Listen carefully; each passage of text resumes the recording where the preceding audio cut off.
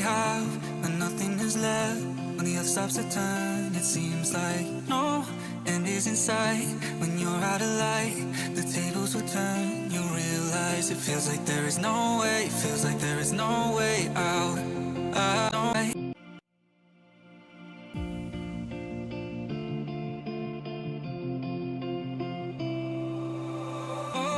All that we have, when nothing is left, when the earth stops to turn, it seems like no end is in sight. When you're out of light, the tables will turn. You realize it feels like there is no way, feels like there is no way out.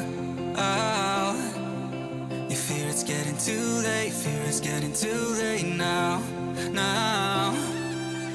We've been hiding far away, we'll never be the same, but in the end the sun will rise again. We're reaching in the dark, we're close but we're so far. Oh, in the end the sun will rise again.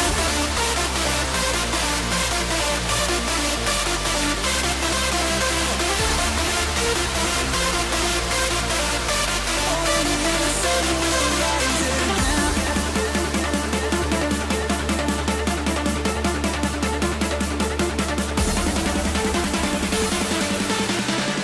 Oh, in the end the sun will rise again.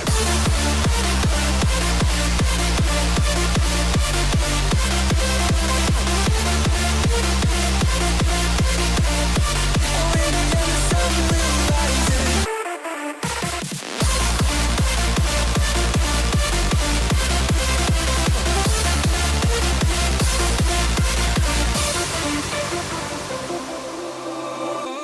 All that we have, when nothing is left, when the earth stops to turn, it seems like slow. We're diving in deep, the secrets we keep are starting to weigh us down now. It feels like there is no way, feels like there is no way out. You fear it's getting too late, fear it's getting too late now. We've been hiding far away, we'll never be the same, but in the end the sun will rise again. We're reaching in the dark, we're close but we're so far. Oh, in the end the sun will rise again. Oh, in the end the sun will rise again. Oh, in the end the sun will rise again.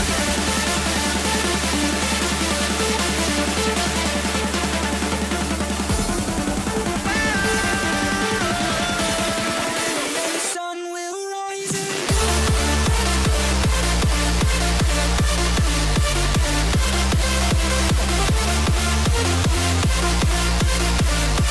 Oh, in the end the sun will rise again.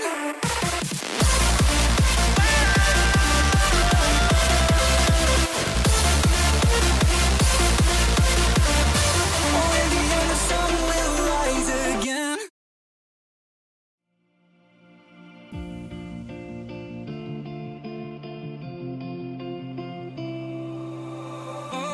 All that we have, when nothing is left, when the earth stops to turn, it seems like no end is in sight.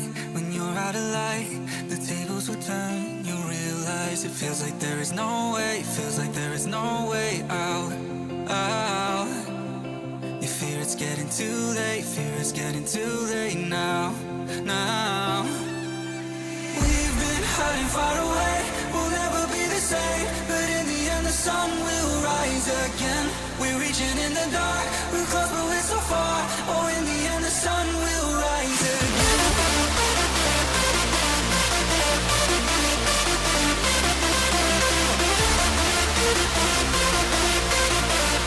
Oh, in the end the sun will rise again.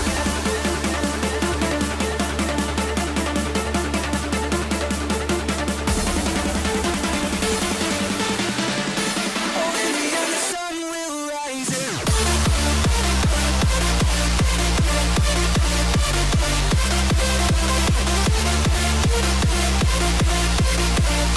Oh, in the end the sun will rise again.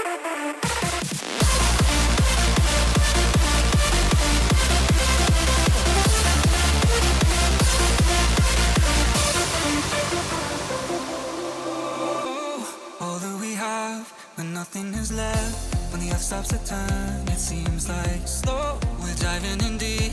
The secrets we keep are starting to weigh us down now. It feels like there is no way, feels like there is no way out. Out.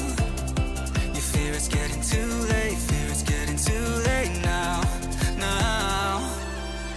We've been hiding far away, we'll never be the same. But in the end the sun will rise again.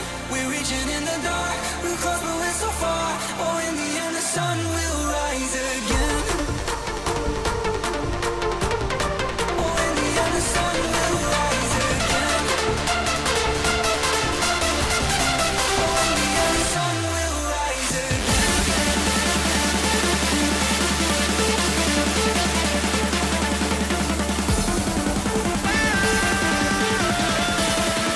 The sun will rise again. Oh, in the end the sun will rise again.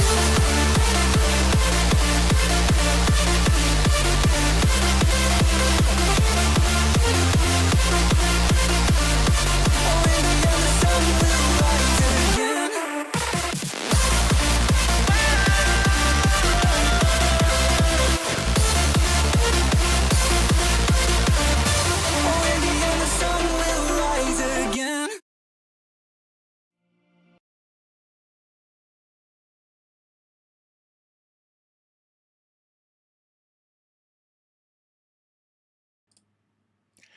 Happy Monday! Happy Monday! Happy Pride Month! Happy Pride Month! Happy Monday and happy Pride Month! Hello, everyone.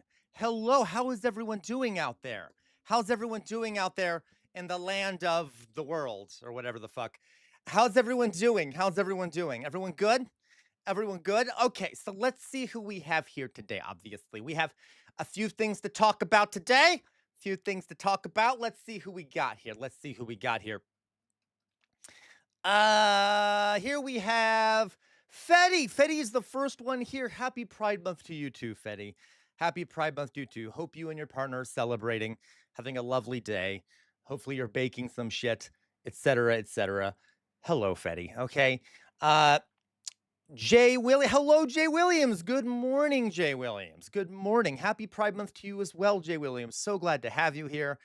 So glad to have you here, Jay Williams. I'm glad you like Berserk. That's one of my favorite animes slash mangas things. Love it so much. Okay.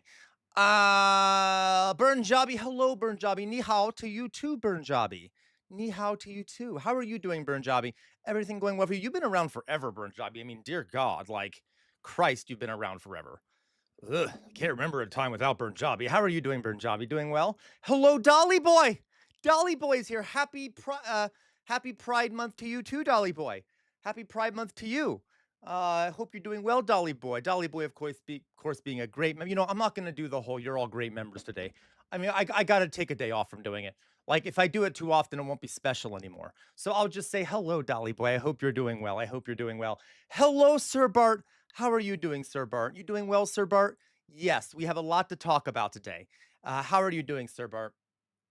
Okay, everything going well. Happy Pride Month to you, Sir Bart. Hello, Matt Guy. Happy Pride Month to you, Matt Guy. Hello, Matt Guy. Love having Matt Guy around. We're gonna have to reconsider Matt Guy's mod powers over on Discord though, because Matt Guy deleted a couple of my messages where I defined something particular. I invented a new use for the phrase Matt Guy that Matt Guy wasn't a fan of. So maybe I'll tell everyone on stream live today so that no one can see it it won't be deleted. Okay. But anyway, let's see here. We have hello, Laquabois. Laquabois. Happy Pride to you, Laquabois. Happy Pride to you. And for the polycule, let them know I say happy Pride to them as well, Laquabois. I think you have a polycule, right, Laquabois? Regardless, your partners, your whatever, tell them I say happy Pride. Okay, for the rest of the month, it's illegal to be straight. Agreed. Agreed. Illegal to be straight, as it should be. Okay, that's it. That's it. All the straights go to the gulag. Okay, we're done.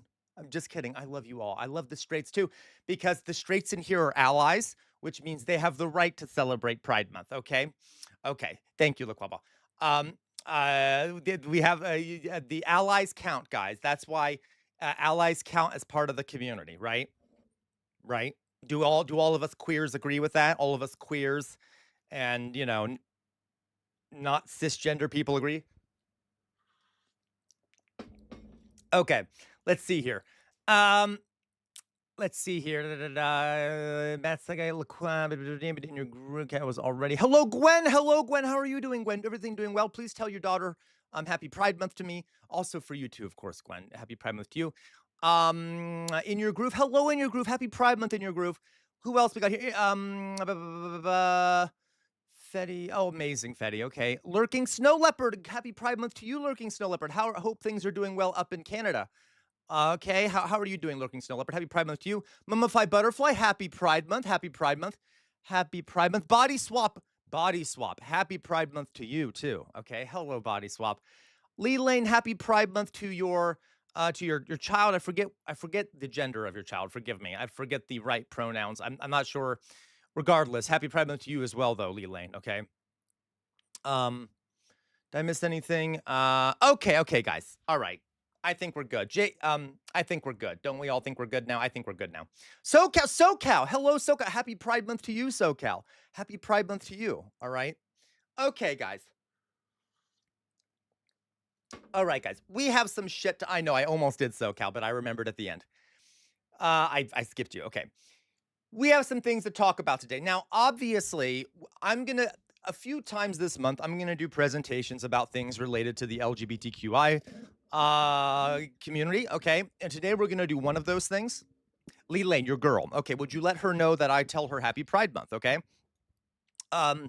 So today we're gonna do a brief thing about a brief presentation about ballroom or ball culture and voguing. Okay. And then we will do some other things the rest of this month. It won't be every day, but just because I like an excuse to celebrate the LGBTQIA plus community. I will also say that I also get annoyed actually with the idea. Listen, don't be mad at me, okay? But I get annoyed with the idea of a Black History Month or a Pride Month or anything like any of these things, because it's like, well, those should just be celebrated all year long. It should be Pride and Black History Year, and it should be part of everything. But regardless, if it's an excuse to celebrate, I will celebrate it. Why not, right? Okay. It's fine. It's not like I don't want it to exist. It's just that I wish it didn't have to exist. Does that make sense? Okay. So we'll do some stuff for Pride Month. Yeah. Okay. So let's go on. Let's see here. So first we're gonna do, guys, we have some news items. Hello, James Norloff. How are you doing? Okay. No, we're not, Sir Bart. Why the fuck would we learn about Rocky Mountain oysters? How dare you, Sir Bart? Okay. Okay. No, LaCroix. No, there should be no month celebrating anything in particular. I mean, I don't know. Whatever. Doesn't matter. Okay. Should be, but people out there make sure it has to exist. Yes. Should be, but people out there, yeah, no. And to be clear, guys, I am glad that there's a Pride Month and a Black History Month. It's just like one of those things where if I were to critique, I'd be like, well, it'd be nice if we didn't have to have those. And like, because it's kind of funny to be like, oh, we get 1 month to talk about Black history as if it isn't vital to everything around us and that it shouldn't be talked about all year long. Same thing with Pride Month, right? We get 1 month to be prideful. To have pride for who we are. Maybe that should be a whole year thing. It's a shame we have to kind of carve out a month to do that. Unfortunately, our society sucks, so we have to do it. Okay, but let's look for a world, guys, where every month is Pride Month and every month is Black History Month. Okay, yeah. Exactly. 1 month for corpos to sell us rainbow shit, and it's become so commercialized too. You know what? I'm sorry. I'm not starting off this well. Let's celebrate Pride Month, okay? I'm not going to be an asshole lefty critiquing everything. Let's just go on, okay? So, guys, let's start, shall we? We have some news items. We're going to talk about some news items. Then I'm going to talk a little bit about ball culture and oh, I get it, ball culture. I just realized, Sir Bart, your joke there about Rocky Mountain. So, ball culture. Then and voguing, and then we're gonna do a little bit something that might cause some conflict in here, which I'm okay with, okay? Because, well, you'll see. It's not like yeah, Jay Williams, okay? So to be clear, okay, not conflict, okay? You'll see, we'll get to it. We're gonna do some left critiquing, okay? Critiquing of the left, or at least some thinking about things that might be wrong with our ideology. Okay, I'll explain why. Okay, I'll explain why we're doing that. Not because taking a right wing turn suddenly. I'm not Anna Kasparian, but I like to do this once in a while, and you'll find out why. Okay, so let's get into it, shall we? Let's get into it. Look, okay. So let's get into some news items, right? Let's get into some news items. Where the fuck is my face? Okay, all right. So obviously, casual reactionary, hilarious. Okay. Uh okay, let's go to some news items. Guys, honestly, like the news is, it's the news. It's the same shit, different day. We have a few things to talk about. First of all, guys, the United States bombed the shit out of Iran yesterday. And Iran responded. So the accusation is that Iran shot down an American drone, something that doesn't have people in it, that by shooting down doesn't kill anyone. And America responded by bombing the shit out of southern Iran, and bombing some of their facilities and shit. And yeah, so that's good. So much, again, though, apparently we're in peace talks, which is clearly bullshit because we've not had a ceasefire and it keeps going and the media keeps reporting like we're at the verge of peace. Apparently not, guys. That's shocking. I know we're all shocked by that. But okay, so that's good. So more throwing bombs back and forth at each other. Mainly, by the way, it's the United States doing it, by the way. I don't. It's another day. It's another day with the American empire as the superpower that destroys everything. Yay for us, right? This is never going to end. It's going to be an ongoing conflict where everyone's going to die and it's never going to end. Okay, that's my take from this. Okay. No, I'm kidding. It's going to end at some point, but like, oh, Jesus. By the way, and of course, a classic act of dystopian language, the United States announced that these were defensive strikes, which is hilarious to me. Hilarious to me that they're called defensive strikes. By the way, also, I think it's funny that this is what the United States said. The measured and deliberate strikes occurred in response to aggressive Iranian actions that included the shootdown of a U.S. MQ-1 drone that was operating over international waters. I just think it's funny how the United States pretends to care about international law.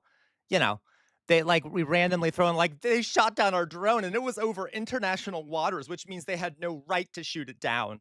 As if we give a shit about international law. As if we give a shit about international law. Okay. As if we ever did. It's very funny how selectively we refer to international law, right? Isn't it, guys? So anyway, that's fun. That keeps going. Yay. The war continues. You know, whatever. It happens, Once in a while you invade a Mideastern country and it's just like, oops, I did that. Hee hee hee. Okay. You attack a Middle Eastern country. Anyway, so okay. There we go. So there we go. I don't even know what else to say. I don't even want to talk. Do we have to keep talking about it? Do we get it? We get it. America is having fake ceasefire talks with Iran. We don't really want peace with them. Now, I will say, and Israel definitely doesn't want peace with them. Okay, no, that's actually true in your group. If anything, we should be blowing up our own drones. Then their buddies in the industry can bill billions more for drones. You're so right in your groove. You are so right. Okay.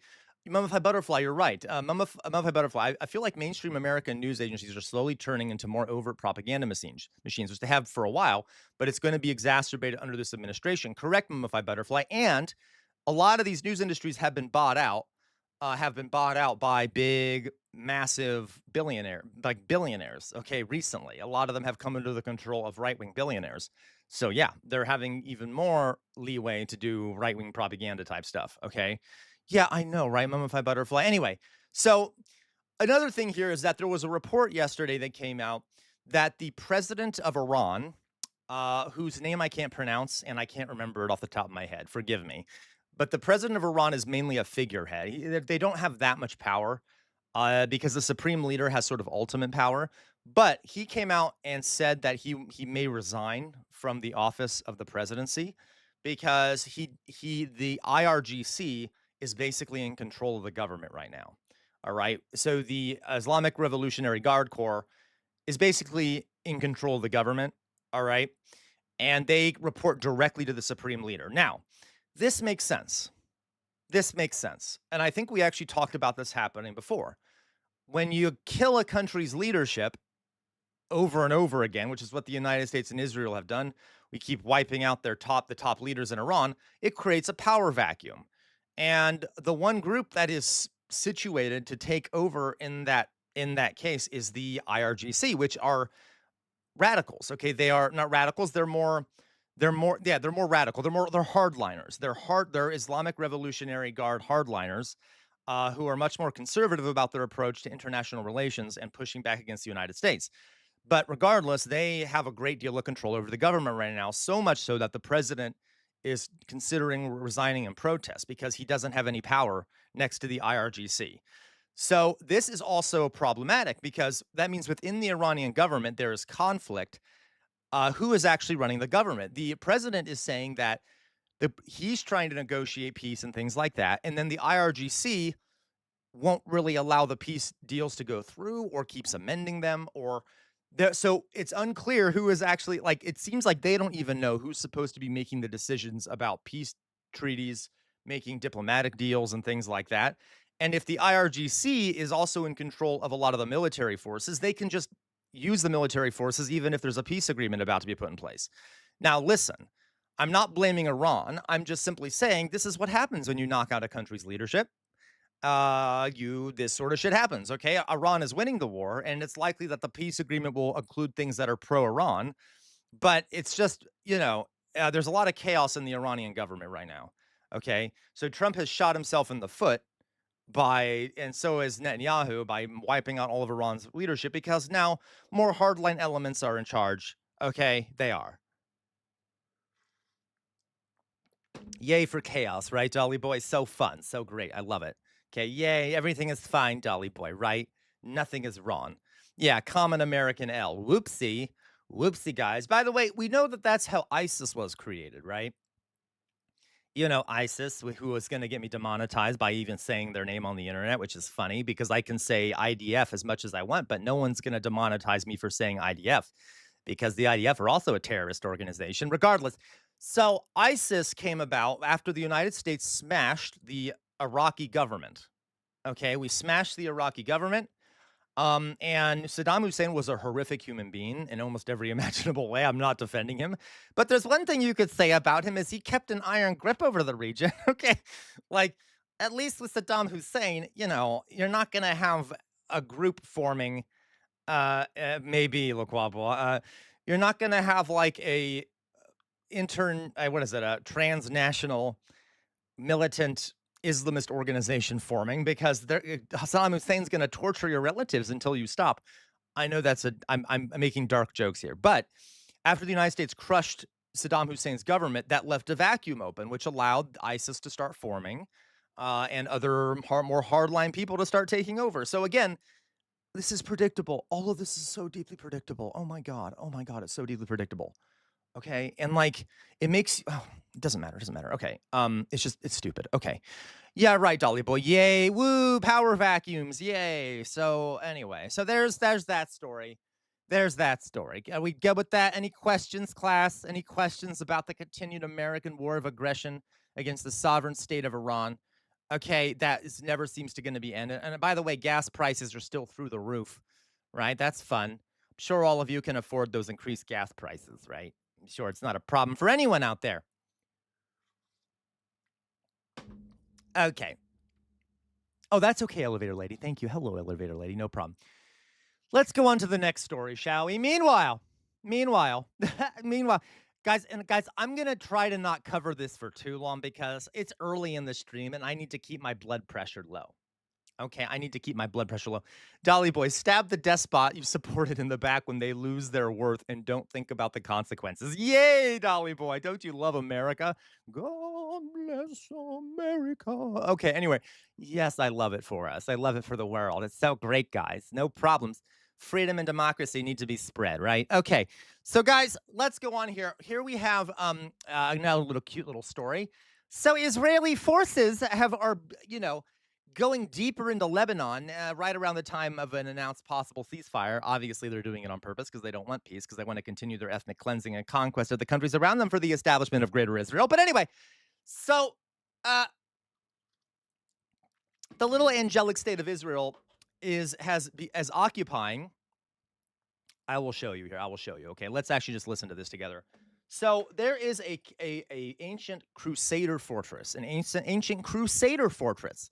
Because if there's anything we need, guys, it's a remembrance of the Crusades at this time period, right? Which is actually pretty reasonable given what the West does in the Middle East. It's kind of like the Crusades never ended, regardless. But don't worry, the Muslims are the crazy ones, right? Don't worry, it's them that are crazy. It's not that we're literally like doing crusader level shit. Anyway, so moving on. Um, this is a we have so let's just watch this little clip here, okay? Israel is going deeper into Lebanon and they're now occupying a historic fort. And why am I telling you about this? Because this fort, this is about so historically this fort has marked a major boundary between Israel and Lebanon, or at least the Palestinian region and like northern Middle East. And like Israel has rarely gone this deep into Lebanon, okay? Or at least hasn't often gone this deep in occupation. Anyway, so let's just watch this clip. Israeli ground troops in Lebanon captured a strategic castle, marking their deepest incursion to the country in 26 years. The last time the Israeli military were at the Beaufort Castle was in the tail end of their 18-year occupation in the year 2000, just before their withdrawal. This is part of a days-long expansion of military activity in Lebanon. Ground troops have pushed deeper into the country, and the airstrikes have certainly widened. It's unclear what the goal of this expansion is going to be, but attacks have certainly increased since a nominal ceasefire between Israel and Lebanon went into effect in April 17. On top of that, these attacks come just a couple of days before Lebanon and Israel are set to meet at the State Department in Washington, D.C. to continue negotiations, where Lebanon is hoping to reach a complete ceasefire before they go into negotiations and talks over a whole list of other things, including Israeli withdrawal and disarming Hezbollah. Prime Minister Benjamin Netanyahu said the capturing of the Beaufort Castle was a dramatic shift in policy. It is unclear to what extent Israel is going to continue. It is a pile of rubble. So it's a ruined castle, lurking snow leopard. It's from the Crusader era. The Beaufort Castle was established by European crusaders, and it's a massive historic site. It's a really important historic site in a lot of ways, but it's also very symbolic. Kind of like this castle has gone back and forth throughout history between European crusaders and Muslim forces. Okay, and once again, the symbolism of Israel taking over the Crusader castle as they go into Lebanon is very, very interesting. Hello, Louise. How are you doing, Louise? Expanding their attacks and where the end goal is. Hezbollah, in return, continues to claim attacks on Israeli troops in Lebanon and in northern border towns. However, over the past 24 hours, they have claimed attacks deeper into northern Israel, including just north of the city of Haifa and in Nahariya. Oh, what a shame. And it is unclear how they're going to shift their strategy as Israel continues to intensify their attacks in Lebanon. Meanwhile, Israeli strikes and shelling continues across southern Lebanon, including around the coastal city of Tyre, Lebanon's fourth largest city, as they continue to push closer towards the city of Nabateeh. Jesus. Okay. So Israel further advancing into Lebanon. They've seized this castle. Yeah, right, Gwen? Yeah, let's go. Well, I probably can't say that on stream, but so, classic Israel, they're probably going to be just seizing a bunch of territory. They're already doing massive ethnic cleansing in southern Lebanon. By way of removing people from the land that they're occupying, etc. And especially removing Muslims, Shia Muslims from the land they're occupying. And they're like telling the Christians, you can stay, but the Muslims have to go, which is kind of dark in a lot of ways. Anyway, we get it, right? We get it. I don't want to talk about this too much. I don't want a headache. Okay, we all know Israel's evil. Okay, they're a goddamn criminal genocidal state of terrorists, and they're a lunatic state. And the United States pays for that lunacy, as if we're not paying for enough of our own lunacy. So, Sir Bart, that's a good question. Sir Bart says, why isn't the Lebanese government fighting back? They're weak. The Lebanese government has always been weak. It's kind of a delicate balance to hold together the Lebanese government because of how their government is structured. It's also pretty corrupt. And the Lebanese government is kind of stuck between a rock and a hard place a lot of the time.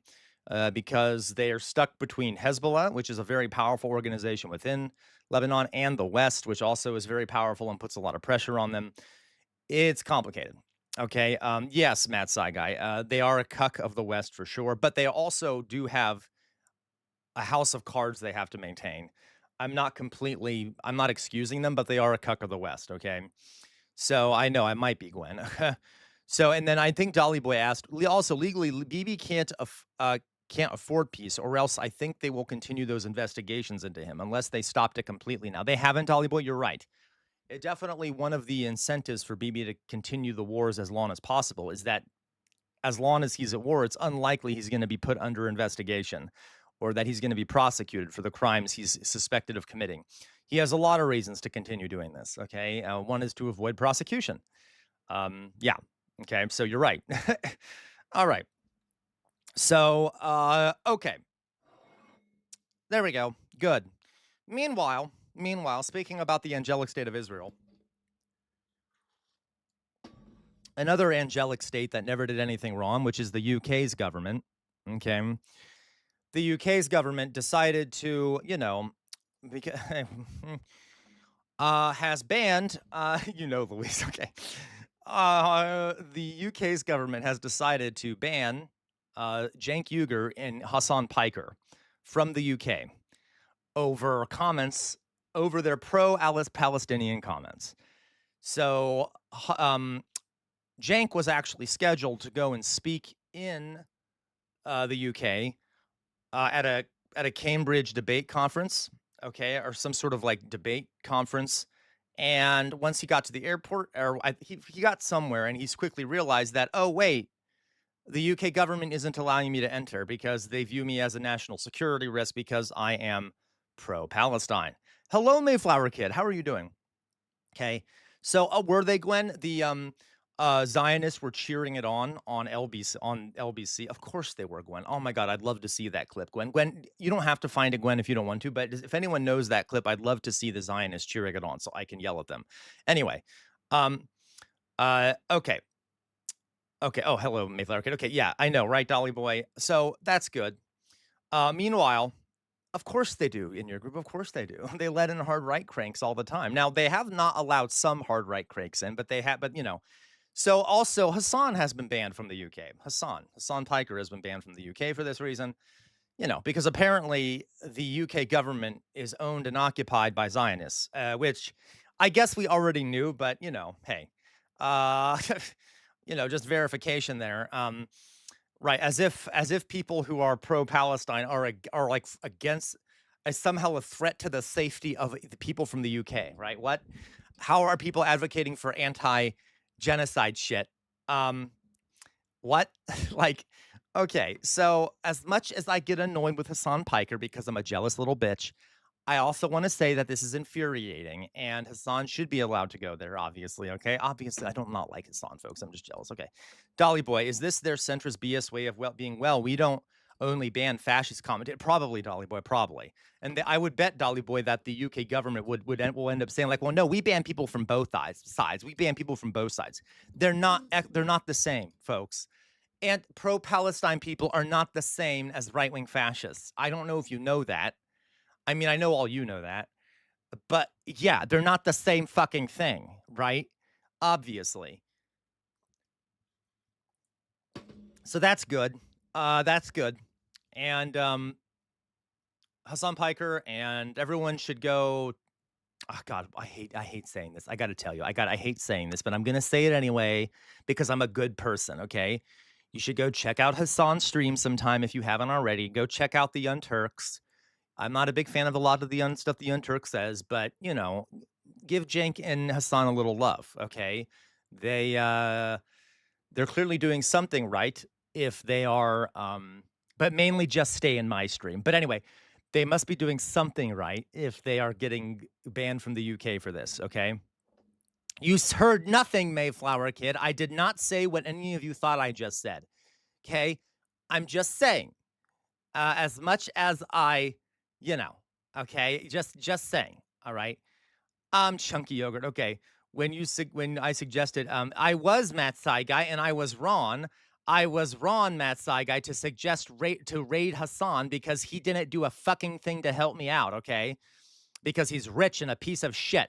That being said, okay, you might want to check out Hasanabi's stream. I hate this. Just because he deserves it. And same with Cenk, okay? Anyway, whatever. I hate all of you. Doug, trying to explain they're not the same people. The people who think Jewish and Israel are the same. Oh, I know, Doug. I know, right? I can't. Anyway, and, though in your defense, Doug, it's Israel that does that. It's Israel who's constantly conflating the two things. Okay, thank you, Gwen. Thank you. Okay, well, good, Louise. That makes it better. Never mind, guys. He's not on. No reason to go check him out now. When my stream is over, you can go check him out, okay? Or don't. It's up to you. Okay, whatever. Fuck all of you. Except for you, Louise. All right.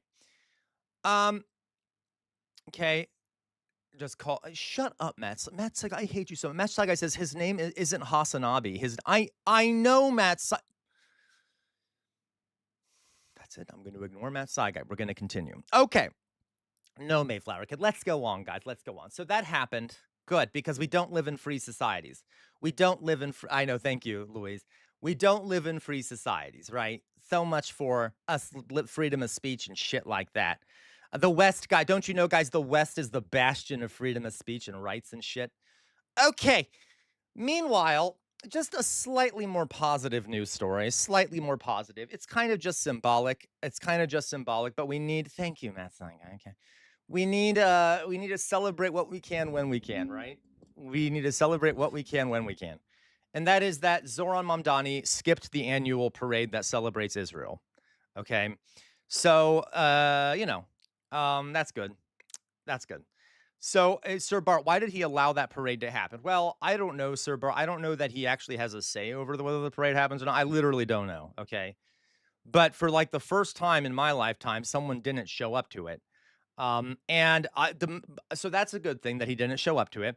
Now, I will say, there were a ton of other people there that you should all know that showed up to it, mainly Democrats, libs and Democrats and corporate Dems. And the fact that this parade is still happening is disgusting, okay, and makes me want to vomit. And just look at this shit, okay? Let's watch this clip, shall we? I didn't know this was We're going to stand up and make sure that you're protected on our streets and in our subways and in our schools, in our community centers. There's Governor Hochul, who's the governor of New York. Yay, right, Sir Bart? Guys, honestly, though, this looks like a Nazi rally, okay? This looks like a Nazi rally because, they have all the flags and shit. Louise, why do they have a St. Patrick's Day parade? There's a massive Irish pop. That's a fair point, Louise. That actually is a good point. Like, they have to keep it, for the sake of quote-unquote freedom of speech shit, they have to let people have parades like this. It probably would be illegal for him to pick and choose. I don't know, but yes. So, regardless, like, here's Kathy Hochul, who, the shit-lib governor of New York. Because this is who we are, my friends, and don't let anyone else tell you otherwise. We stand up for each other. We are allies with one another, and hate against one is hate against all, and I, as the governor of the greatest state in the nation, will not tolerate it. Let's march, everybody. Let's march. Honestly, they should also just start doing the Roman salute and get it over with. Why do they keep edging us with all this faux, non-Nazi behavior, okay? I think it shows his true colors. Look, I know, like, Chuck Schumer is here somewhere. I don't know. I think it's the first mayor that didn't come to the Israel parade. I think it's a big issue for... Yeah, just do a fucking goose step already. Correct, guys. Like, come on. Like, why are you... Us New Yorkers here. It's very disappointing, and as a New Yorker, there's so many Jews here. It's, like, really upsetting to see that our mayor won't come. Shut the fuck up. Would these people just shut the fuck up? Oh my God. I said I would try to be calm, but they just need to shut their fucking mouths. I don't care. All of them. Anyway. Why did you decide to come? Why was this important for you? Well, as a mom of two boys, I think it's important for them to be a proud Jew in New York, and just to be a proud Jew in general. Again, you see, this is what we're always talking about, folks. The purposeful conflating of Judaism with Israel, right? And this person, I almost used a different word. This, if you want to say it's a person, this person is anti-Semitic because she is making it seem like genocidal Israel is is because it's Jewish, right? That Jews are all genocidal maniacs who are seeking to murder Palestinian children. So good, hey, next time there's an attack on a synagogue, she better be arrested for being complicit in that. Okay? Just saying. Just saying. I want them to be proud and not to be ashamed and not to hide who we are. Okay. So there we go. That's fun. Why the fuck are we doing? Like, what the fuck is going on? I'm gonna lose my mind. Okay. Yeah, go live in Israel. If they love Israel so much, go live in fucking Israel. Get out of my goddamn country, okay? Jesus. Oh, Jesus Christ. Okay. Anyway, Louise, I don't see why a mayor, anyone in power has to go. Of course they don't, Louise. They don't. And I'm proud of him that he didn't. I'm proud of him that he didn't. Yeah, Doug, I'm ashamed of you. Me too, Doug. Oh my God, Doug, join the club, right? Like, I feel such shame seeing these things. Okay. And can we just point out, like, the Democratic Party massively complicit? Tons of them showed up to this thing. Letitia James, the attorney general, who, libs love Letitia James. Like, the CNN and MSNBC love Letitia James. She was the one that was, like, went after Donald Trump in some cases and shit like that. She was there. She gave a speech there. Letitia James. Okay? Like, anyway. Okay. The Democrats are monsters. Okay, I don't know what else to say. Anyway, okay. Mummified Butterfly, you say they seriously need to read the fucking Torah. Well, I have read the Torah, and I will say I'm not a fan. Listen, I'm not a fan of the Bible either. I'm not a fan of the Bible, the Torah, the Quran. I'm not really a fan of most of these things, I got to tell you. But, like, admittedly, there are parts of the Torah where it talks about genociding whole groups of people and where God calls for genocide. So I guess, you know what? Never mind. I don't want to go into this. Isn't there? Yeah, there's tons of genocide in the Old Testament. There's also stuff that counters the notion of doing a genocide, because it's contradictory. Because every holy book is contradictory. But that's the problem with holy books, right? That's the problem with these holy books, is that you can find anything in them to support anything you do practically. Want to sexually assault someone? Find a passage for it. Want to love your neighbor? Find a passage for it. Okay? Don't want to eat shrimp? Find a passage for it. Love shrimp? Find a passage for it. So that, okay, regardless. Moving on. Yeah, it's almost like they're compiled over centuries and are not really exactly sound sources of knowledge. Anyway, moving on. So, okay. Go fuck yourself, Zaza. Go fuck yourself. Bye, Zaza. Bye. You're leaving. Bye. Okay. Bye, you piece of shit. Okay. Genocidal monster. You hate the people of Iran, and you're a genocidal monster. You love dead children. Okay. You love dead children. Okay. As a matter of fact, I bet you see them in your fucking sleep, don't you? You have dreams of dead children, and it makes you laugh and it makes you happy. Okay. You don't give a shit about the Iranians. You're a selfish piece of shit. How about that? Okay. Done. Bye. Bye. Okay. Sorry, guys. There was a troll. Okay. I'm a little upset. That was a bad time for a troll. I kind of lost my mind. Okay. Anyway. Moving on. So, can we go on? Next piece of news. Yay! Next piece of news, guys. Next piece of news. Okay, you're right, Elvira. It should be an advertising slogan. Find a passage for it. Okay. All right, thank you. I don't know. I blocked the person, folks. They were over on YouTube. Forgive me. All right. Let's go on. Here we have another kind of horrific news story, unfortunately, and then we'll get to some more fun stuff. Okay, we'll get to some more fun stuff after this. Is everyone still there? We all good? We all good? Everyone good? Okay. So, in honor of Pride Month, I guess, if you want to say in honor of Pride Month, we have to remember, guys, that there is still massive hatred, but my free speech, right, Doug? Insane. There is still massive hatred all over the country and the world towards gay people, to the point where some places have laws that criminalize it to death. You will literally you could be executed if you're found to be engaged in same-sex sexual activity or any other kind of what is viewed as queer degeneracy kind of shit. Okay, and God, I hope I don't get demonetized for yelling at that troll. But anyway, it was worth it. I feel better now.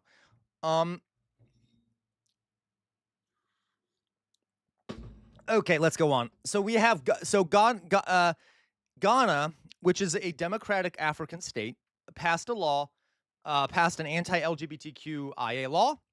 Okay, of course, Fox Emma, and we're going to be talking about that. Okay, and it basically criminalizes homosexuality with up to, I believe, 3 years in prison. 3 years in prison if you're and it orders Ghanans to report on each other. Boy, does that sound fascist. So if a Ghanan citizen thinks their neighbor is engaged in same-sex sexual activity, they are required to report it to the authorities in kind of a Gestapo level bullshit thing that the Ghanan government is doing.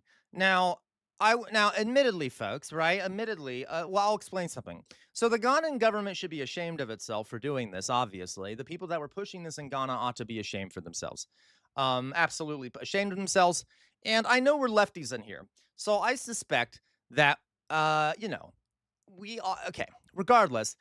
Well, what was I going to say here? So I understand, guys. If you look at the history of this, as a matter of fact, it even says it in the article. Can we guess what time period these laws come from in Ghana? Can you guess when a ton of this anti-gay stuff started popping up in Ghana? What do we think, guys? What do we think? When did a lot of this shit start in Ghana? Okay, this really nasty anti-gay stuff. What do we think? I think actually Fox Emblem Fox Emblem partially said it. Okay, Fox Emblem partially said it. Evangelical cultists, yes, the Brits, Gwen, correct. So I want to be clear, okay? It even says it in the article. It says down here, same-sex relationships have been banned in Ghana under laws dating back from the British colonial era. A lot of anti-gay laws and stuff in the world go back to British colonialism, literally. They were implemented under British colonial law. And admittedly, there's also been a lot more of it recently because of Western evangelical Christians, especially from the United States, go to Africa and they hyperfixate on homosexuality and try to get it banned and criminalized. So a lot of missionaries, too, from the West have caused more of it recently in African history. Okay, that being said, we're not going to excuse the Ghanaian government for this. Okay, I don't give a fuck. This is just classic scapegoating. The Ghanaian government has other things it needs to worry about, okay? For example, they should stop being cucks to the West and fight for their own people, okay? But instead, they have to focus on targeting a targeted minority group, okay? So that's good. So I don't want us as lefties to be like, well, we can't, yeah, colonialism is a big problem, okay? A lot of this stuff goes back to colonialism, but that does not excuse the Ghanaian government from doing this, all right? Jesus. Yeah, the pizza that giant, because if anything, you could view the Ghanaian government as being a cuck to the colonial powers by doing this, okay? A pizza that giant, those were mostly tolerant of homosexuality and gender divergence until British colonialism. Correct, pizza that giant. And I know I have a harsh take on this, and I know that we're lefties, so we have a deeper understanding of the context of these things, and this is a country in the global south, is it not? All right?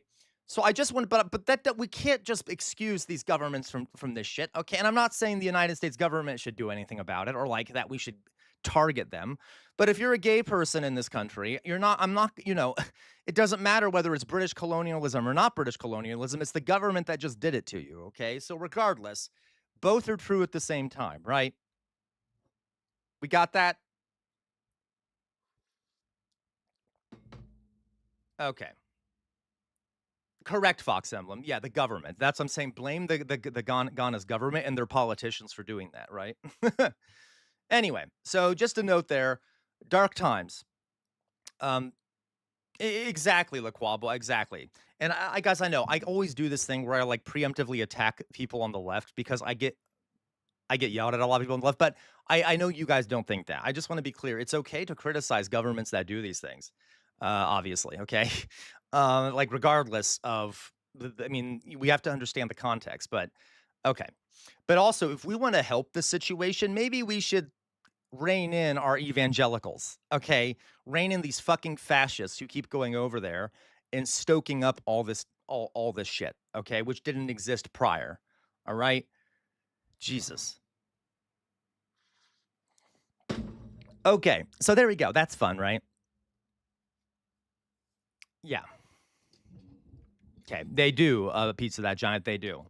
Moving on. Yeah, lock them up. I agree. These goddamn evangelical pieces of shit.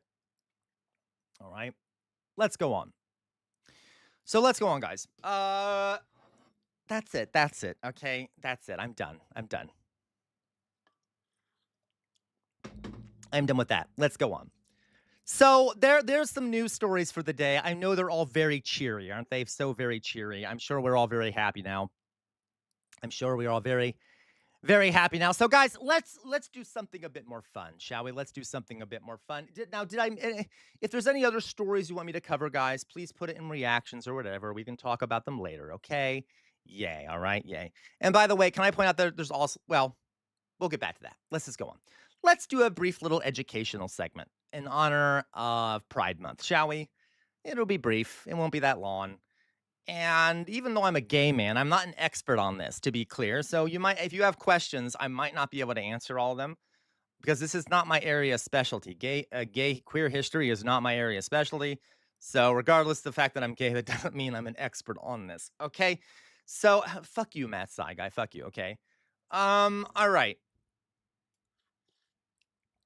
Okay, so let's go on, shall we? So, ballroom culture and voguing. Ballroom culture and voguing. I have not, TJ, but I'm going to at some point. You're not the only one to ask about the Black Panther movement. We will cover it at some point, okay? So, ballroom and voguing. A lot of you don't know. I'm not what? I know, shut, okay? Sam admitting to being a bad gay. I hate all of you, LaQual, and I hate you, Jay Williams. Okay. A lot of you may not know that a lot of what comes from mainstream culture goes back to the LGBTQ movement. Okay. A lot of stuff that is now mainstream used to be kind of was created by the LGBTQ movement and kind of became mainstream. All right. A lot of the words we use come from the LGBTQ counterculture. And one of the most interesting cultural exports from the United States actually is a lot of LGBTQ culture. All right. It's the same, by the way, that is a trend in American history. Well, some of the greatest cultural creations of the United States come from minority groups. I mean, guys, think about it. List it in the chat. What are some things that were created by the Black community in this country? Tell me. What, you know it, Doug. What are some things that come from the Black community in this country that are renowned cultural artifacts that are some of the most influential cultural things? Rock and roll. What else? Okay. What else? Rock and roll. Yeah. Started off as a Black community thing. Jazz. Okay. Hip hop. Stoplights. You're actually not wrong. You're not wrong, Doug. Literally, stoplights were invented by a Black man. So every time you stop at a stoplight, oh, that sounds bad. I'm not saying blame a Black man. Every time you stop, you get stuck at a stoplight. But those are very useful, right? So those were invented by a Black man. Yes, rap, blues, okay, air conditioning, okay, elevator doors. Like, so much of American culture comes from the Black community, especially like dance, art, music, okay? If you want proof of this, by the way, you need to watch the movie Sinners. Twerking? Actually, yes, okay. Watch the movie Sinners. I highly recommend it. It is a fantastic movie. Oh my God, Sinners is a fantastic movie. Soul food, correct, Fetty Spaghetti. A lot of our food, a lot of quote-unquote American food is from the Black community. Yeah, phrases. So, but everyone should watch the movie Sinners. You will be, they do a great job of showing the heritage, like of all that came out of the Black community. Okay. And a lot has also come out of the gay community, the LGBTQ community, right? This is sort of a trend. Very true, Fetty. It is, Jay Williams. This is sort of a trend in history, is that minority groups, oppressed groups, and poor groups are some of the greatest inventors of new stuff. And there are theories about why this is. Okay, there are theories. LaQual, you're not wrong. LaQual says basically everything good about American culture is actually Black culture. Yeah, LaQual. Yeah. It's black culture and gay culture, okay? I wanna just clarify, okay? But yes, okay? Okay, I am slightly exaggerating, but yeah, a lot of the most important cultural developments in America are from the black community. Now, there is a theory that states, guys, amongst a lot of anthropologists that of why do so many things come out of marginalized communities and poor communities? Well, there's an idea historically, and this is just a theory. We can find ways to disprove this and stuff that um like the established classes, so like the wealthy, the mainstream classes are fundamentally it does not pay to be creative, all right? Typically established mainstream classes do not want to in order to stay established in mainstream, they have to toe the line. They have to limit their creativity. You can't go too crazy if you're an established or mainstream class because then you'll be marginalized, right? So obviously there are exceptions to this. This is just a theory, and in the social sciences nothing is 100%. Okay? So yeah, a lot of times people in the elites or people wealthier folks, people from established way of dominant groups like white folks, for example, okay, like upper middle class to upper class white people will do things the same way over and over again, because doing too much challenging will remove you from that position. Does that make sense? Okay. But poor folks and people in marginalized communities, one, they have to be creative in order to get around the limits of resources they have. Okay. You have to be inventive and creative in order to get around the fact that you don't have much. Okay. Um, and being outside of an established system kind of frees your mind in a way to allow you to see things differently. Um, and I know in my personal experience, folks, and this is not, again, I am not saying that there aren't white people or straight people who think outside the box. There are a lot of people who think outside the box. But in my experience, people from minority groups are more likely to be able to think outside the box because they've had to their whole lives, because the inside the box doesn't accept them in the box. Okay, does that make sense? So, but not obviously that is an overgeneralization, and anyone can think outside the box. Okay, so bye bye Mayflower Kid. Okay,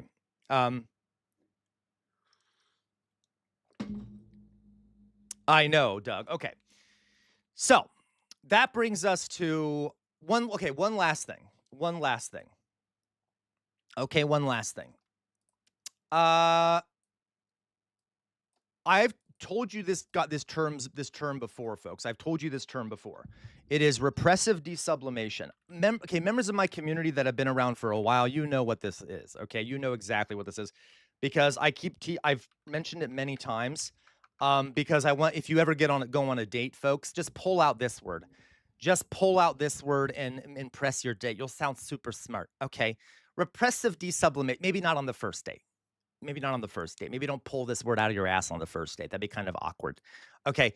So repressive desublimation is an idea that in a capitalist mode of production, so in a capitalist society like ours, cultural forms of resistance or any kind of form of resistance to that system will almost always end up being integrated into the capitalist system and therefore lose its ability to be resistive. It becomes repressed, okay? Cultures of cultural things you do culturally that are forms of resistance end up being repressed and desublimated, which means they get mixed into the capitalist system and therefore no longer become a way of resisting. So there are so many examples of this, right? Do we see how black music coming, like, let's see here, like rap or like imagine Tupac, okay? Tupac was still in the resistive phase, okay? Like Tupac, if you listen to Tupac's lyrics, oh my God, was that man resisting, okay? His lyrics were massively questioning of the structures of power and things like that, okay? Now, if you were to go to modern day, I think hip hop, rap, a lot of them have become very integrated into mainstream culture, have become massively commercialized, and are sort of no longer as resistive of the system as they used to be. Okay. And okay. The same thing with gay culture. Drag. Okay, drag used to started off at these things called balls, okay, which I'm about to talk about, as a very quiet, secretive thing that the LGBTQ community would do, all right, as a way of resisting social norms, okay? But now it's everywhere. There's a whole fucking major TV show, RuPaul's Drag Race, which I can't stand, by the way. If you guys like it, it's okay. I don't like it. That has turned drag culture into this like mass society thing that is no longer really resistive of capitalism or anything, okay? It's sort of a Pose.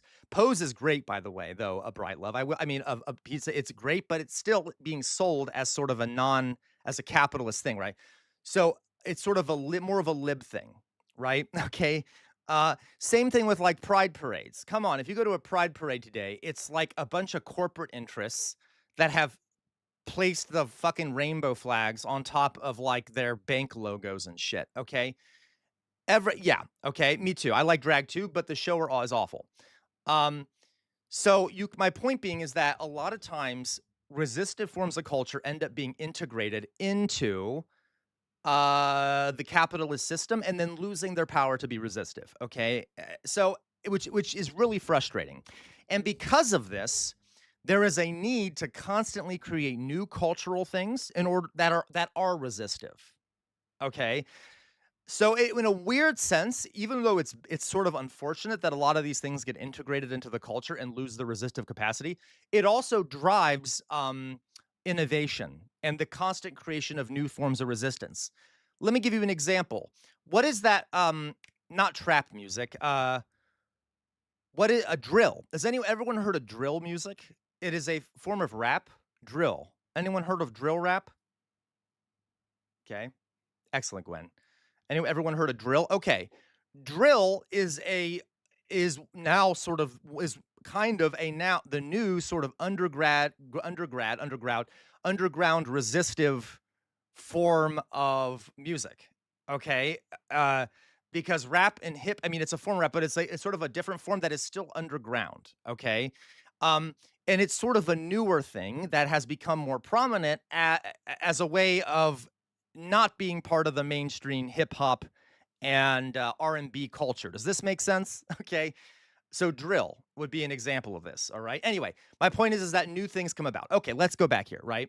And I know a lot of folks don't like drill, but it is true. It's sort of a counter cultural thing that will hopefully not become mainstream for too long, in which case it will be it'll be repressively desublimated. Okay, so ballroom culture. So for a long time, through history, going back to the 18th century at least, wealthier folks would have balls, okay, where they would literally dress up and go to these dance parties where they would kind of interact with people and stuff, where they would kind of mill about, dance with each other. You guys know what balls are, okay? Well, in the 18th century and the 19th century, some wealthier people, okay, started doing cross-dressing balls, right? Where you would go to these balls and you would dress up. Let me see if I can find an image here. You would gender bend. If men would dress like women, women would dress like men, okay? They didn't have a notion of like non-binary or anything at this point, at least not that was stated out loud. Let's put it that way, okay? So let me show you here, okay? Cross-dressing ball, 19th century, okay? Yeah, like things like this, okay? You would dress up in this particular way. Men would dress like women, or sometimes you would only do partial dressing up in a different way.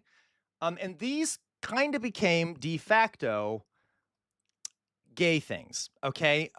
Where a lot of times lesbians wealthier white lesbians, okay, would dress up like men wearing suits and meet each other in these balls, okay?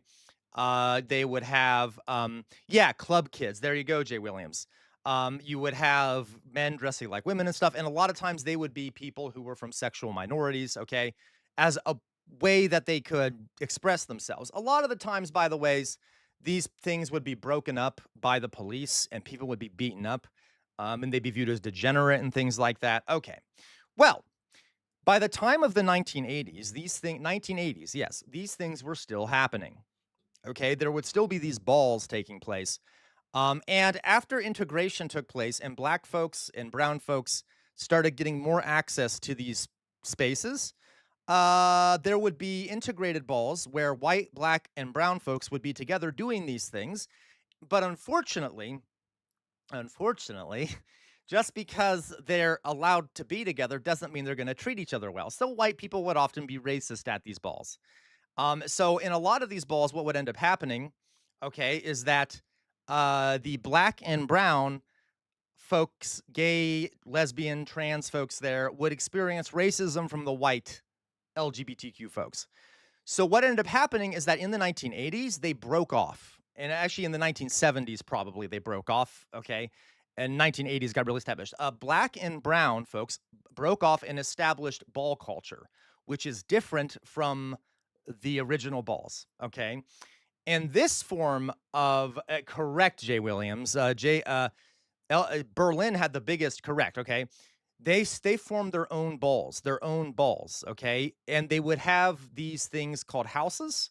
So a lot of times, if you're black or brown and you're gay or you're lesbian or you're transgender in the 1970s, it's not going to be an easy life.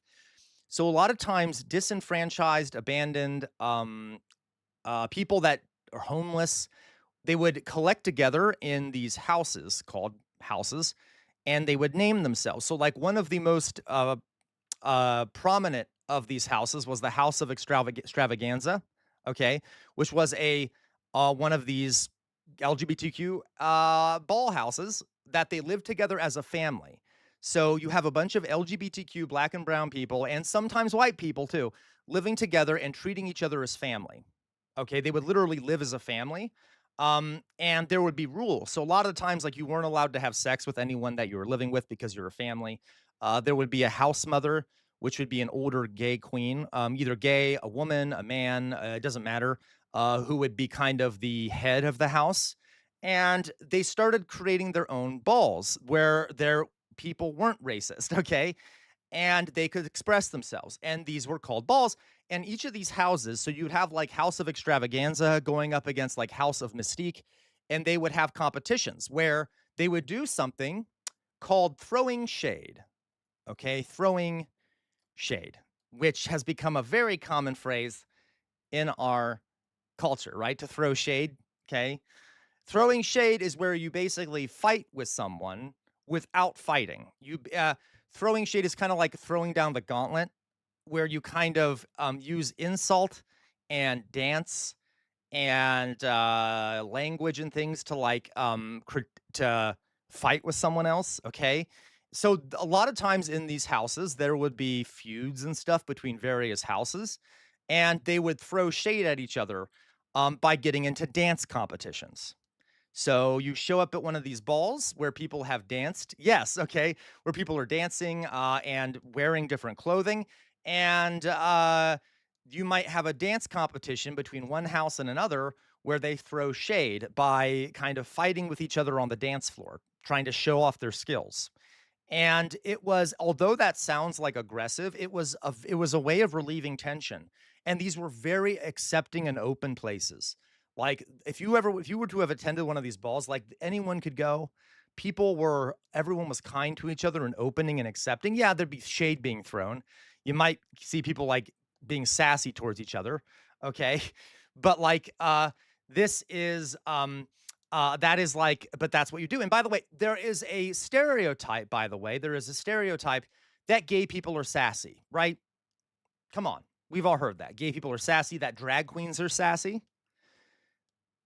Part of that is true. And I'm not saying overall, I'm not saying every gay or trans person or, drag queen is sassy, but that is part of the culture is giving shade. And you also have to think about where like you kind of critique others without fighting them. Okay. Correct, Le Quabois, serving and spilling tea also comes from ballroom culture.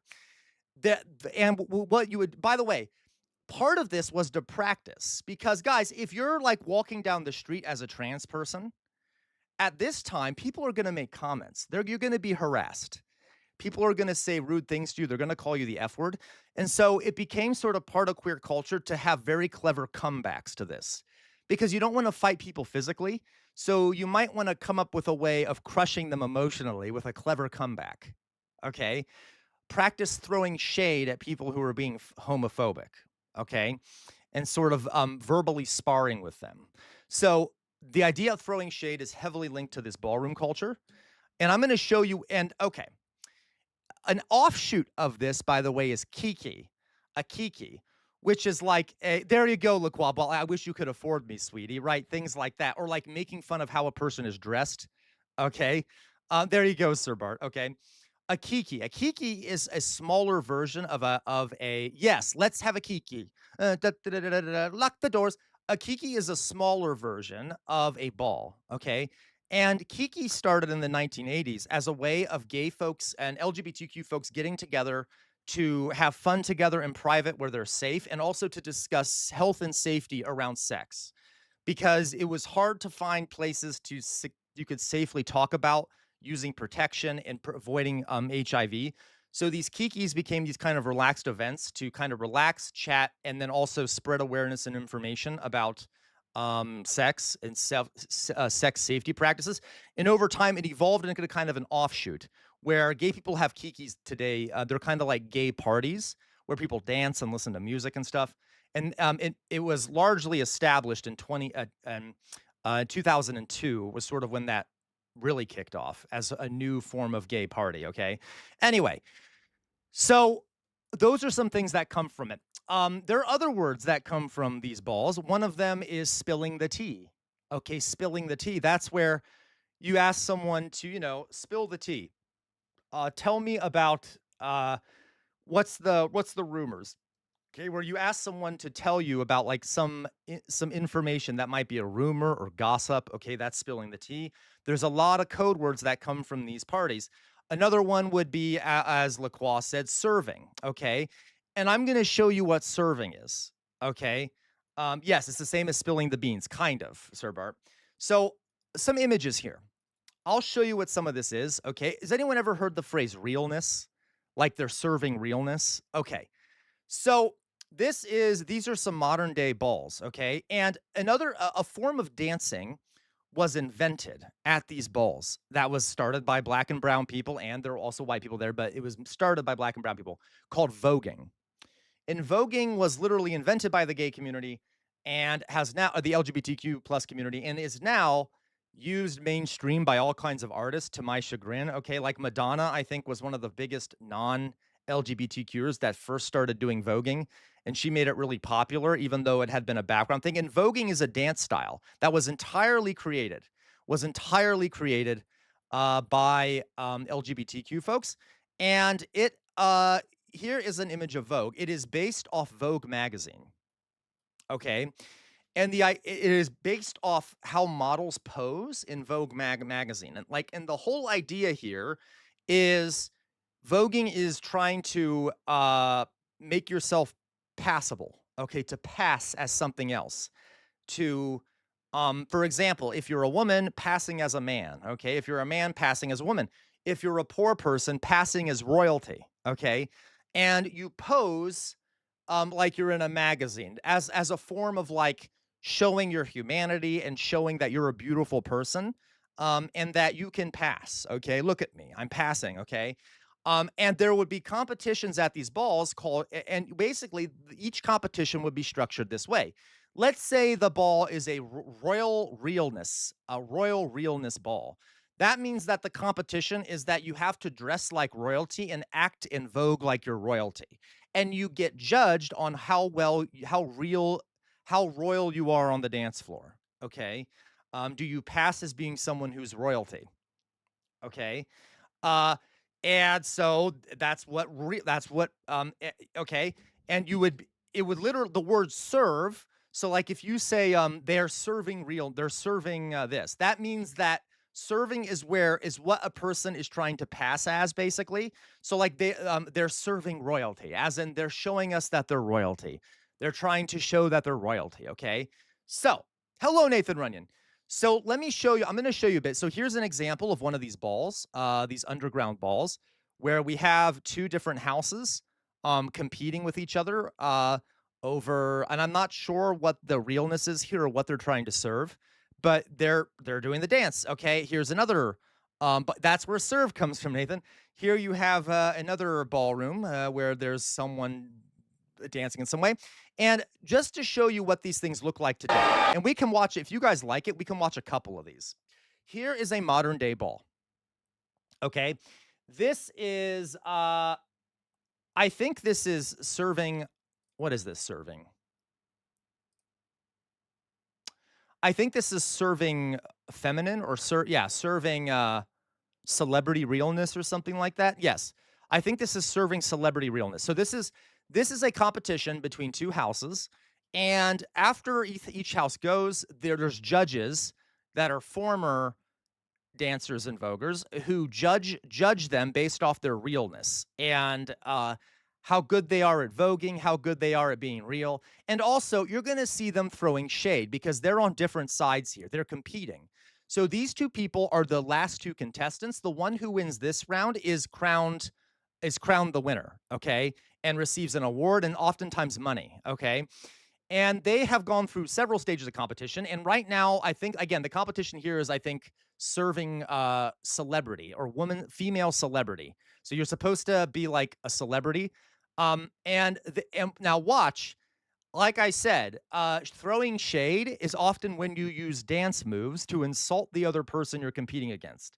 And you'll see how they do that. It's really clever. And this takes a lot of skill.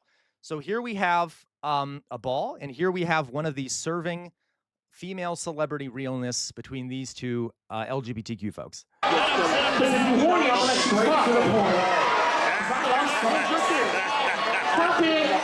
See, now they're competing. You notice how like he's getting really close to him and like putting his ass in his face as kind of like an insult. Okay, like you got nothing on me.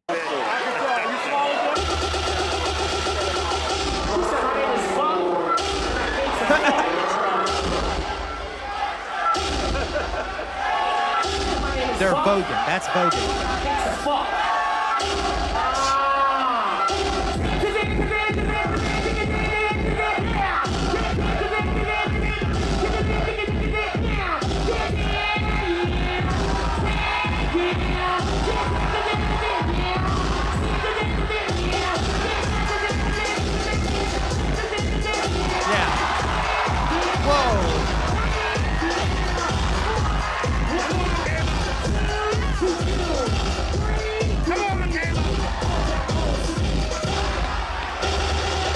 By the way, that falling back and hitting the ground, they're very good, Louise. That falling back and hitting the ground is called dipping.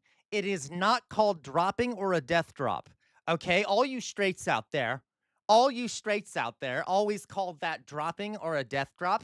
That is not true. It's called dipping. Okay, to be clear. I'm joking. It's fine. You can call it what you want. But it is actually literally called dipping. Okay, I hear a lot of people call it dropping. It's not.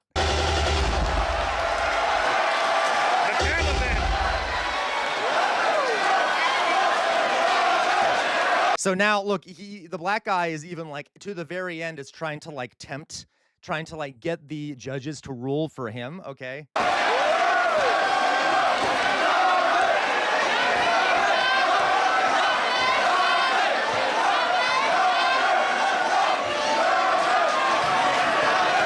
Okay, the winner, this guy won right here. Okay, the guy on the right won.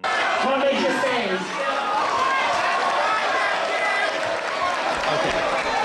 So these are balls, all right? That's just one example. If you guys want to watch more, we can. You have these competitions, and you have to dress up. You have to pay for all your own stuff, by the way, right? You have to pay for all your own stuff. And you guys notice that the audience is very engaged. And, like, if you ever go to a ball, they're very fun. I've been to a couple. They're very fun, okay? And, like, the audience gets engaged. You'll notice that whenever they do a dip, the audience slaps the runway. Okay, so like I go back here. 1 second.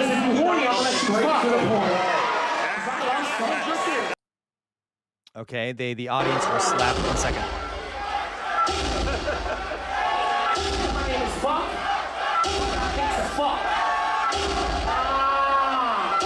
by the way, the music, they don't know what the music is going to be.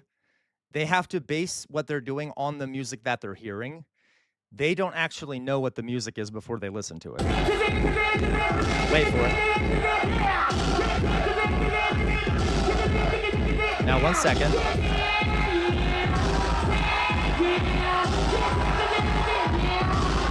Do you see? Okay, watch the audience back here, guys, back near the black guy, because you'll see what I mean. They will slap the runway when they see a dip. See that? Okay. So it's just like a fun kind of thing. The audience gets engaged and stuff. Okay. So there you go. That is ball culture and voguing. Okay.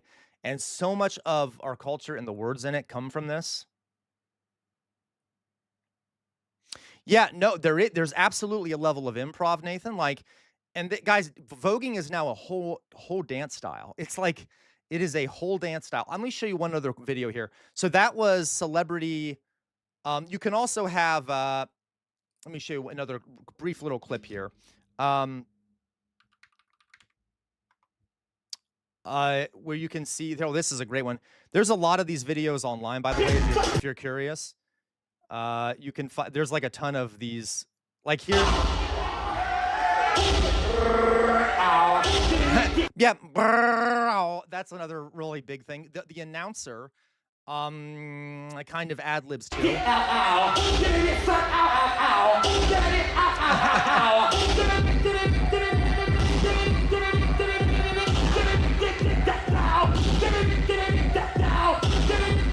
Anyway, I was going to show you. I'm sorry, I'm getting caught up because I'm enjoying watching this, but the announcer will sometimes be kind of mean. And what do I mean by that? If I can find an example of the announcer being mean, okay?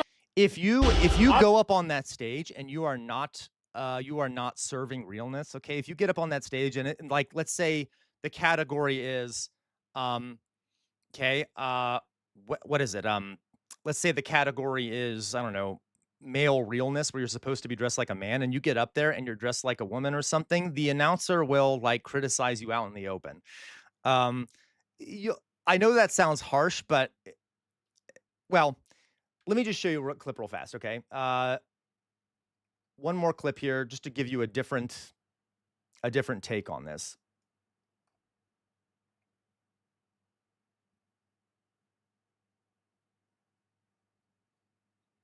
So, all right, where is this thing? Serving, here we go. So this is voguing ball male realness. You can also go in the opposite direction. Yeah.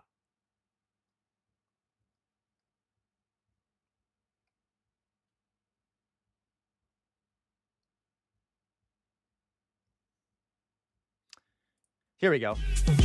So this one is male realness, where you have to dress like a male, okay? Or you have to serve male realness. You have to be masculine or dress in a way that you can pass as masculine, okay?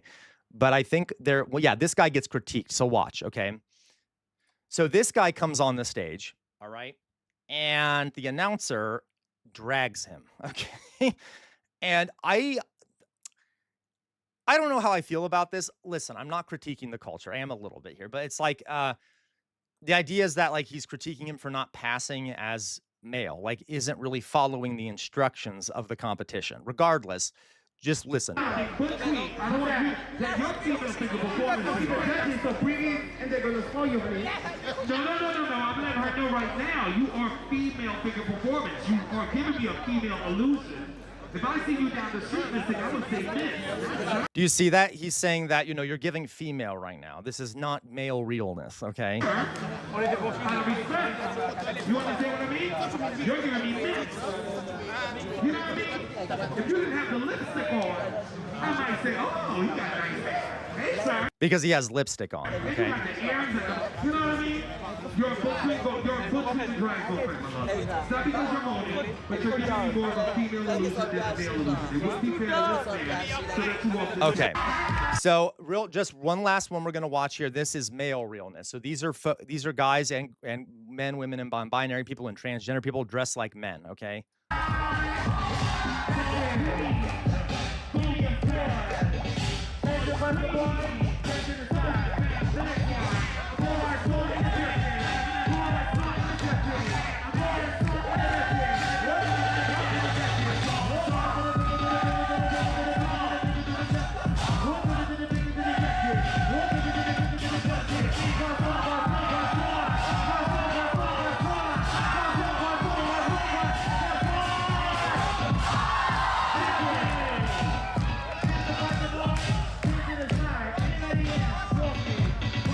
All right.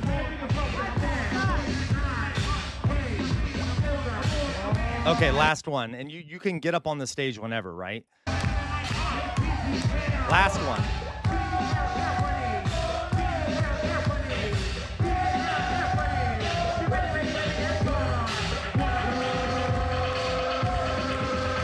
I like that outfit, the white.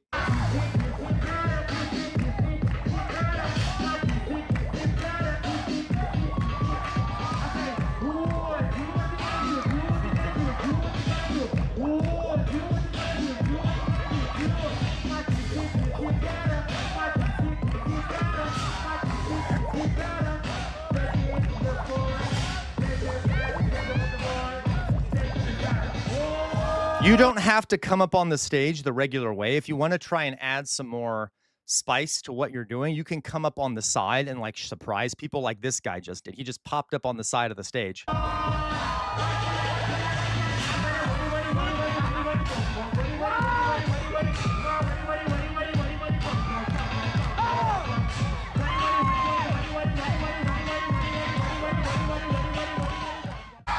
Okay. You guys get the idea here. So that is ball culture that has majorly influenced not only in the United States, it's elsewhere too. There are balls that are held in France, in the UK, in China, in Japan. It is now a global phenomenon, these balls, okay? And this is like real queer culture right here, all right? And drag race, drag is sort of separate, but also linked to it. But ball culture still isn't as mainstream as drag is at this point, except for the show Pose, which I think people should watch Pose. But yeah, so that is ball culture, and yeah, all right, there you go. So that's ball culture and voguing, right? And it's cool, and it takes a lot of talent. All right. Hey, we good? We good? I do want to quickly just talk about a few terms here. They're not that many. Yes, Pose is really good. I like Pose. Pose is pretty good. So just a few things here. Well, we can. You know what? We'll do this stuff another day. Okay. But that generally is ball culture and voguing. All right. It's a key part of gay culture, LGBTQ plus culture. And for someone asked if I ever done it, no, I'm not talented enough to vogue. Okay. I am not a good dancer. I can do bachata. I can do bachata and merengue, but I can't do voguing. It's just too much. Okay. I like it though. It's fun.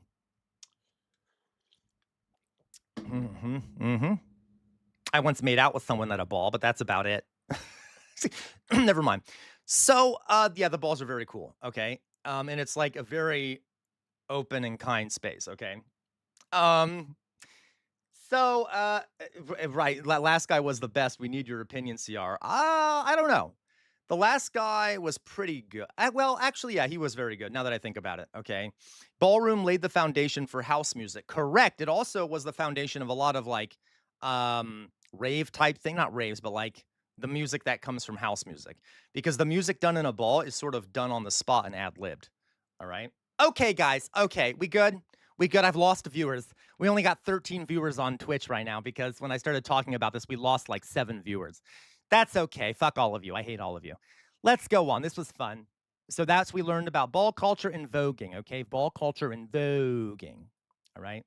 I know, you're all very homophobic. Well, technically, the ones who left are homophobic. The rest of you are not homophobic because you stayed, okay? All right. Okay, let's go. Thank you, Elevator Lee. Thank you, okay? All right. So, let's chat, shall we? Let's chat. Yeah, closeted homophobes, absolutely. We will talk more about the LGBTQ community throughout the month, okay? Not every day, but some days. Okay, let's move on to the next topic here, right? Let's move on to the next topic here.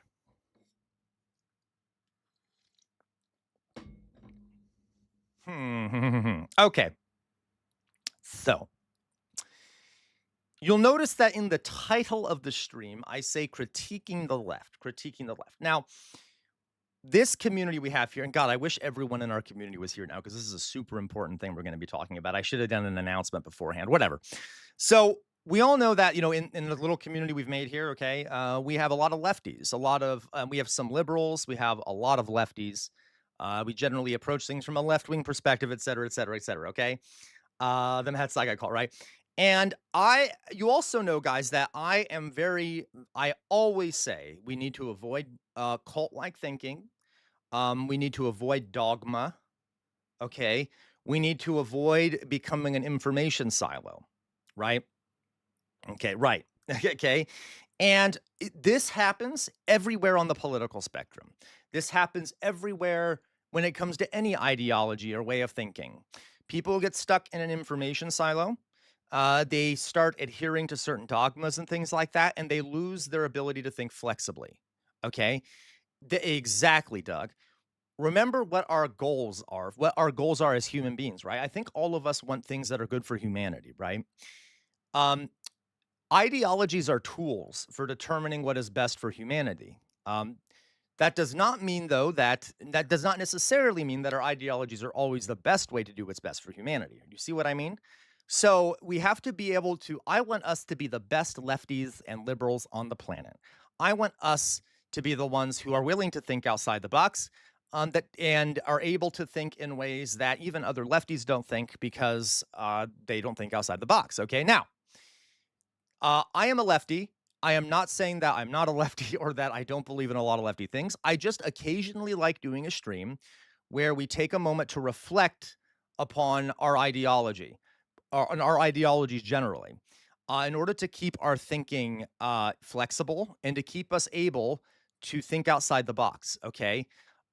So, for example, there's a bunch of words I have down here: dogma, cult, inflexibility, blind spots, irrelevance, close-mindedness. Okay. These are all problems with sort of dogmatic thinking, regardless of where it's coming from, by the way. So if you are too dogmatic in how you think about things and don't look outside the box, you risk becoming irrelevant, okay? Because the way people think, the way people approach things changes over time. We don't want the movement to become irrelevant, okay? Also, you risk developing blind spots, okay? Things you don't consider that make pop up as you're going along because you have not thought in a way that allows you to consider those things. Okay. This is for any sort of academic field too. Okay. I'm not doing this because I'm like hating on the left. I would do this for anything. Okay. I would do it with my students too. Inflexibility. Guys, one of the most important things out in nature, at least, one of the key ways a species survives is by being flexible in its environment. As the environment changes, you need to be flexible and adapt, okay? We cannot think in an inflexible way. Otherwise, we will be doomed to failure, okay? And we will be trod over by the rest of the world, okay? And we will be defeated, okay? It's also just good for... it's also just good for how we think and keeping our brains always alert, okay? And closed-mindedness. We shouldn't be closed-minded. Does that mean we have to agree with other ideologies? No. Okay, not at all. But it does mean we should be open-minded and at least hear them out to make sure that what if someone does come up with something that's a good critique of leftism and then we don't ever hear it, okay? I'm not saying you have to be open-minded to like Nazism or something.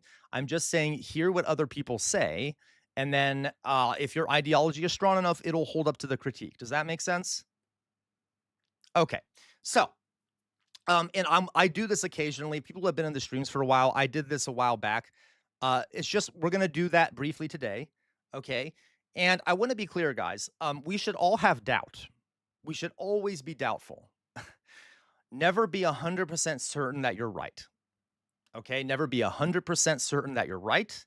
Never be 100% certain that I'm right, okay? Social sciences are not the same as hard sciences. You can't really do experiments to determine whether like an political ideology is correct or not. There's a lot of ambiguity. Things change over time. History can provide us with sort of anecdotes, but that's not the same as experiential or like experimental evidence. So always never get into a dogmatic mindset. Okay. Always never get into a dogmatic mindset, Doug, and that's fine. Doug says, I'm 100% certain I'm left. Me too, Doug. But we can be better lefties if we try to integrate other ways of thinking and sort of constantly critique our own way of thinking and to improve it and make it match the modern times even better. Okay, does that make sense? Okay, so one of my critiques of some left organizations is that they are very dogmatic. Okay, I'm not saying I don't appreciate them, but they get into these sort of dogmatisms that concern me. And same thing with lefties out there. Okay, and I want this community to be the ones that are not closed-minded and have flexible ways of thinking. That doesn't mean we don't have to believe things strongly, but always be open and to critiques, and always. So a dogma, Sir Bart, those are things you believe that are like things you strictly believe to without questioning it. Okay, unquestioning beliefs. Like the Catholic Church has dogmas, for example, or a lot of like religions have dogmas that are sort of unquestionable beliefs. Okay, so anyway, so what I want to do is Outer Signal. I don't know if Outer Signal's here. Sent me a video. Okay, yeah, Sir Bart. Outer Signal sent me a video of a guy critiquing the left. I have not watched it, but to practice this, and by the way, we do this so that we can have victory in the future, right? I am approaching this way, guys, because I want us to succeed. I want our ideology to succeed, and I think that we have more of an advantage if we do hear other opinions and we do perfect things and stuff like that. Okay, hello, Drizilla. How are you doing, Drizilla? So, where'd he go? So, where is this? So Outer Signal sent me a video, which I can't find now because for some reason, I'll go get it real fast. Okay, of a guy critiquing the left. All right, and I don't know what he's going to say, but I do think it's important to take him seriously and to listen to it. And I want you guys to practice not having an emotional reaction to it, as in, don't immediately dismiss it when he critiques, when he says things that we disagree with, okay? It will strengthen our ideology and our way of doing things if we're able to take those critiques and kind of look at them critically, okay? He might be wrong, but just keep an open mind, all right? So I'm going to find what Outer Signal sent us. I think I accidentally forgot to save it here in my, okay.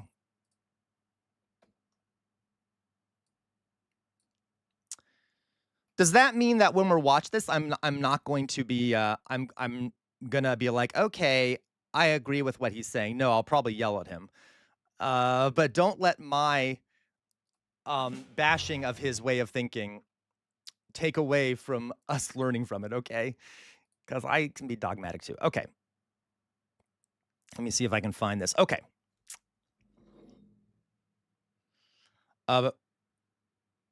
Let's see here. I sometimes feel like leftists would rather adhere to the values of a party than their own, especially for, I agree. I totally agree, Mummified Butterfly. Okay, so let's do it. The name of the video is Why Do Leftists Always Lose? A Partial Defense of ContraPoints. Now listen, okay, listen.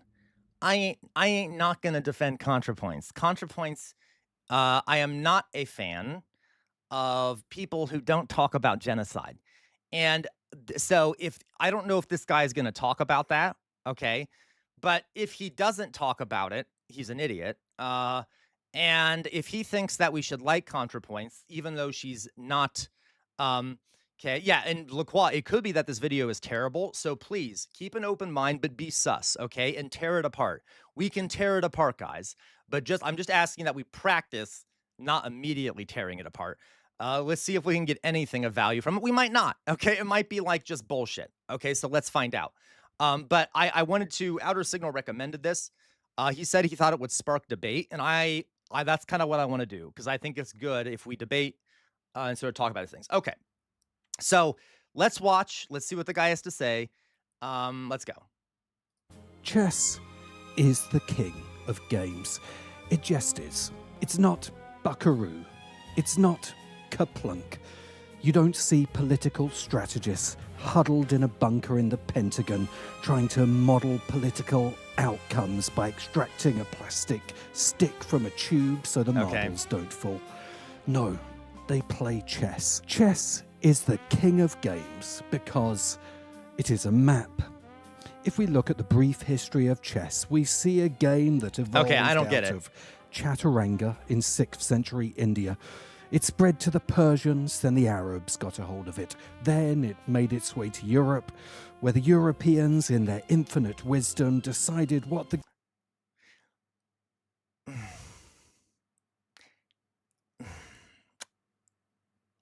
I'll give it the benefit of the doubt. It was just a weird statement. I know. I always get weirded out by like phrases like the Europeans and their infinite wisdom. Okay. I mean, human beings overall can be kind of wise. Anyway, we'll see what he says. I'm sorry. Game really needed was a phenomenally powerful, hypermobile queen. Presumably because medieval European men desperately needed a strong maternal figure to tell them where to go and who to kill. But through all these iterations, from the dust of India to the pristine digital boards of chess... it might be sarcastic, Dolly Boy. He may have been being sarcastic. I might be being too harsh. Okay. Chess has remained fundamentally the same thing. It is a map of power. Just let that sit there for a minute. A map of power. If you've come here for a whimsical romp, you're in the wrong place. We're doing structural analysis of power dynamics using board games. We're doing the coolest sci-fi novel ever written about game players. And we're doing a brutally honest look at why leftists always lose. But first, we need to talk about ContraPoints. Buckle up. Oh, God. Okay. Well, great. That's okay, Drizilla. I get it. The liberal centrist is a dying breed. They stay on their reserves in the mainstream media. CNN, MSNBC, the New York Times. I like it. Channels nobody watches. Newspapers nobody reads. Meanwhile, the left, the actual left, is online. And the online left is very, very left-wing. If you're outraged by Hasan Piker, you need to know he is the least left the online left gets. I agree. And you know what? I agree, guys. Don't you know Hasan's the least left of the online left? I think that's a fact that we should acknowledge, okay? I think, so you go ahead and check out Hasan's channel, but like also, remember, he's not that left, okay? Okay, I'm sorry, I'll stop. With good reason. Gen Z and the rest of us have been living through the slow cancellation of the future, named by the much-missed Mark Fisher. A future imagined in the 60s and 70s, built on widespread redistribution of wealth, has been replaced with an 80s cyberpunk future, where a tiny oligarchy uses all the money to build the torment nexus. Gotcha, LaQuan. It's no surprise the most Googled subject amongst unemployed young people is how to start a revolution. The online left. That's based. See, I didn't know that. Okay, by the way, he's kind of annoying. I agree, Drusilla. But that is kind of based how he said, like, one of the most Google subjects is how to start a revolution. I wonder why. It has formed from ideologies of utopian socialism, Marxism, and anti-imperialist Leninism that were made for such unequal times. And that, to be perfectly blunt, don't have the best track record of success. Which brings us to Natalie Wynn, a.k.a. I'm trying not to be too critical. I'm just saying there is an error. There is partially a truth to that, in that these revolutionary left-wing movements have not had much success historically. And when they haven't lasted that long. And now there have been a few that have been successful. This is complicated, though. But like, so I'm trying not to overdo it. But okay. Well, we'll see what he says. I'm trying. Okay. ContraPoints. The left's answer to the shrieking, hysterical vitriol of right-wing streamers is the gentle, understated irony of the video essayist. Bubble, toil, and trouble. Welcome to my garden party fantasy. Catra points. Maybe you're assuming I'm one of these libtarded, Antifa sympathizing, big government anarchists. I've redistributed the petals. Socialist icon. Honestly, I just wish you'd guillotine me quickly and get it over with. Oh, maybe we shouldn't be cheering on burning people alive. ContraPoints is, What? or was until more recent entrants like FD Signifier, the biggest YouTube video essayist on the left.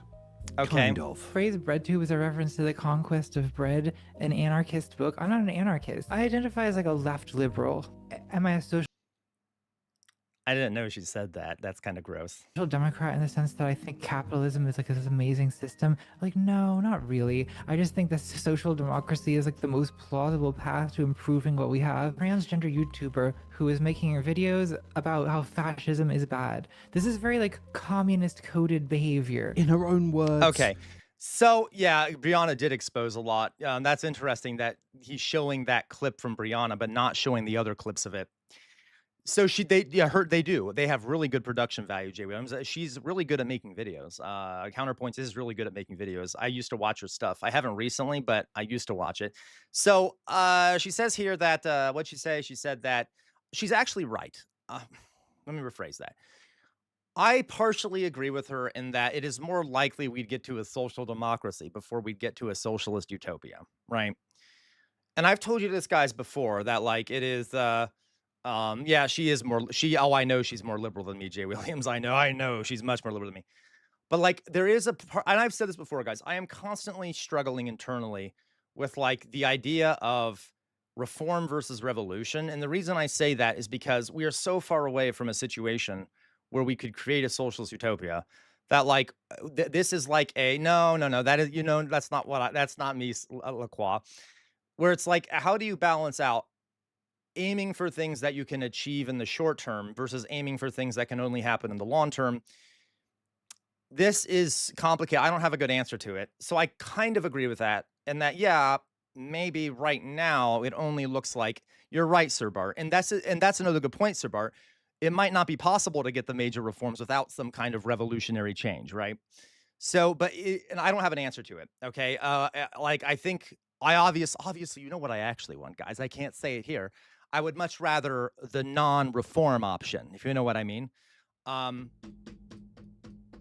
But okay, whatever. I'm taking that critique seriously. At least that is a critique that I think could be reasonably discussed in a I think we could discuss that reasonably. Okay, anyway. ContraPoints costumed trans identity videos are communist coded, attracting Mummified Butterfly, that is exactly what it is, unfortunately. Mummified Butterfly says, what even does a social democracy look like? It's such a vague term, and it sounds like liberal democracy with social welfare. That's exactly what it is, Mummified Butterfly, okay? That's exactly what it is. Now, we could also say that social democracy has like some nationalized industries, and it's like in some places in the world, it has some nationalized industries, and there might be a few co-ops or something, maybe, but like overall, it's just capitalism with like a few extra steps thrown in there, which is my problem with it. There you go. It's capitalism with socialist characteristics. Not much of a change. Like, how do we? Yeah, exactly, Sir Bart. Like, it's not much of a change, right?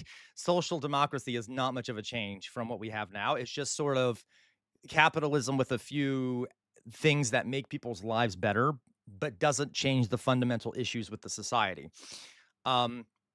Anyway, so let's go on here. Left audience than her actual politics. To her detractors, she is just plain vanilla liberal. A shit lib, as they say on the left. Well, she is a shit lib. Uses such terms for anyone right of Lenin. Which makes Natalie Wynn the online token. He has so much anger. He's so mad. He's like, anyone right of Lenin is a shit lib, according to the the lefties. That's not true. Okay, that's just bullshit. All right, lefties aren't that bad. Okay, so guys, I'm very hot. I'm just gonna take off my shirt. Give me 1 second. Not my shirt, my sweater.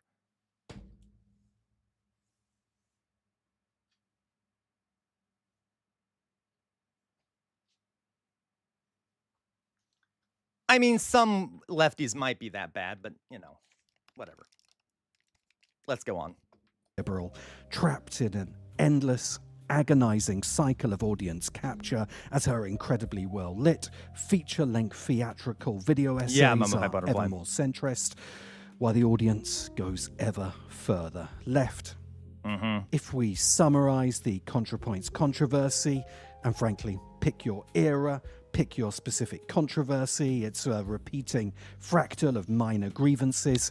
It usually boils down... Minor grievances? I don't think genocide is a minor grievance. See, I hate this. This is bullshit. I hate... He's lying. He knows that that's not the reason why. People don't like ContraPoints because she's a goddamn pro-genocide person, or at least she didn't do anything to push back against genocide. To Natalie suggesting that perhaps occasionally engaging with electoral politics or dealing with the world as it actually exists rather than how it He's talking about ContraPoints, Sir Bart, the woman we saw speaking. Exists in a 90s zine about anarcho-syndicalist polycule farming might be a good idea. For this, she is routinely, ritually humiliated. But the anger directed at ContraPoints isn't actually about Jay Williams. ContraPoints. It's about the fundamental, irreconcilable, and quite valid animosity the left holds towards a liberal center that cannot admit its own part. Okay, you know what? Okay, I'm having trouble getting his point here. That is true. What he said there.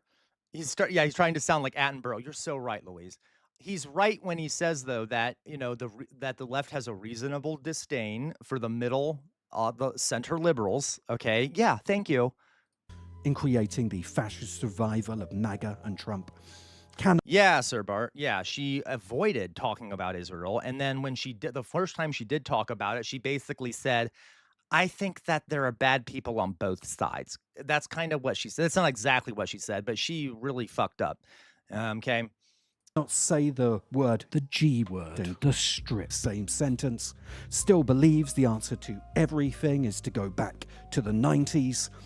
And still basically loves capitalism. ContraPoints carries the can for all liberals, who are still the vast majority of the not-so-online public. Because she says the things that the majority actually thinks about today's online left. That we're the majority? Too unrealistic. That we just don't understand the position on the chessboard. If they let us play, we will lose. Because liberals, you see, want to win at chess. Leftists want chess to fuck off and die. Okay. Look, the revolution isn't going to fund itself, so we need to talk about today's sponsor. Okay, we're going to skip that. Fuck that. Okay, fuck that shit. We'll go on here. Okay, let's see what he says here about. So he's saying chess. Don't worry, guys. I know some people might be bored. Don't worry. We'll get through it. Okay. It does so through 4 fundamental concepts: position, material, initiative, and checkmate. Position. Where are your pieces? Do you control the center of So he's saying that liberals are playing the game. And I can predict he's going to say liberals are playing the political game. And lefties are like, fuck it, we don't want to play. And then he's going to say that the liberals are doing the right thing because at least they're playing the game or some shit like that. Board. In warfare, position is geography. Do you hold the high ground on the battlefield? But in politics, position is institutional capture. Are you in control of the House, the Senate, and the presidency? Or is your total influence some underfunded NGO? Yo, no, that's true, Luis. He uses a lot of words that are unnecessary. Yeah, you're right, Lacroix. Academic departments in gender studies. Material. How many pieces do you have on the board? Have you got your rooks, your bishops, or are you down to a single traumatized... We get it. Why do we have to go through all the pieces? We get the analogy. Behind a king who has completely lost control of the situation. Material in politics is people and capital. How many senators and judges do you have? Who are your billionaire backers? Initiative. Who is doing the doing. Okay, Are no. you dictating the pace of the game? No, he forcing your- doesn't, Drusilla. You're right, Drusilla. Okay, we're learning very quick. I'm learning very quickly that he's not saying much that we don't know. Let's just. I wish you would wrap up the analogy so we can. I want to hear what bad things he has to say about the left. Okay. Your opponent to react to your threats? Or are you constantly on the back foot, defending, scrambling, apologizing? Wow, so like liberals. Initiative in politics is the news cycle. It is the narrative. Donald Trump is incompetent at most things, but his political brilliance is in winning the narrative and holding the initiative. Checkmate. The end. The absolute secession of your opponent's ability. Yeah, and that's the problem, right? And okay, so guys, I don't know what he's about to say, but like I said, I'm guessing, I think I know already what he's going to say. He's going to say that the left doesn't play the game of chess. They want to throw out the board, and then the liberals at least are trying to make progress. Okay, at least they're working on the board or some shit like that. Here's the problem, though, right? Like, why not both? That's like a lot of us think that. Why not work on the board and try to get rid of the board? I think you can do both. I know that's a hard thing to say, but I've said before, guys, like there are different ways to change things, and I think if we can't change them like by overturning the chessboard, we can at least also try to make change from within. We can do both at the same time. And if I were president, I would do some major lefty things with that power, okay? Like, it's not like even if I played the game and I won the presidency, for example, I could still do some big changes from the presidency. The problem is that the game has been rigged to make that almost impossible. Well, let's see what else he has to say. Okay, to resist. Yeah, The Sir Bart. realization that there are no legal moves left. In chess, the king is never destroyed. He is trapped. The aim of politics That's not true. Sometimes he is destroyed. is not to destroy, but to entrap your opponents and make them pieces in your future Yeah, we get it. battles. Come on. Let's Now, wrap it up. Let's imagine go. politics in the year 2026 as a massive game of chess, played on a board of near infinite size with a vast We're not fucking children. We get it. number of players and pieces that all have their own agendas. Here is the brutal political reality. The right have a massive, almost insurmountable advantage in this game. Why? Yeah. Because all they do is play to win. No. The right. No. Okay, fuck me trying to be open to the critique here. This is just bullshit. Okay, no. The right does not have an advantage because they play to win. Okay, yeah, I'll admit, the right wing has been remarkably more competent when it comes to politics in the last few years.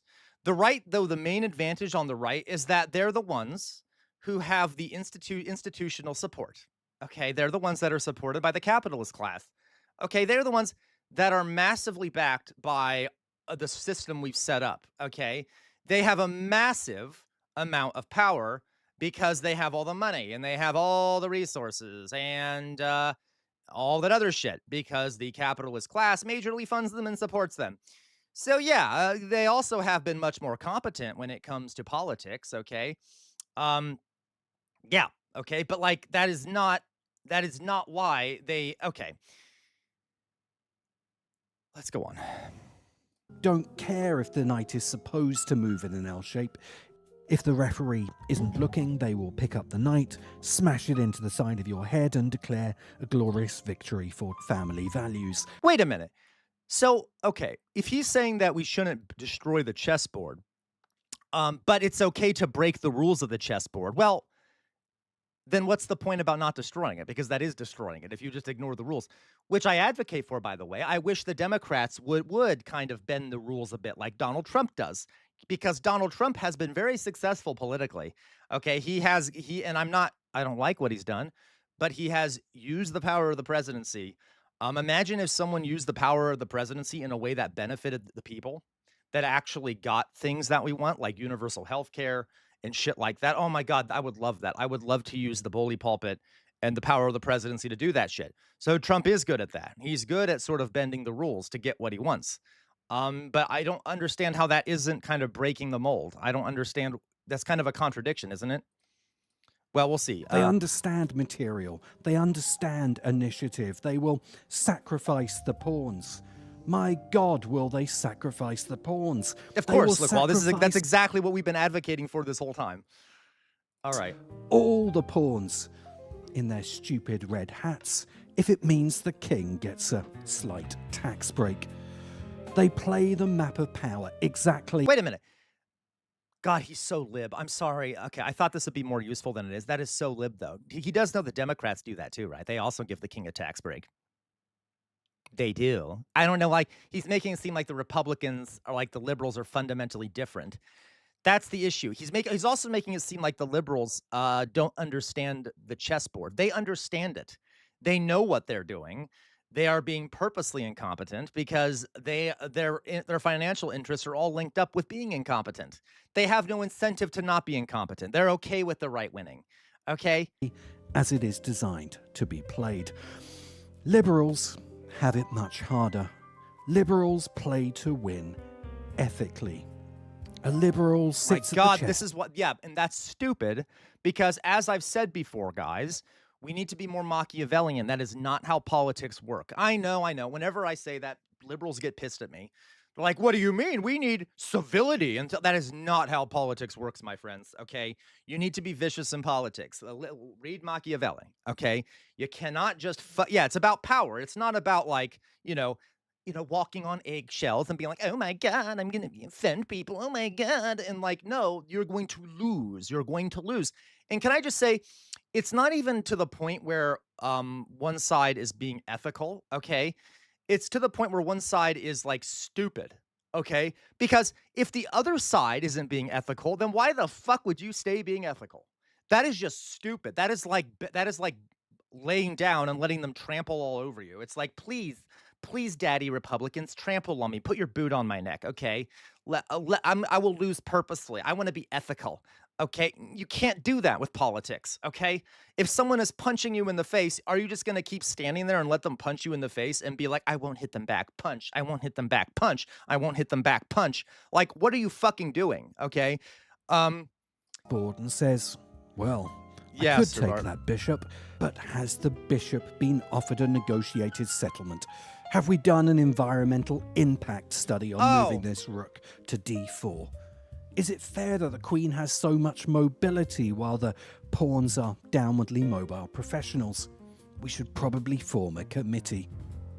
The great triumph of liberalism. Admittedly, that does sound like the Democrats. That is kind of funny. The reason we're not currently all living in a Mad Max dystopia paying tithes to a warlord is that liberalism triumphed by limiting the game.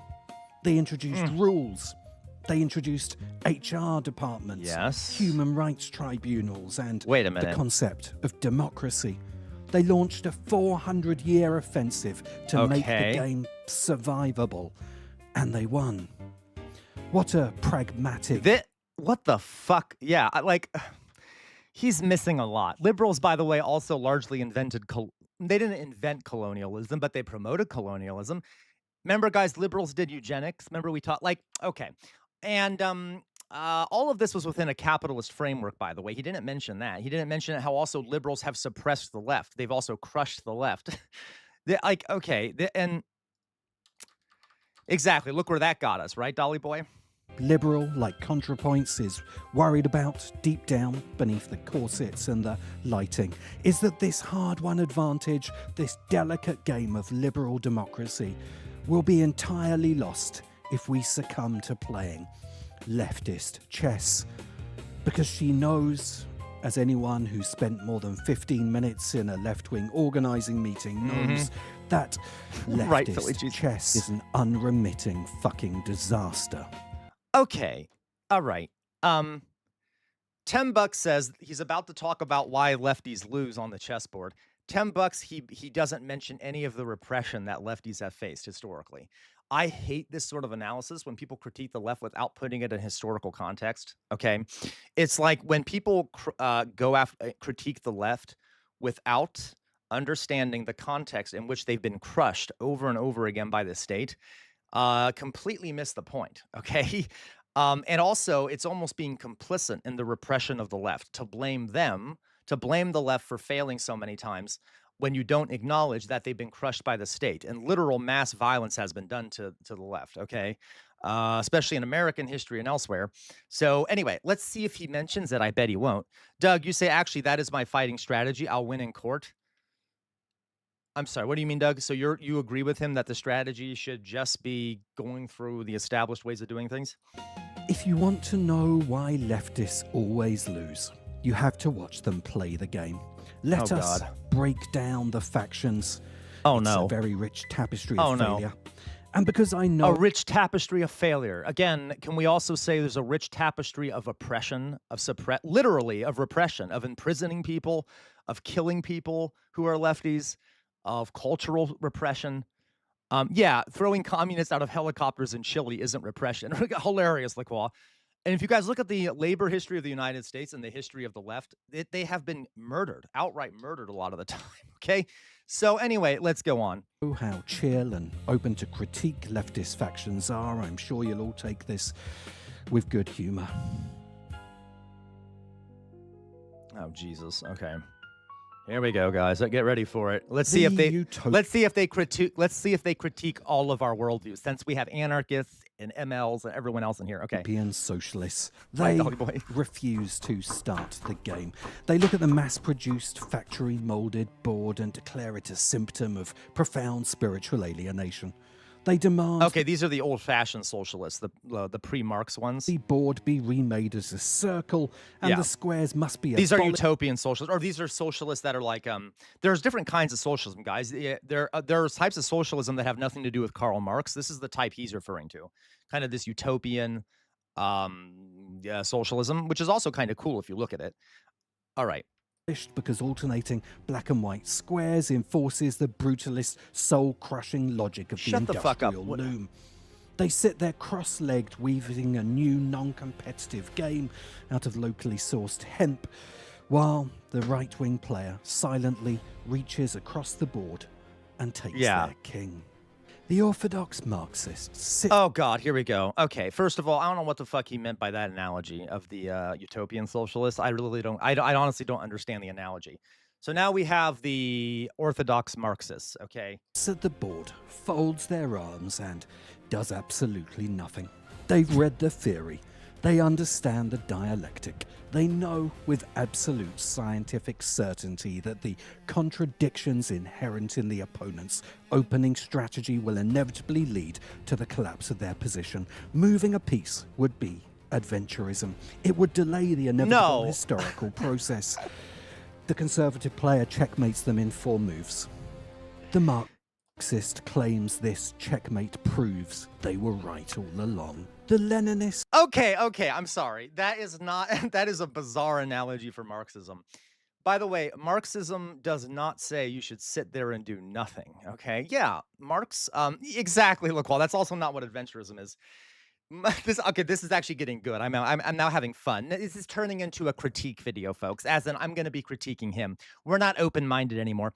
Actually, we are open-minded, but it's hard to be open-minded when the analysis is this bad, okay?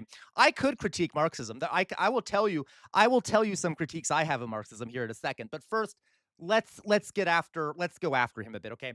First of all, Marxists do not believe that you can just sit there and then let things happen on the board. Marxists are deeply involved in the political process because you have to organize. You have to create organizations that organize the working class and things like that to prepare for what comes ahead and things like that, okay? You need to change the material conditions in order to create a revolutionary movement and spirit, okay?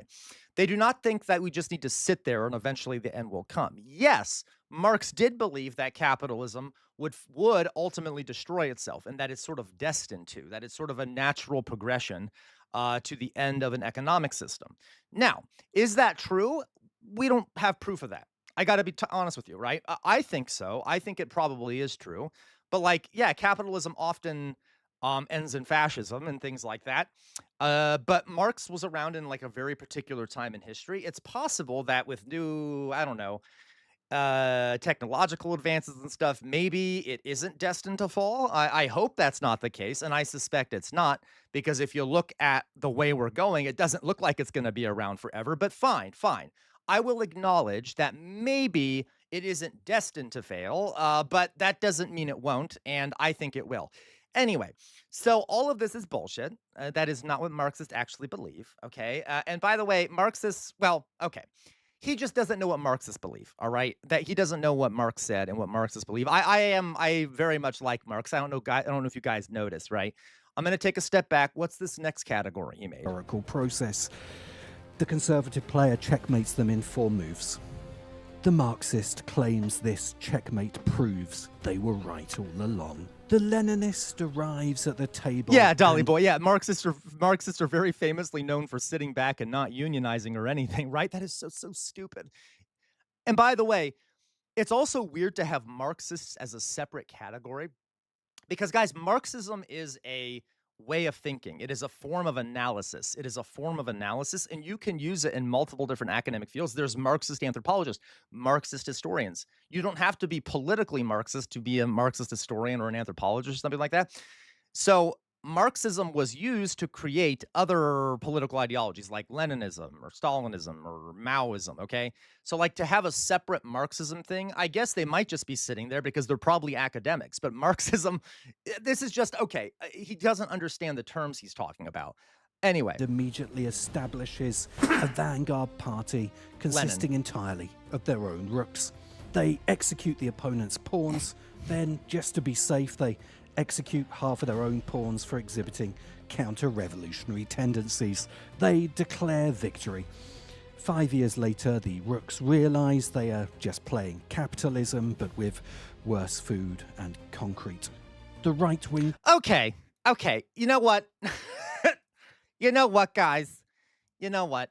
That is not Leninism. I gotta tell you. All right. So, first of all, do you notice how he said that like 5 years later, he's saying that these were unsuccessful. Leninism was successful. It actually got power.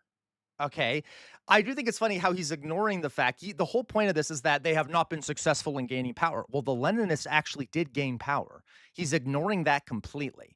Now, I agree, and I've told you guys my critiques of Lenin. Yeah, I think the use of the word counter-revolutionary kind of had some dystopian results where people were being executed left and right that didn't deserve it on the notion of being, counter-revolutionary, and there were a lot of innocent people that died, and Lenin did go after some people that I don't think should have gone after, et cetera, et cetera. But it's just not true. And also, to say that 5 years later they realized that they were just under capitalism again is also not true. Because no matter what you say about the Soviet Union, you can't really say it was capitalist, okay? Whether we liked capitalism or not, whether we liked the Soviet Union or not, it wasn't capitalism, okay? So that's fun. Actually, it wasn't successful because Lenin established capitalism with worse food and brutalist architecture. Yeah, that's just not true. Probably, Doug, is being a pothead a requirement for Marxism or just recommended? So like I can't. He doesn't know. This is a very lib understanding of these ideologies. And he's I don't know how old he is, but it seems like people who aren't young don't understand these things. People who aren't academics and who aren't young don't understand these things, okay? Anyway, Mummified Butterfly, American capitalism is very effective at suppressing class consciousness. And it's why left-wing resistance is so difficult. However, it isn't Marxism's fault. Right, it's not Marxism's fault at all. So that is not Leninism, okay? And also, he's referring to a historical event, right? I will say, you know what? I'm trying to find ways to critique the left just because I want this to be a session where we think more openly, okay? Okay, one thing I do have a critique, guys, is that people who do love Lenin, and I do like Lenin, okay? But people who call themselves Leninists or even people who call themselves Marxist-Leninist, okay? And I know we have some in here. Don't get me wrong, okay? Just remember that the times in which those revolutions and stuff happened were very different materially than the times we live in now. So a lot of the same strategies and tactics that were used during those times will not be applicable today. And you guys know that. And it's still okay to like that stuff, but just be aware, like a lot of the stuff that Lenin said or did, maybe that won't be applicable today. And maybe it is, but maybe it isn't. Because even Marx would say that, your material conditions change. You need to adopt tactics and things like that to changing times. But anyway, but other than that, that's one critique you could have, is that we just need to think more openly about how to apply these ideas today, because that revolution happened in a particular historical moment, and we're living in a current particular historic moment. Does that make sense? Okay. There you go. I have a critique of the left CR. They lack hatred. You know what, Sir Bart? That's fair. That is fair. And I will say, I think a lot of us do have hatred in here, right? A lot of us have hatred. I know some of us don't. And when I did the stream on how like hatred can be used as a good thing, I know that I actually got some backlash for it. But I agree. I think it's okay to be hateful, you know, and to, yeah, that is a fair critique, Sir Bart. But just to be aware, okay? Player wins by default. The Stalinist plays exactly like the Leninist, but after executing their own pawns, they meticulously airbrush those pawns out of all the tournament photographs, and if you point out that the pawns used to be there, you are sent to a gulag located on... Okay. Okay, so... This, I don't even know what to say about this. This is massively very, this is very like, obviously this is an oversimplification. I do think this is a bit funny. You guys know I'm not a big fan of Stalin, so forgive me. That is kind of funny that he said that. It's kind of true. And okay, let me put it this. It's not true like overall. But I will say, guys, Stalin did do things like that where it'd be like, you know, people would disappear, and then they would literally round up people who talked about the disappearing and then threaten them also with disappearing unless they refused to acknowledge that those people ever existed. I'm not even joking. So that, which is kind of dark. So that did happen where people would be like, hey, where'd my family member go? And then, you know, a member of Stalin's secret police would come to the door and be like, hey, what person?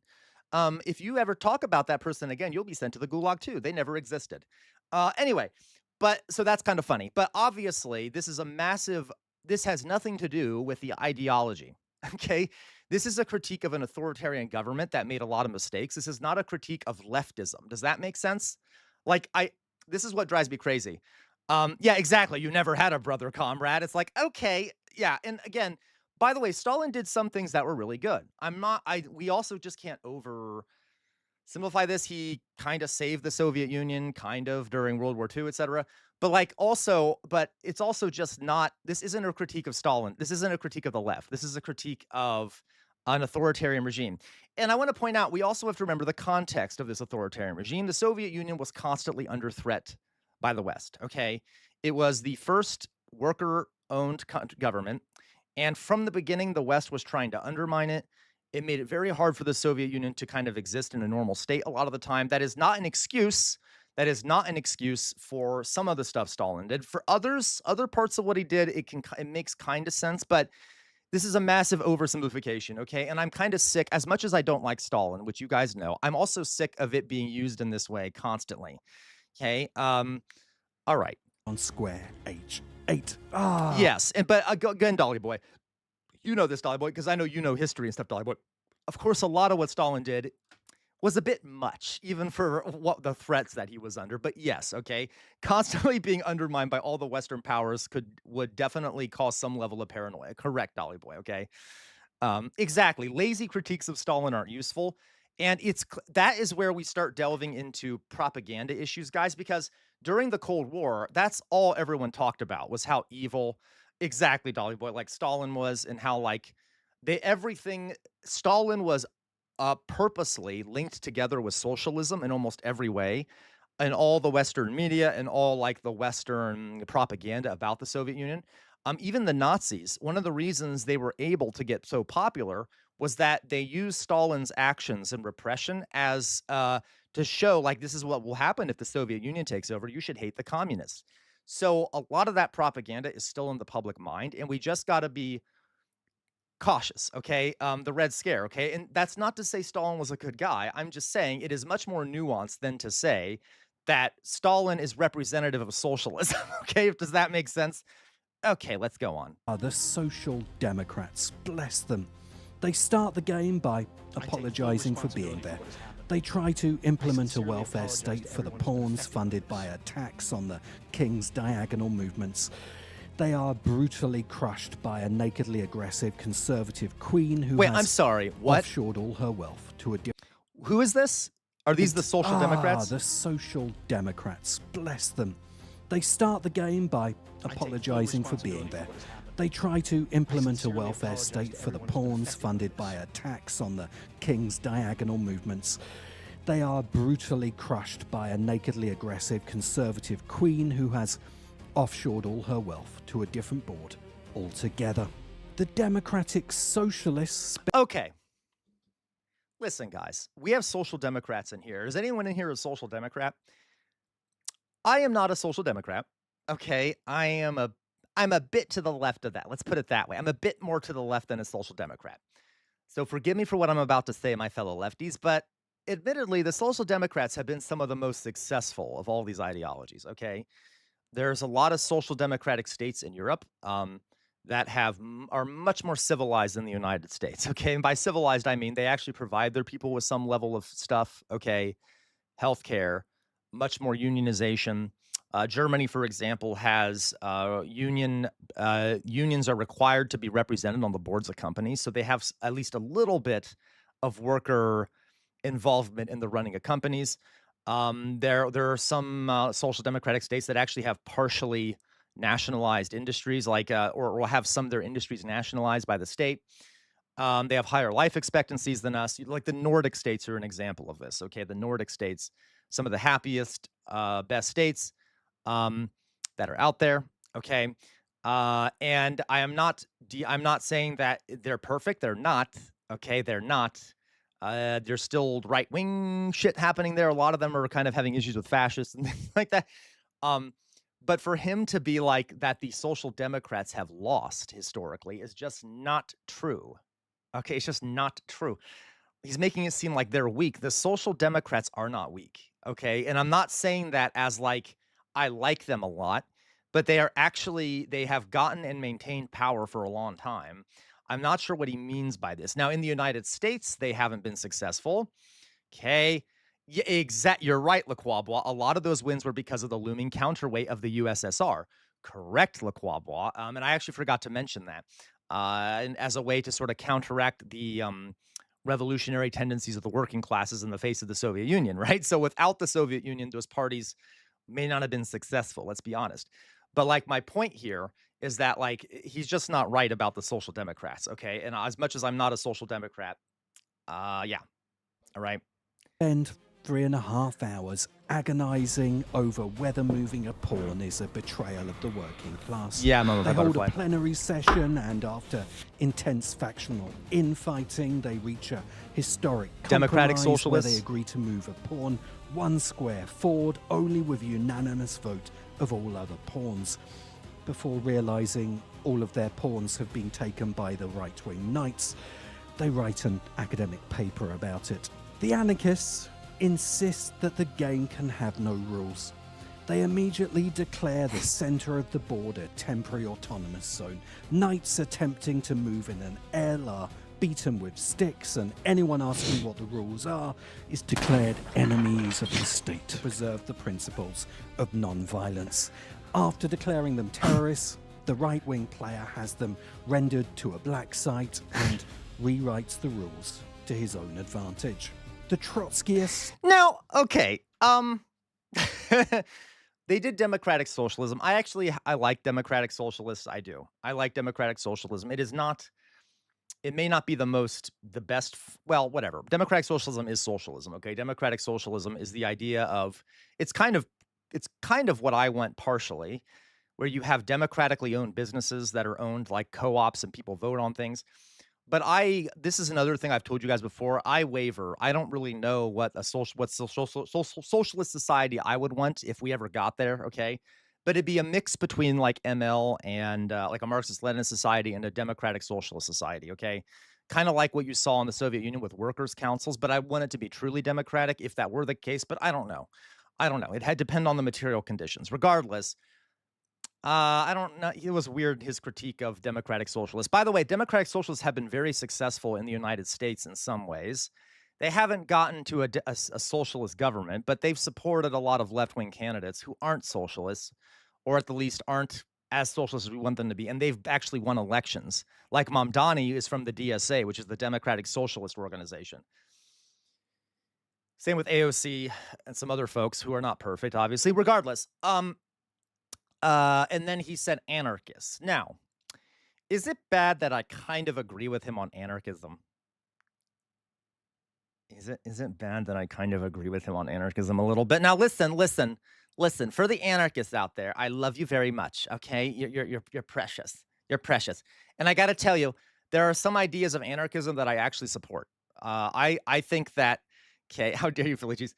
I actually support a casual counter-revolutionary. How dare you? There are some ideas of anarchism, like the idea of not trusting the state, that I think I really like. Okay. Okay, right, okay. I actually like the anarchist idea of like questioning any power structure, because any power structure can become corrupt and abusive of its authority. That is true. Okay, that is true. Sir Bart, kind of. This is complicated, Sir Bart. Is anarchism the same as communism? I don't know, Sir Bart. This is complicated. Okay, the anarchism I'm thinking of is the idea that it's mainly a difference of approach, okay? Anarchists typically say that we shouldn't, we can get to like what is kind of a communist society by just destroying the whole system and forming autonomous collectives. I don't really buy that. Like if communism is even possible, which I don't know if it is, I got to be honest with you, like the actual theoretical communism, that would take a long process where you would still need to have a state, okay? Personally, I call myself a socialist because I don't know if it's possible to have a stateless society, but again, that's something we could debate. But the anarchists are just like, blow it all to hell, overthrow any form of authority, and then kind of we will live in like little, in collectives, independent collectives that don't fight each other.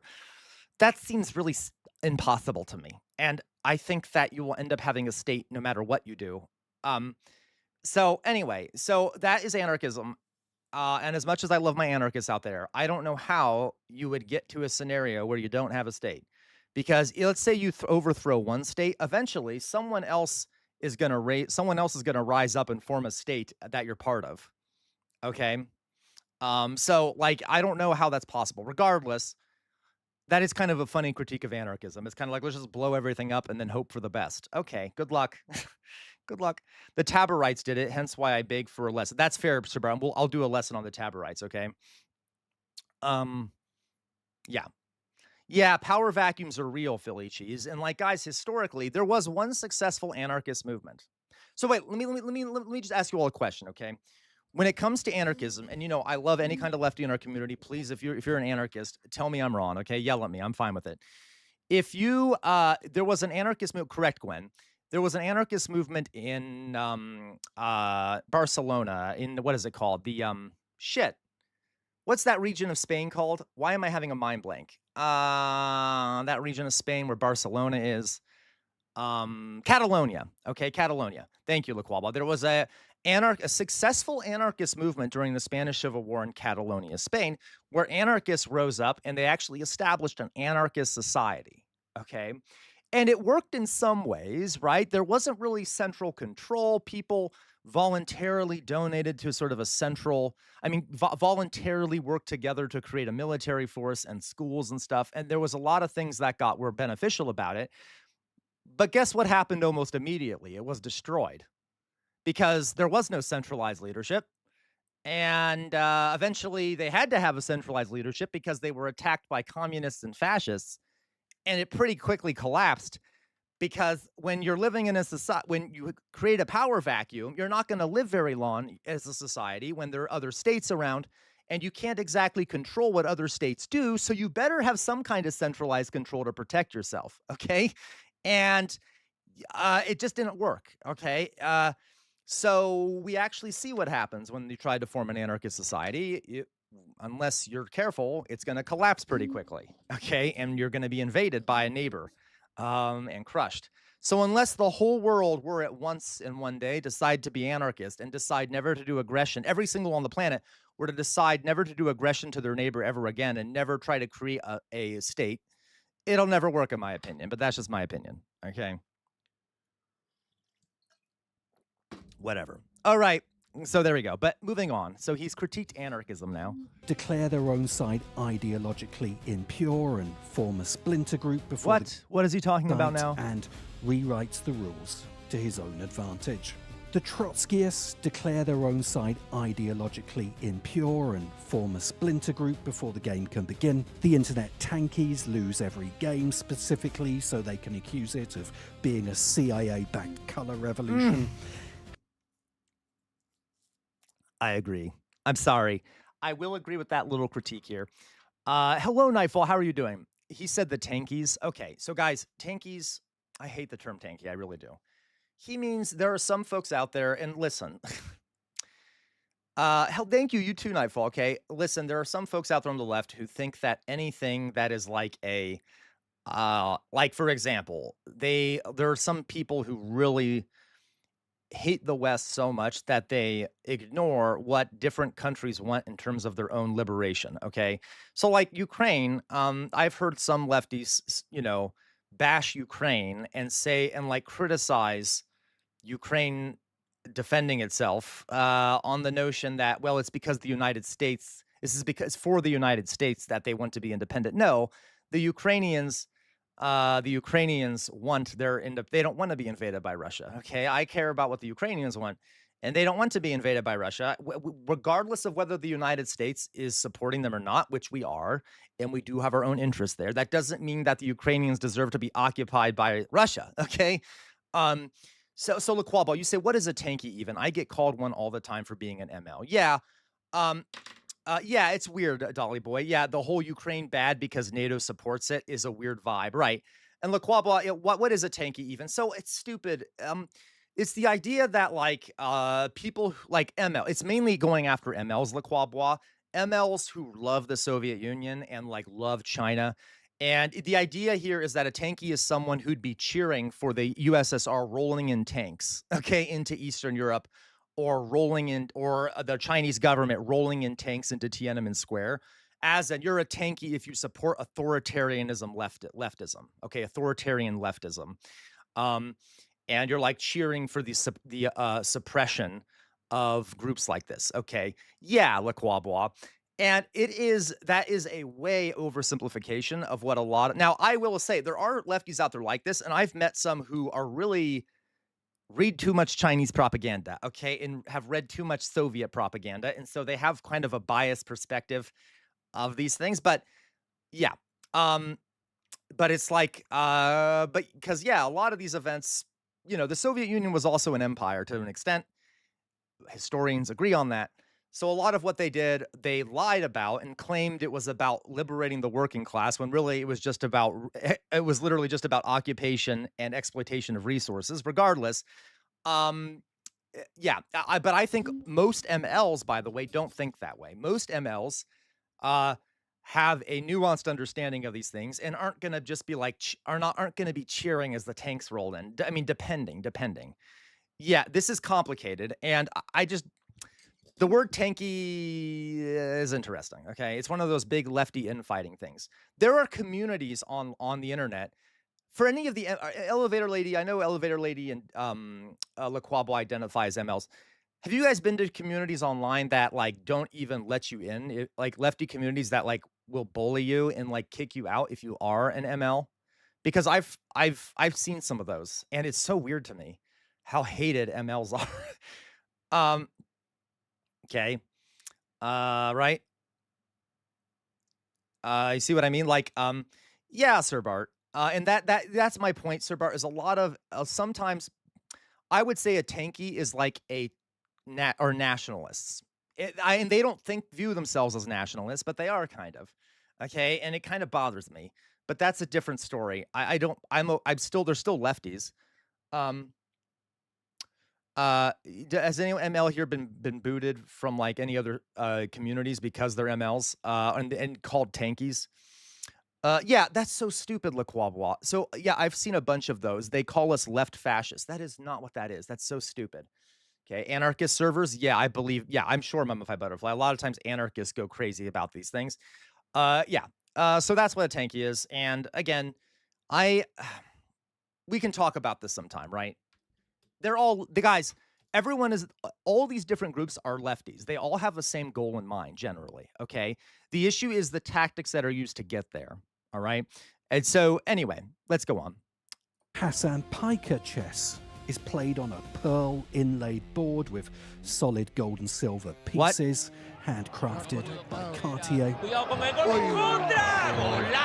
Guys, this is the classic. To be a socialist, you have to be poor, right? You can't be a socialist and rich, okay? I love that critique. Isn't that great? That makes perfect sense, okay? Yeah, And socialism is when no money, okay?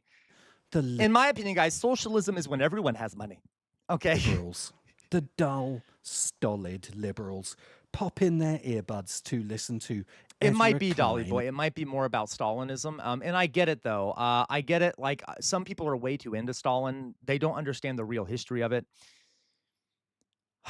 I can give you some critiques, but we'll go back here in a second. Make one cautious, boring move after another, slowly, surely accruing material advantage. Yeah, Jay Williams. Trading initiative for position and closing in on checkmate, only to be removed from the player's seat by a populist left who want cheaper bus fares.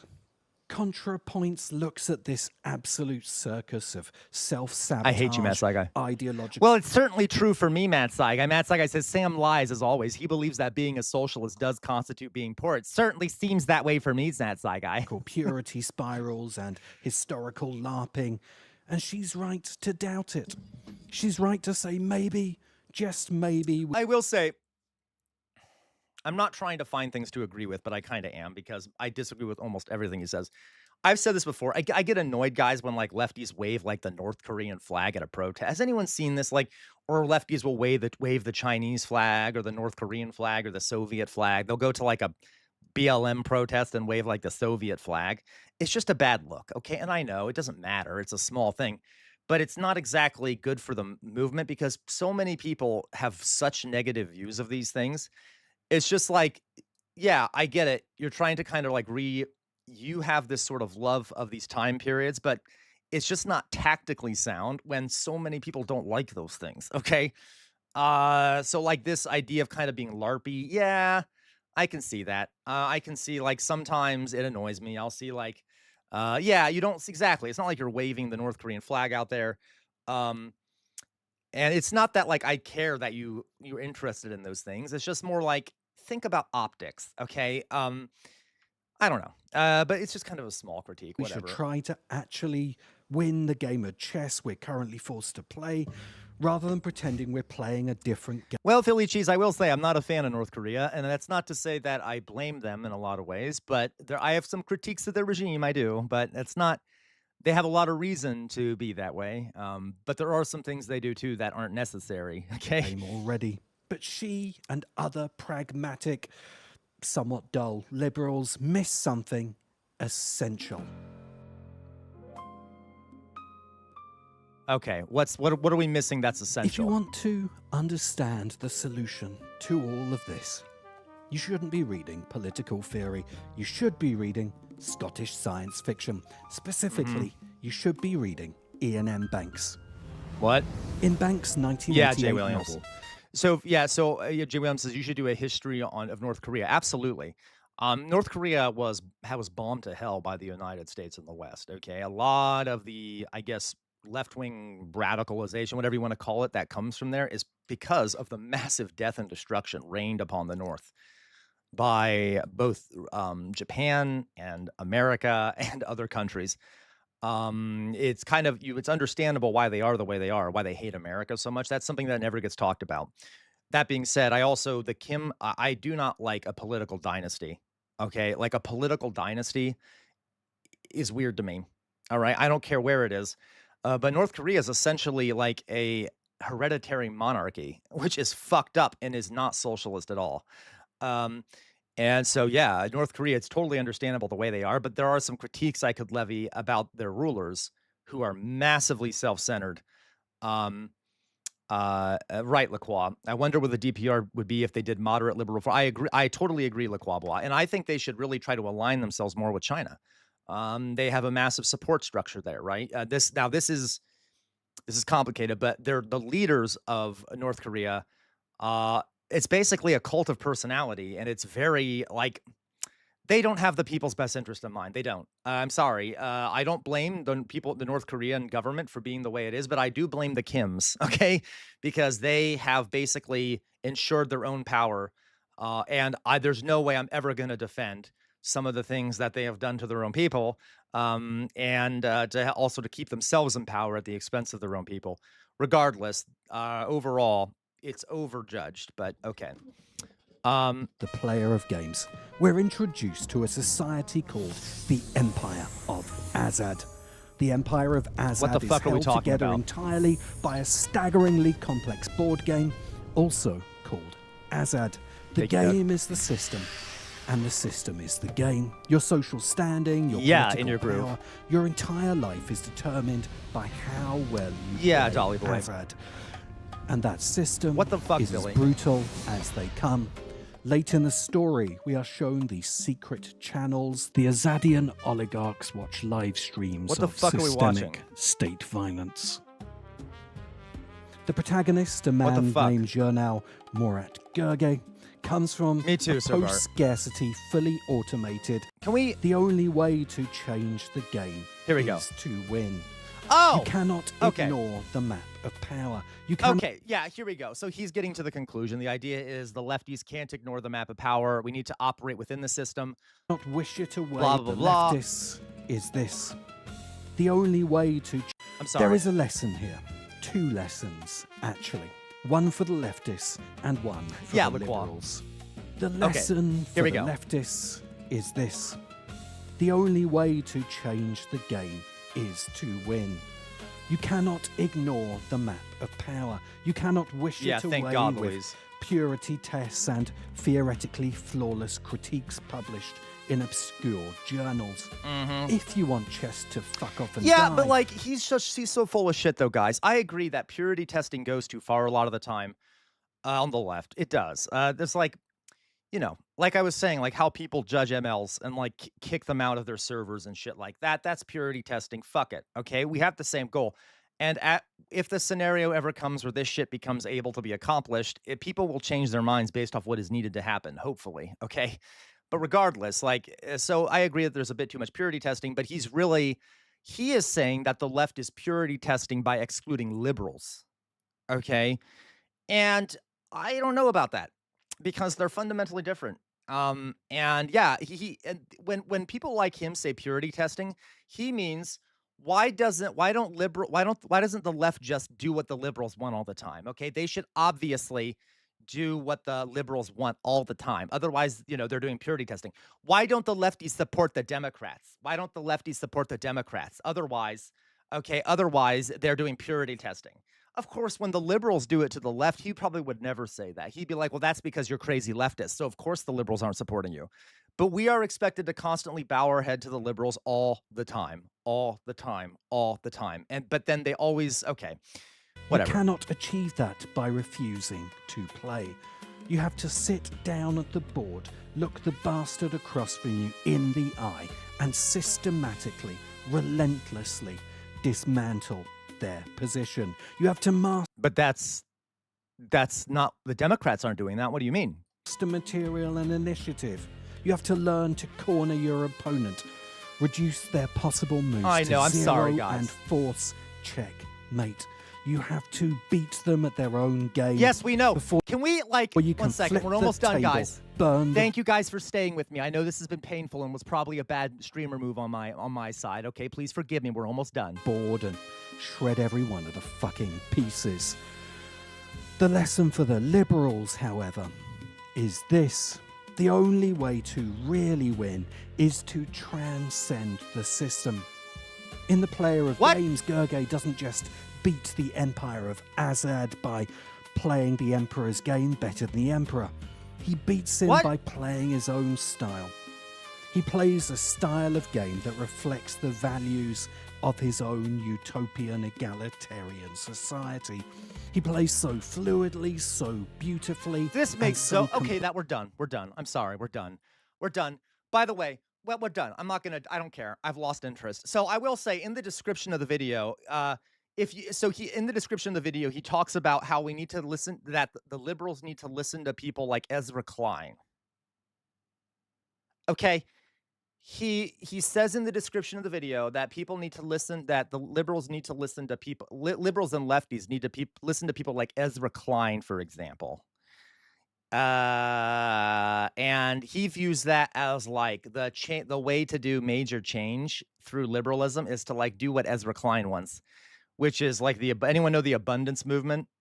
Okay, anyone knows the abundance movement? Okay. That's like the idea of we need to completely deregulate the housing industry so that liberals can build more houses and allow businesses to build. It's all stupid, okay? You know what? I'm sorry, guys. This was a waste of time. I mean, it was fun. I enjoyed yelling at him, but I thought that there might be something of value in it. There really isn't. Okay, I apologize. You please forgive me. Louise hates me now. So does Drizilla. You all hate me now. Whatever. It was a good exercise. Whatever. We tried. I'll try to find better critiques of the left in the future so that we can actually critique the left. My whole point here, guys, is always question your own ideology. Always question your own ideology, okay? Question your own ideology. Don't always be blind and dogmatic about it, okay? Don't be blind and dogmatic about it. Okay. The one thing I learned is that chess is not a good analogy for political analysis. That is fair. That is fair. Okay, you know what? Fuck all of you, okay? Except we didn't with Louise. Don't worry about it. Live and learn. Except we didn't with this one. Okay, whatever. We tried, guys. We tried. Let's go on. I did get in some interesting information when I got to talk about some of my critiques of the left or whatever. But it's fine. It's fine. Okay. It's whatever. Let's go on here. We tried. We tried our best here. We need to we all need to stop reading political theory and start reading Scottish sci-fi. Apparently, yeah, I guess. Yes, according to this moron. Okay, he was so self-important too. Give me a second, guys. I'm going to get my chair so I can sit down.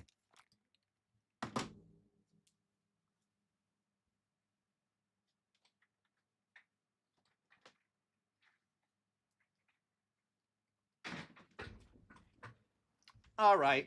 Ugh.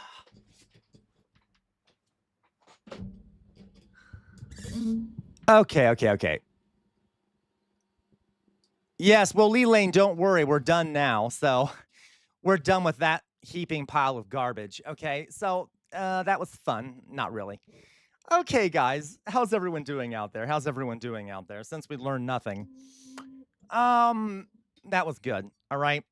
I guess, if anything, what this video did is it proves that we're all right? And we're never wrong. Okay. Anyway. So I will say this, though, guys, real fast. I'm going to put my face up. We do need. I am curious, guys, what you think about the idea of well, I don't know if I want to talk about this now. Reform versus revolution. I feel like it is important to try for both. I'm not necessarily an accelerationist. I'm not I would rather live in a nice society where we have healthcare and stuff. So I think it's okay to push for some progressive things, while also pushing for massive systemic change. And by the way, if we start organizing things like healthcare for all and stuff like that, that might start preparing society for thinking in a more communal way also. Okay. Anyway, so I think we need both. All right. Okay. So in my opinion, guys, it's not a contradiction to root for Bernie Sanders and root for revolution. Okay, you can be okay, thank God Bernie Sanders won this, okay, or something like that, which he doesn't win things, but and then because you can kind of hope for multiple things, I guess you could say. All right, we need to do Dianetics to fix society. Oh my God, LaQuab, I hate you so much. Okay, anyway, so all right. Okay, fuck it, we're done with that. Okay, what else should we do, guys? Let's see what we have here.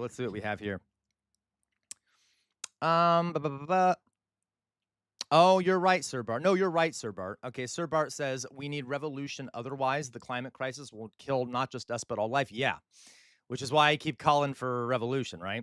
I didn't call for that. I'm sorry. In Minecraft, okay? So, yeah. Okay. So, let's see here what we got. There you go, Sir Bart. Sir Bart. So I'm honestly asking, Sir Bart, we are not close to that right now, unfortunately. Now, admittedly, as people start to suffer more, it'll be more likely that something like that does happen. So I'm not ruling it out. But in the meantime, Sir Bart, Do you think it's okay to also vote and stuff for people who will try to reduce the problem of the climate crisis, even if it's not gonna be even if we need a lot more than just that? I'm honestly asking. It's like it's something I'm conflicted with myself. I don't know. Maybe I'm a bad lefty. I don't know. Louise, reform may take longer, but it may be more stable. Revolution is quicker, but can lead back to the same old. But I prefer revolution as I can throw up more ideas. Maybe. No, sir, but that's fine. Okay, that is fair. Because again, it's something that I debate in my mind a lot of the time. Liberal. How dare you, Matt Sagai? Okay. Anyway, so guys, just something to think about. Whatever, think about it yourselves. I'm curious. All right. I know, right? We could actually watch that real fast just for fun. It's what is it? Alex Jones. You can make fun of me because for sounding like a lib, okay? All right.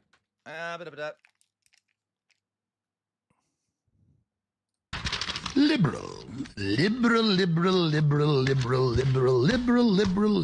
Happy fun, la la la. Human smuggling, fentanyl deaths, forced government euthanasia, chopping up children's genitals, la la la la la, la la la la la, la la la la la la. Okay, Matt Saigai. Matt Saigai, what the fuck is wrong with you, Matt Saigai? What the fuck is? I hate all of you. I hate lefties. I hate all these lefties. That's it. I'm gonna go. The Daily Wire asked for me to go over there, and they said they'd pay me $5 million. I'm gonna go to the Daily Wire. I'm done. I'm done with the left. Okay, I'm done with the left. Okay, Matt Saigai says you should start streaming with David Pakman. Both of you have very similar ideas. Fuck you, Matt Saigai. Fuck you, Matt Saigai. Okay. Jesus Christ. Yeah, that is just cruel, LaCroix. How dare you, Matt Saigai? Fuck you to hell, okay? God, I know sometimes I sound a little libby. I sound a little libby, okay? But, like, fuck all of you, okay? I hate you. Okay, anyway. Except for Louise. I love Louise. Most of the time. Okay? Oh, I know, Cicero Field. That's why Matt Saigai is an evil monster, okay? Okay. You just went to kiss Ben. Ben Shapiro? What the fuck? No, I don't. Though he does have pretty nice arms, apparently. But anyway. What, Dolly Boy? Okay, whatever, guys. We're done. You're going to act in Daily Wire films? Oh, my God, Jay Williams, please. Okay. I did nothing, and I get told to fuck you. Fuck you, Dolly Boy. Okay, anyway, Drizella, you're funny. All right, let's go on. And eyebrows. Okay, I don't know. Whatever. I hate all of you. So let's see what else we got here to react to, folks. We have some other stuff here. We talked a little bit about... Yeah, mummified butterfly. Okay, yeah. So, yeah, Dolly Boy. Okay. Let's see what we got. CR abuses his audience. Yeah, I do, right? It's not my fault that you guys make me abuse you, right? Maybe act better, okay? Which is typically what an abuser says. Okay, that's called gaslighting. Okay, let's go on.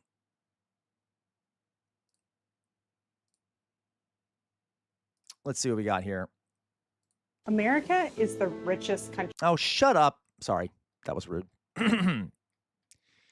I wanted to show you all something I thought. Let me see if I can find it now. I hate you, Matt Saigai. I hate you so much, Matt Saigai. Did you see the Kissling quiz? I did not. Just like, I need to watch it. I got so busy yesterday. I'll do it eventually. Don't worry. Okay. Let's see here. Let's see what we got to watch. We have people send us some good stuff over here.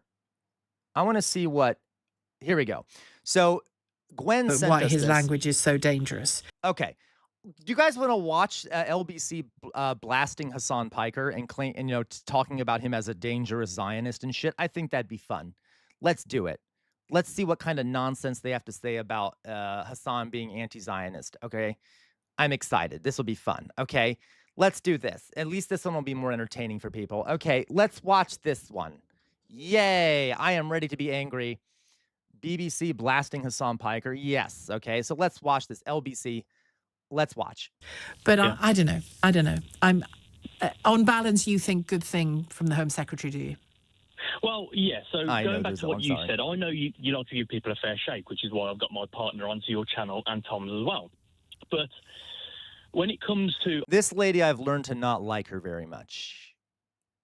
Philly cheese. I'd watch that video. Anyway, okay. Again, I'm not too aware of the other person, but I know Hasan has said some things that align with certain people and certain groupings in the world. But I think she's made a good decision because... Yeah, Gwen.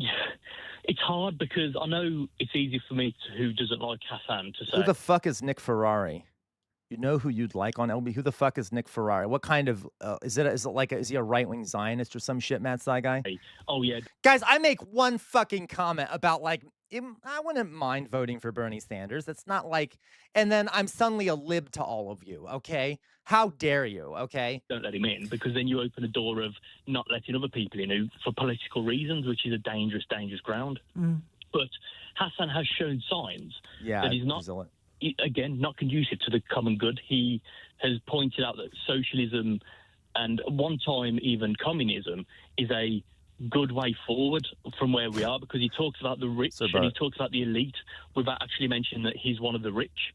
So I hate you so much, because he's a multimillionaire himself, and he Yes. goes, the rich is this, the rich is that. So he's got his priorities misaligned.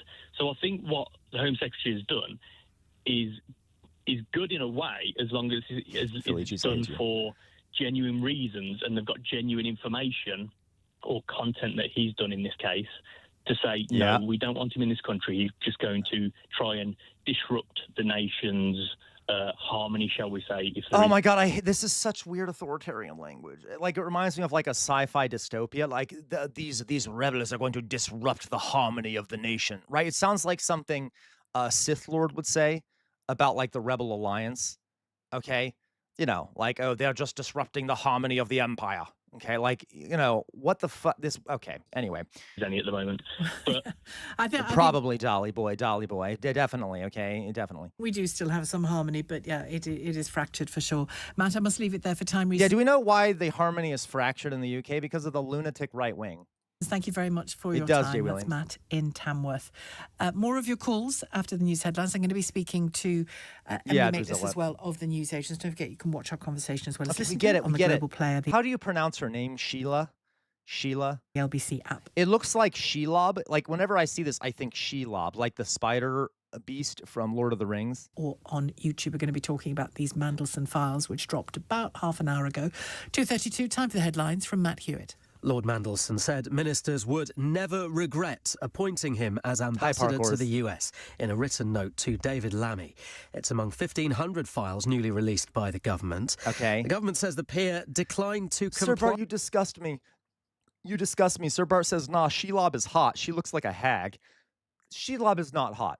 I'm not even gonna play into the joke, Sir Bart. No, Shelob is a creature of the Dark Lord and is evil. Okay, how dare you? I don't support Sauron, Sauron apologists in this chat. Okay, I don't accept Sauron apologists or Morgoth apologists. Stop being a Morgoth and Sauron apologist, Sir Bart. With a request in March to hand over his WhatsApp messages and other information on his phone for the exercise. Stay with us on LBC for more details.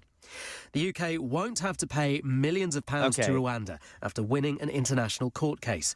The East African nation Can we get sued to the Britain good stuff? for more than £100 million over a failed migrant deportation deal.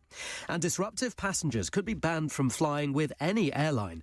Matt Saigai, don't you have an appointment for sucking Modi's dick that you're late to? Oh, gosh, look at the time. Matt Saigai, you should be on your knees. Come on, go off to Modi. Okay, get out of my chat and go to Modi, Matt Saigai. I think he's expecting you. Kind of rude to leave the Prime Minister of India waiting, you know.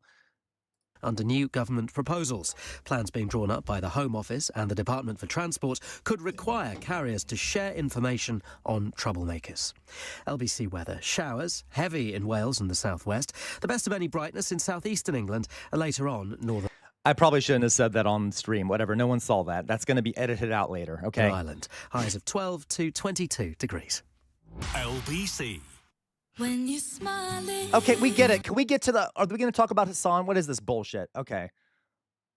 conversation, our being me and Emily Maitlis, co-host of Global's podcast, The News Agents, who's joined me to talk about the fact that we are waiting for. We've got some detail from these this huge tranche of documents that have been dropped about Peter Mandelson. Okay, we get it. Are we going to talk about Hasan? God damn it! Would never regret pointing him as an ambassador to Washington. Whatever. Made that intervention or written that. Whatever. Not mentioned it. Whatever. He's gone straight to the nub of what those emails were telling us. What? Will it be more damaging to the Labour brand as a whole? I give up. This is bullshit. Okay, unfortunately, I can't find the part about Hasan. I am like flopping with the video choices today. It was the beginning. That was it. It was just the beginning. Okay, whatever. Wow. Okay, you know what? Fuck it. Okay, we're gonna. This is God. Today is terrible. Everything is. It's a Monday, obviously. It's a Monday. Let's see what else we got here to watch. Republicans despise women. Let's watch this. Okay, that sounds great. Let's try this. Okay, might have just been the first. Okay, that's fair. It was the first caller. I thought it was like the whole thing. Whatever. Fuck it. This is called Republicans despise women, which is just a fact. Let's see what they say here. This was always the end goal. This was always where we were going to end up. It is the logical conclusion of anti-abortion arguments. Yeah, chances are you have seen a video or two about this legislation in North Carolina. Quite a few of them have gone viral. Unfortunately, the bill is even worse than a lot of those videos are making it out to be. I am going to tell you all about it, but first and foremost, please, if you share anything about this legislation, stress that it is a bill. North Carolina bill would legalize killing abortion providers and advocates. Guys, don't worry. We're not in a fascist country. And not a law. We don't want people in North Carolina to be afraid to seek out abortion care or birth control. You would be shocked how often that kind of confusion happens when it comes to stories like this that go viral. Okay. Oh, so not HB true? 1232 in North Carolina defines life as beginning at fertilization and makes abortion That's punishable stupid. as a murder. It isn't. Not... It isn't. It isn't. It isn't. It isn't. It isn't. Who the fuck cares? It isn't. It's a fucking collection of cells. Who the fuck cares? Okay, I don't care. It's not. What the fuck does that mean? Life begins at consent. Like what the? Okay. Okay, whatever. I guess people who believe that life begins at conception, they better never take a shower because they're killing a bunch of cells on their body, right? Which I guess to them would be like murder. Okay, or some shit. It's so stupid. It's so stupid. It's so stupid. Okay, whatever. Just for abortion providers, but for abortion patients. Unfortunately, that is not unusual. I've been tracking the rise of something called equal protection bills. They would charge abortion patients with homicide, which in some states can mean the death penalty. These bills are becoming really rapidly normalized. Last year, over a dozen states introduced them. They're gaining more co-sponsors every session. None have passed, and it's going to be a while before any of them do. But do you know what Dolly Boy's favorite song is? God Save the King. God Save the King. Dolly Boy's favorite piece of music of all time is God Save the King. Dolly Boy went to the Queen Elizabeth's funeral and was weeping, could not stop crying, was very depressed by the death of the Queen. Just so, like, honestly, it was kind of embarrassing, really. Like it was ugly crying too. Dolly Boy was like right next to the coffin. Oh, I love the Queen. Like really into it. I'm fighting back, folks, against these Zionism comments, okay? They're becoming much, much more mainstreamed. It's also not unusual for legislation like this to include language that could potentially criminalize some forms of birth control or IVF, like this North Carolina bill does. So that's not weird either for anti-abortion legislation. What is irregular is that it allows for the use of deadly force in defense of a fetus. In other words, you could kill an abortion provider, and that would be justifiable homicide. And it gets even worse. I'm going to put the relevant portion of the legislation here. But the way that this language is written, it is so deliberately broad and vague that it wouldn't just be justifiable homicide to kill an abortion provider, but an abortion advocate. Someone could kill the person who drives you to the abortion clinic, right? It is a really terrifying piece of legislation. Hey, Outer Signal. And just because it is not we watched your video, Outer Signal, to pass anytime soon does not mean it's not dangerous. To start, we are in a moment when the video that you sent me, the reactions video, anti-abortion violence is on the rise. Just last year, death threats against abortion providers more than doubled. That's good. I love that for us. We love threatening abortion providers with death with death and shit. Wow, good. A bill like this So much for like being like Jesus Christ. These Christians so Christ-like in their death threats to abortion providers. sends the message that that kind of violence is not just okay and justifiable, but brave, noble. It is also dangerous legislatively, even if it's not going to pass this year or next year or even 5 years from now. We have this tendency, the abortion rights movement, to only respond to the most urgent threats, in part because we're stretched so thin, right? It's understandable. Yeah. But meanwhile, the anti-abortion movement is planning 20, 30 years ahead, right? Yeah. Like, they are planning the future of this country. Because the anti-abortion providers are playing chess, right? They're playing chess the right way. Meanwhile, the left is sitting back and executing all their own members as being counter-revolutionary. Okay, you get the joke. I hope. I'm just parroting what the other guy said. Anyway, We would do well to do the same. okay, that is really dark and horrific. That is really dark and horrific, yeah, because we're living in a fascist country and women are especially being cracked down on, okay? Women are especially being cracked down on in this fascist state we're in. The attacks on abortion provide, it's just insane. Remember what I told you guys a couple days ago, that abortion is a wedge issue that was invented. It was literally invented as a wedge issue.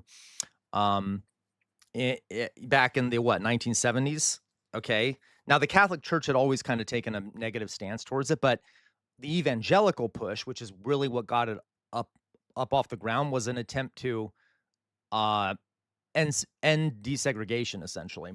So, of course, we're still going through that today. One of the biggest terrorist threats in the country, is, of course, anti-abortion activists. I've got to see what this video is. What? I'm sorry. I'm distracted. What is this? Thanks, everybody who watches the Ask Project. It's really, really appreciated. Have we seen this before? One second. I've noticed lately that the amount of views are low. Contributions have gone down. It's the only way I'm able to do this project is from your contributions and sharing the video. Have we seen this before? Asking, do you see non-Jews as equal to you? And he's in Israel? Please contribute. Go into the description below to see how. Guys, I appreciate so much. Dolly Boy, how dare you? That is not the only Zionist joke you've made. I will go after you, Dolly Boy. Okay, not physically, not in person. That would be illegal. But I will go after you in the chat, Dolly Boy. We all are created. Okay, we've seen this. We have seen this. Okay, we don't need to go here. We've actually seen this. All right. Yeah, we know the answer to this, and we've already watched this video. It looked familiar, and I thought we'd seen. Okay, let's see what else we got here, guys. Let's see what else we got here. All right. Let's see what we got here in the reactions channel. How's everyone doing out there? We all good? Everyone happy out there?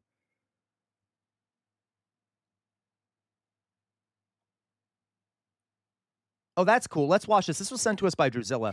This looks like good news. So Mamdani appears to be take buildings from bad landlords and give them to the tenants. I love that. Hey, Cody. Sir Bar, we'll do an update right after this. There isn't really much of an update on the Lego stuff yet. So this is good news. Let's watch this. Through our new citywide campaign, Fix the City, we will focus on the worst landlords in New York City. When necessary, we will take aggressive legal action to remove negligent owners and property managers. Good. Yes. Based. And for buildings that have suffered chronic neglect, we will work to transfer ownership to responsible stewards. Yes. Now, it'd be nice if they were so you take them from the landlords who are negligent and then you put them in the hands of the tenants. That'd be amazing. If you actually let the tenants own the buildings, that'd be fantastic. We'll see. Stewards that include community land trusts, nonprofits,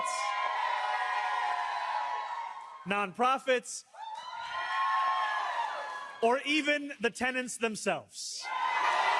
Yes, please.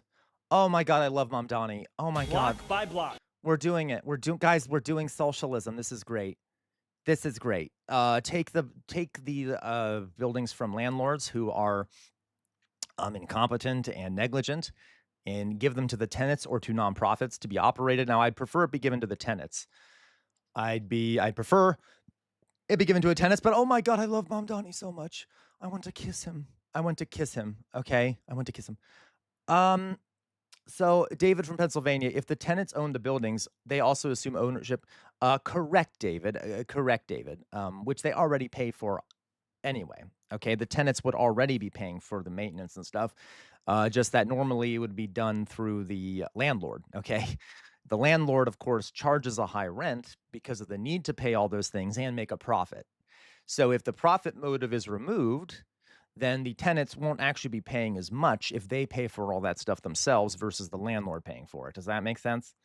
Okay. So, but I deeply, hello, David from Pennsylvania, by the way. So that would actually be less expensive for everyone. And it's just fair. I think it's just fair. I believe in communal ownership of buildings and lands and shit like that. So that should be done. I don't want a private dictator to control all this housing and shit. Okay. Not a fan of landlords, by the way. Most landlords I'm not a fan of.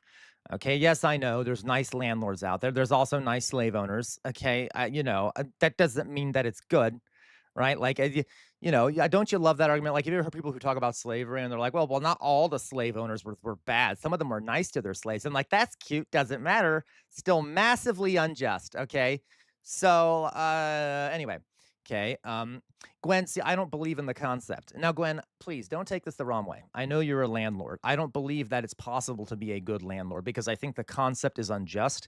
I am not saying, Gwen, that like you're a bad person or anything. It's a structural issue, okay? You're operating within a particular system, but like the notion of landlords to me is unjust, just like the notion of a slave owner is unjust. And I know that they're not exactly the same thing. They're not exactly, yeah, but it's not like it's a structural thing, Gwen. It's not like you are a bad person. Does that make sense? But like the some people might disagree with that, but like, okay, this is complicated. Okay. But what if the tenants don't want to own anything property-wise and they specifically just want to rent? Plenty of people prefer renting over property ownership. That is true, David. So you don't have to actually you can do a rental thing where the renters own the building. Okay. This is complicated. There are ways to do this where people can still rent, David from Pennsylvania. Okay. There are things can do it. Okay. All right. So this is good. I love this. All right. I love it. So, yeah, like shared ownership. You could also do a thing where anyone who signs a contract becomes an owner who can vote. Okay. Oh no, that's no problem, David. Like, so you can have a situation, David, where like anyone, like a co-op where people who actually who rent there sign a contract where they become part of the governing committee that kind of runs the apartment complex. Okay. This is complicated. I'm not an expert on these things, but there's a way to do it where you can rent. Let's put it that way. Okay. All right. But anyway, I love this idea. Okay. Let's go on.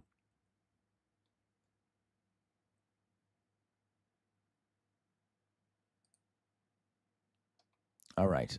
Let's take a look at the updates.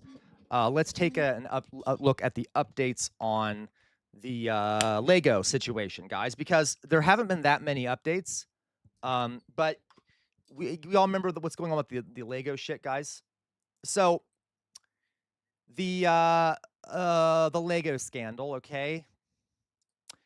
We for those that were here a couple days ago or whatever, all right?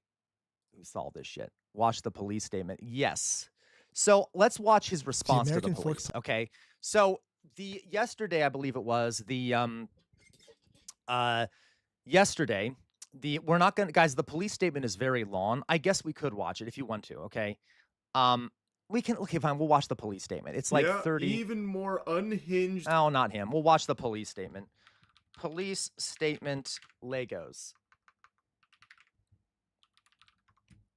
Okay. So.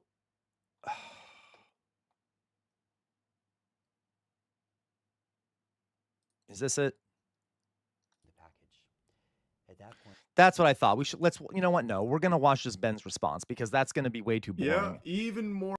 The American. Okay, so guys, the police department that arrested Ben yesterday, a couple days ago or whatever, released a statement. It was like 20 some minutes long, where they tried to defame him and counteract everything that he said and everything he did. Yeah. Do you use all your fingers to type? I do, Gwen. I do, but it's hard because this thing is like right in the way. So like I have to like move my arms around the cords and stuff because I'm still figuring out the setup of this. And I'm also have like two different screens and like the angling. It's weird to me. Okay. Okay. So this is so he did a response to what the police statement. Okay. The police lied left and right, and they very obviously lied. They lied about things that you can see on in the video he posted. So it's like very obvious lies. So let's see what his response is to the lies that they put out there, okay? This whole thing is insane, right? This is hilarious, all right? Yeah, shocking, right? When the police lie. Okay, Jesus. All right, let's watch. Fork Police Department has responded to the video I made about them. I am the Chief of Police for the American Fork Police Department. I'd like to address the members of our American Fork and Cedar Hills community regarding some videos currently circulating on social media. So now I will offer a response to their response. There's a lot of new information in this response that I've been wanting to get for a long time. I've noticed, guys, that he is losing his... We'll go over that first. One of the main questions... Do you think he's doing this as a joke? He's doing this as a joke. This is like the same setup that the police department had in its video, and he's talking like this because the guy... It is parody. The police guy who did the video for the police department spoke so quietly. It was like this. It's like... We want to say, for the sake of the police department, that these allegations are false. And he's very quiet. So Ben is mocking them. Ben is mocking the police department's response by being so quiet, okay? And look, he even says down here, we steal from old people. And there's an image of the police department. Okay, yeah, ASMR cop, right?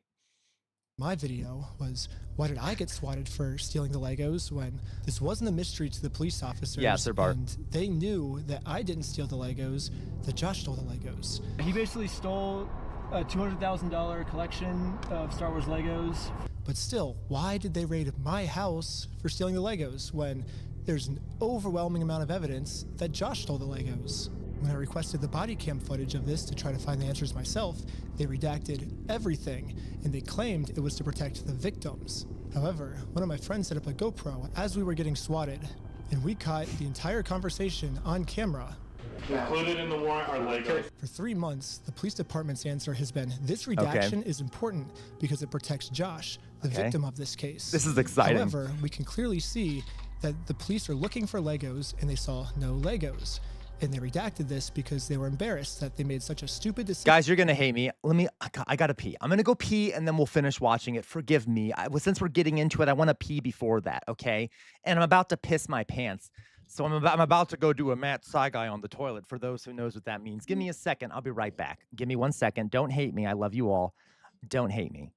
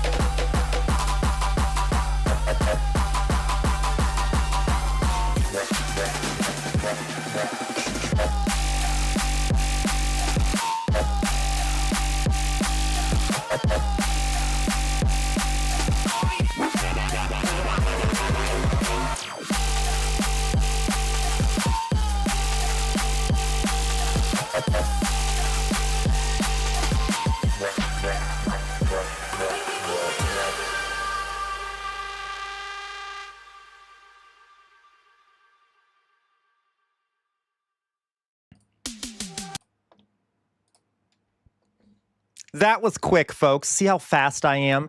At least you guys don't have to listen to ads, right? That's why you watch me here at Casual Revolt, is because no ads, right? You know what? I don't know where my fucking boop stick is, but I'm gonna boop some people. This is my backup boop stick. I'm not sure where the actual one is. Whatever.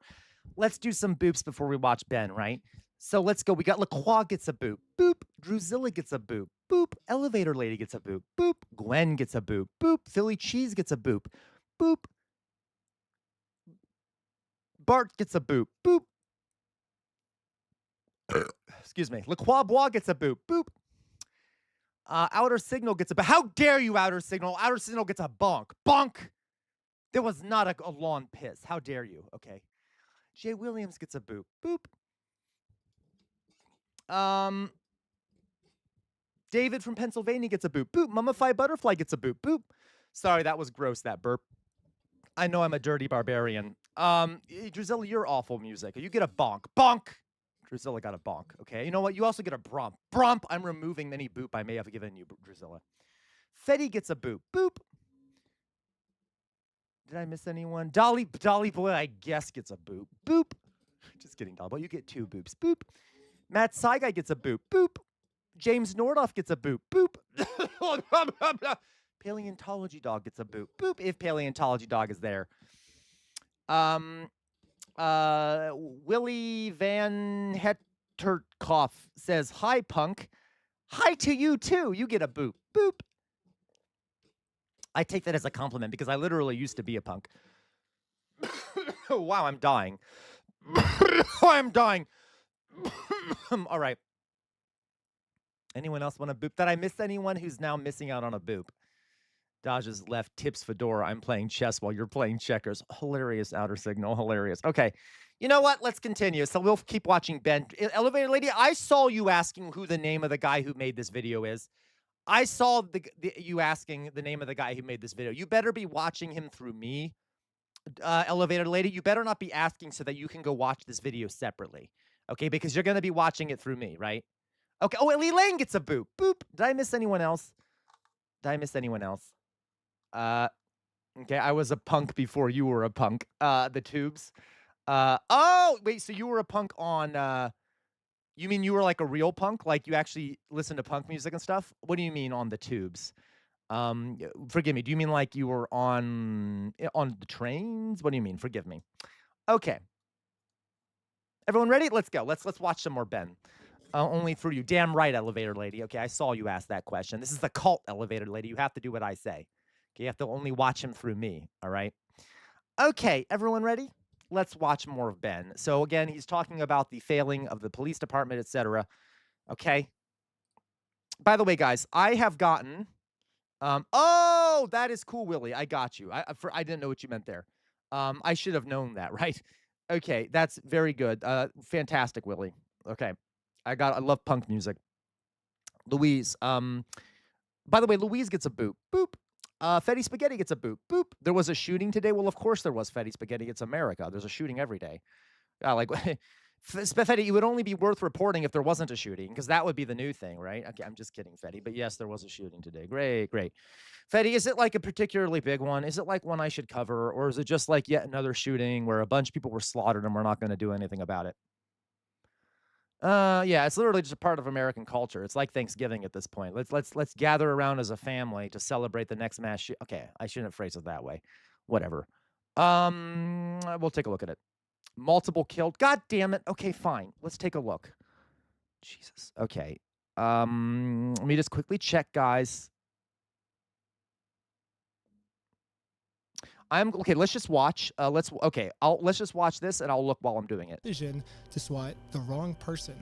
They were so embarrassed of swatting my house for stealing the Legos that in all of the police reports, it is completely redacted. The police department wants this information hidden so bad that they're willing to break the law to hide this from everyone. The only reason I know about it is because the receipt I got the night I was released from jail and my friend's GoPro that was recording. So even though I've been asking them for 3 months why I got swatted, they finally came up with an answer, which is the Airbnb host told them that I stole the Legos. During contact with the Airbnb owner, the owner reported overhearing conversations. Listen to his voice. It's so calm today. Matt Sinai, I swear to God, we don't mention that anymore, Matt Sinai, because I'm happy with that development. You understand me? Okay. So this is like very relaxing. Don't you love his voice? Okay. It's like the shooting, and maybe he's doing it for Pride Month, guys. Maybe he's doing it for Pride Month. I don't know. But he sounds very like, "Hi, I'm the police officer, and we're gonna talk today about this." Like, it's kind of funny how he's talking. Okay. The Airbnb, yeah. Well, just you wait for it, guys. Okay. You'll see. About possible stolen Legos. Specifically, officers wrote in the search warrant affidavit, the homeowner also disclosed that he could hear multiple individuals inside. And then that black man came out, and I murdered him with my gun. And this has been police ASMR. This is police ASMR. By the residents, speaking about possibly stolen Lego toys they had taken. Based on that information, officers added. And it is well known that I regularly beat my wife. And yeah, I hope you're enjoying this. A request within the search warrant affidavit seeking authorization to also search for and seize possible stolen property, including Lego merchandise. 4th District Judge Roger W. Griffin reviewed and approved the search warrant. I always like giving people the benefit of the doubt, and I will take the police officer's word on this, but something fishy is going on here, and everything can just be cleared up if you unredact the audio and let everyone see the truth. Also, after we got raided and the police officers found no Legos, all of this footage has been redacted too. And my guess is if the police unredact this footage, we will find out the answers once and for all. While we were getting swatted, one of the police officers decided to injure me for absolutely no reason. He claims it's because... Yeah, so guys, okay, well, in the police video, the police claim... So Ben, I think he dislocated his shoulder. Ben claims that when the police went into the house, they dislocated his shoulder, arresting him. The police people, that when they did their little press conference, claimed that he lied because in the video... it's a different arm that they grabbed than the one that he dislocated. So let's see what he says about that. I was trying to make a fast movement. Don't move like that. You understand me? Don't move like that. Don't move quick. Everybody just chill. But when we replay the footage, you can clearly see I was not making any fast movements. However, the police department has an answer to this. During Snyder's detention, Lieutenant Adamson took hold of Snyder's right arm. I'm sorry, but your dog was coming at me kind of aggressively, so I shot it in the face. Okay. I actually murder dogs on a daily basis. It's part of my job, and I enjoy it. Lieutenant Adamson later reported that he felt Snyder tense his arm, at which point Adamson moved Snyder's right arm behind his back to place him into custody. The police department has made it clear I did not, in fact, make any quick movements like the police officer claims I did. So the police officer was lying, but not fully, because I did tense my arm.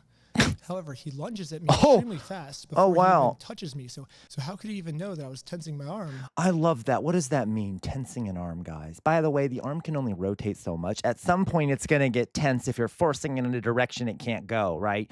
So there's that too. And I suspect his arm might have felt tense because they were twisting it around in a direction it's not supposed to go. Okay, I'm going to do this. We can totally do this. Yes. Oh, totally outer signal. I will add ASMR Cop into my catalog of characters. Okay, I need to make a catalog of characters. We have ASMR Cop.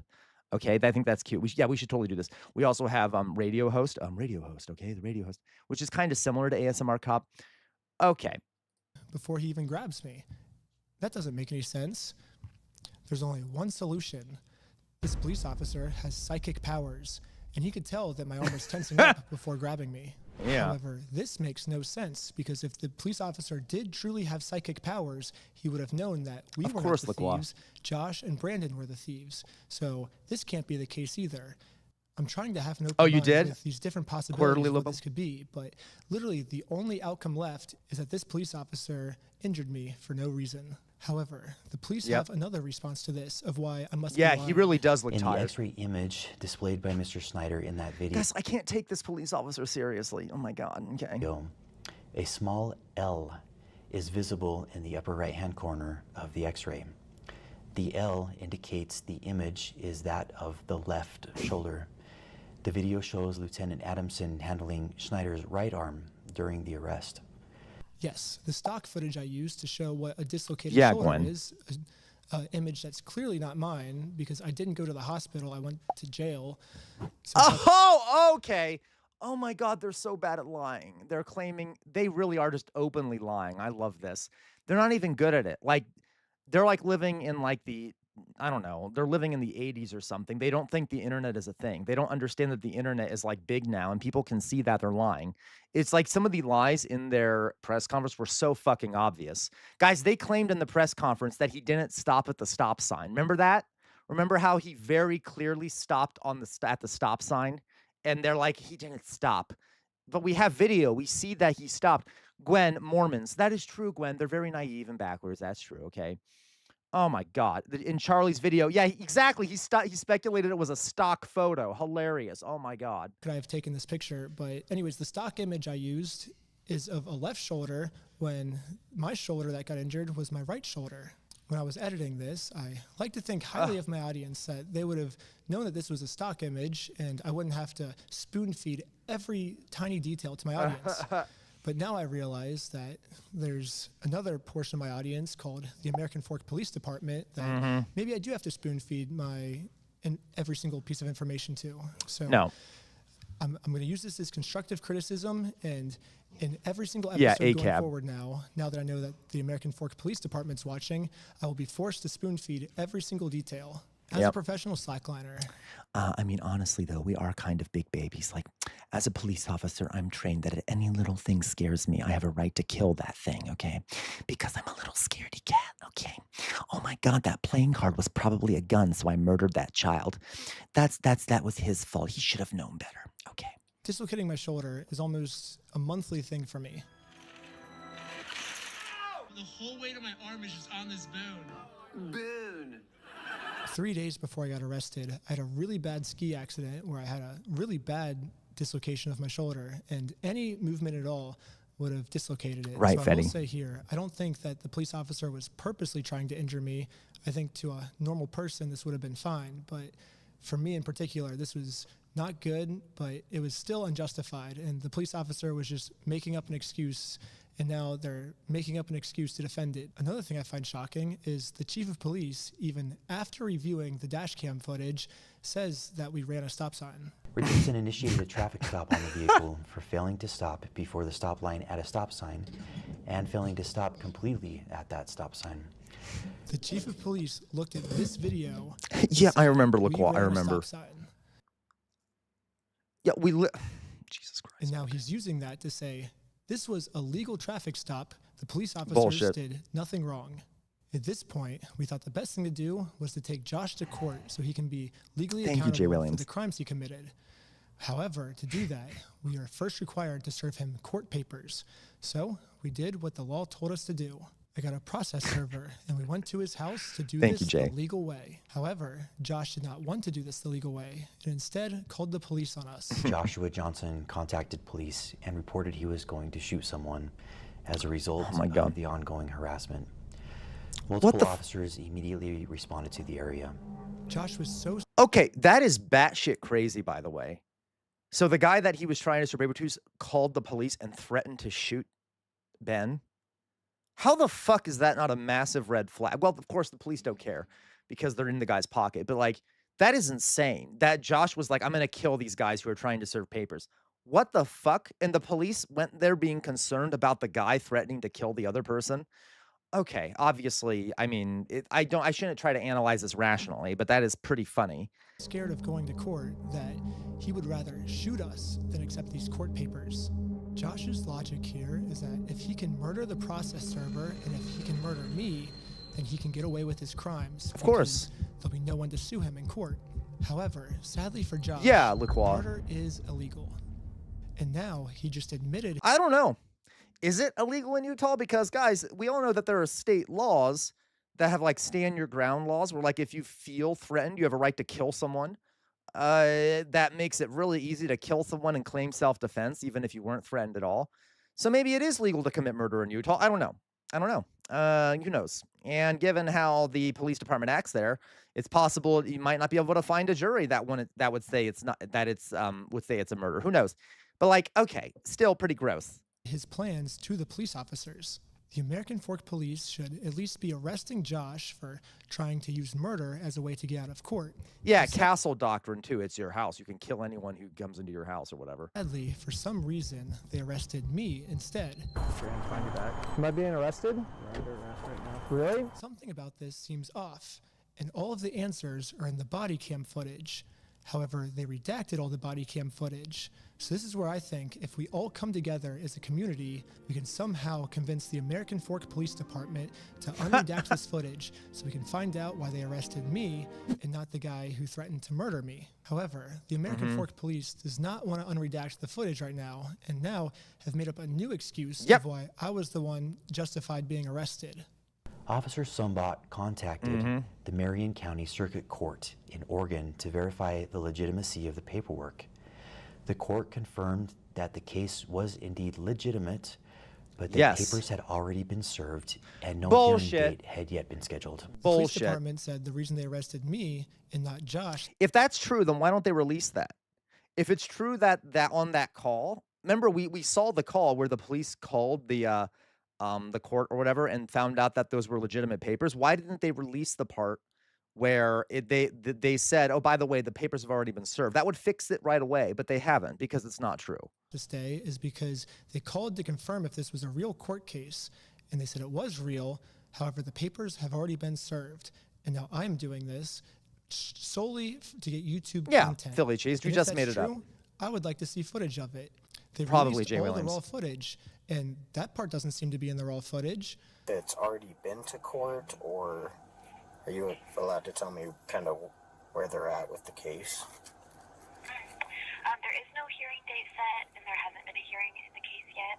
Yeah, they say the opposite. Is the claim that was filed. I don't see proof of service or anything. A hearing wouldn't be set until a response is filed by the defendant. So they literally say the opposite. So the defendant needs to be served with papers. Yeah, so, okay, I was wrong. They even said during the call that the papers hadn't been served yet. Okay, so once again, God, this police department's so bad at lying. Or the case will, I guess, start. Yes. Okay. Okay, thank you for your help. That's all. Yeah, look, Wobble. Thank you. No problem. Okay, bye. Right here, the police officer admits that it is March 10th. On March 10th, 2026. However, you can see here that Josh doesn't get served until 3 days later, March 13th. So how could Josh have already been served on March 10th if he didn't get served until March 13th? Unless Josh is a time traveler. There's only one way to clear this all up. American Fork Police Department, show me the time machine. So now they say that I have done all the I love how he has all these receipts. Marks, which constitute stalking. Let's go through them. Individual commits stalking if the individual intentionally or knowingly engages in a course of conduct directed at a specific individual. So yes, I did do an action that was targeted at a specific... To be clear, guys, what is not stalking is when I follow my ex-girlfriend home and leave dead animals in her mailbox. And then when she files stalking charges, I'm not accused of anything because I'm corrupt and I'm a police officer. But what he's doing absolutely is stalking, okay? Specific individual, but that's what's required by the court if I want to take someone to court. If someone steals your stuff... Oh, I know, Sir Bart. It's actually quite frequent. Police are known to harass their exes. Okay, they're known to harass their exes. And you go through the legal process to take them to court, it is not considered stalking. I have a right as an American to sue him. Is reckless as to whether that course of conduct would cause a reasonable person to fear for the individual's own safety or the safety of another. The second check mark is that if a reasonable person would be scared. The police are claiming that since this action made Josh scared, this check mark is complete. However, they have completely forgotten about the term reasonable. As we can see, Josh is not a reasonable person. Yeah, no shit. This is someone who multiple times has tried to silence someone by accusing them of being on heroin. Here's the crazy thing. They told me that they took over that location because the owners were using the location to fund their heroin addiction. What? Yeah, and that's how they took it over, and saying they had like a pigeon in there that was crapping all over the Legos, and it smelled bad, all Wow. that stuff. This is someone who threatened to murder me just for trying to serve him papers. Yeah, this is Philly not a cheese. reasonable person. It is not reasonable to threaten to murder someone just for serving papers. A reasonable person would accept the papers, so that second checkbox does not meet the requirements. Yeah. I even tried explaining this to one of the police officers early on. What the law says is if the average person Yeah. would feel unsafe by our behaviors. So I think he's feeling God, he knows the law very well. unsafe. A reasonable person would not feel unsafe. Admittedly, though, I suspect, so Philly cheese, I suspect he already has good lawyers because he did things by the book. He had to have a lawyer helping him. So I'm wondering, I know Legal Eagle said he's connecting him to lawyers, but I'm curious as to if he already has pretty good lawyers. It's okay. He can have more. Situation. Well, I can say the same thing. I feel unsafe trying to conduct business with him, and he calls the police on me to hide. I feel unsafe because of that. Because we had a 3-hour search in our car. He said we had heroin in our car yesterday. We had a 3-hour search in our car. That makes me feel unsafe. I think that's reasonable for me to feel unsafe. It's not reasonable for him to feel unsafe. So Josh is actually the one who said he was going to murder me if I take him to court. But now I'm the one that's being looked into for threatening to murder Josh. How does this make any sense? Mr. Johnson alleged that Mansell had hired Benjamin Snyder to harass, stalk, vandalize the store, threaten to murder the manager of the store. Now let's go to the heroin claim. We got pulled over by the police, and they claimed that we had heroin on us. This officer is going to conduct the search of your person because there are illegal substances in the vehicle. Most of this footage is redacted, so again, there's a big mystery of what happened. Can we all come together and convince the American Police Department to unredact this so we can find out the truth? However, what the police is claiming now is that they did not get a call saying that we had heroin on us. Instead, they could just tell from the second we pulled over that our eyes were glossy. During the interaction, Officer Fraughton indicated he believed Shaw's eyes appeared glossy and expressed concern regarding possible impairment. If we look back on the raw footage, this is what the police officer said his first interaction with us was like. Good with these guys being able to drive? Yeah. I'm very well acquainted with the effects of heroin, given that me and my fellows at the Forks Police Department constantly get into the confiscated supply and use it for ourselves. Yeah. By the way, that does happen a lot. A lot of times police will use the supplies that they've confiscated from people of drugs. So they're probably very familiar with what heroin looks like. Anyway, not in this case, obviously they're lying, but okay. I think so. I didn't see anything clear as day with Tyler that I noticed. What's the goal? Yeah, or they'll sell it, Gwen. Yeah, I was gonna scare him a little bit and let him go is all I really was gonna do. Do we have charges, or are we just tired of them being annoying? I'm okay with it. Let them arrest me. Let them arrest me. Don't worry. I'll use my sexuality to stop them. I'll be like, hey, officers, I'm going to show a little bit of, showing a little bit of peck here. You know, don't worry. I'll get them that way. It seems hard to take what the chief I'm just kidding. That won't work very well. They'll probably kill me faster if I do that. Whatever. It's fine. of police is saying seriously, because so far, almost everything he said is a lie. So the only way we can actually find out the truth is if we unredact everything. We already know. No, seriously though, Fetty. You say a cop literally OD'd on confiscated substances in the police station bathroom just a few weeks ago. Yeah, have you guys seen all the like videos of like police officers claiming to like OD on fentanyl and like get close to fentanyl fumes and like start ODing? Like, I'm sorry, I think this is hilarious because a lot of times it doesn't make sense. They'll be like, oh God, I touched fentanyl and now I'm ODing on it. Or whatever. That's bullshit. They're using it. I mean, okay, maybe sometimes they inhale it accidentally. I don't know. But like they're using it and then they're using like exposure to it as an excuse, aren't they? I mean, come on, right? Like what it's not like, okay, whatever. The victim's name is Joshua Johnson. Why do we have to keep that protected? Yeah, his name is already out there. None of these redactions are protecting anything except for the police. And now I want to acknowledge my friend Sheldon's arrest. The group stated they were supporting a GoFundMe campaign for a dying man.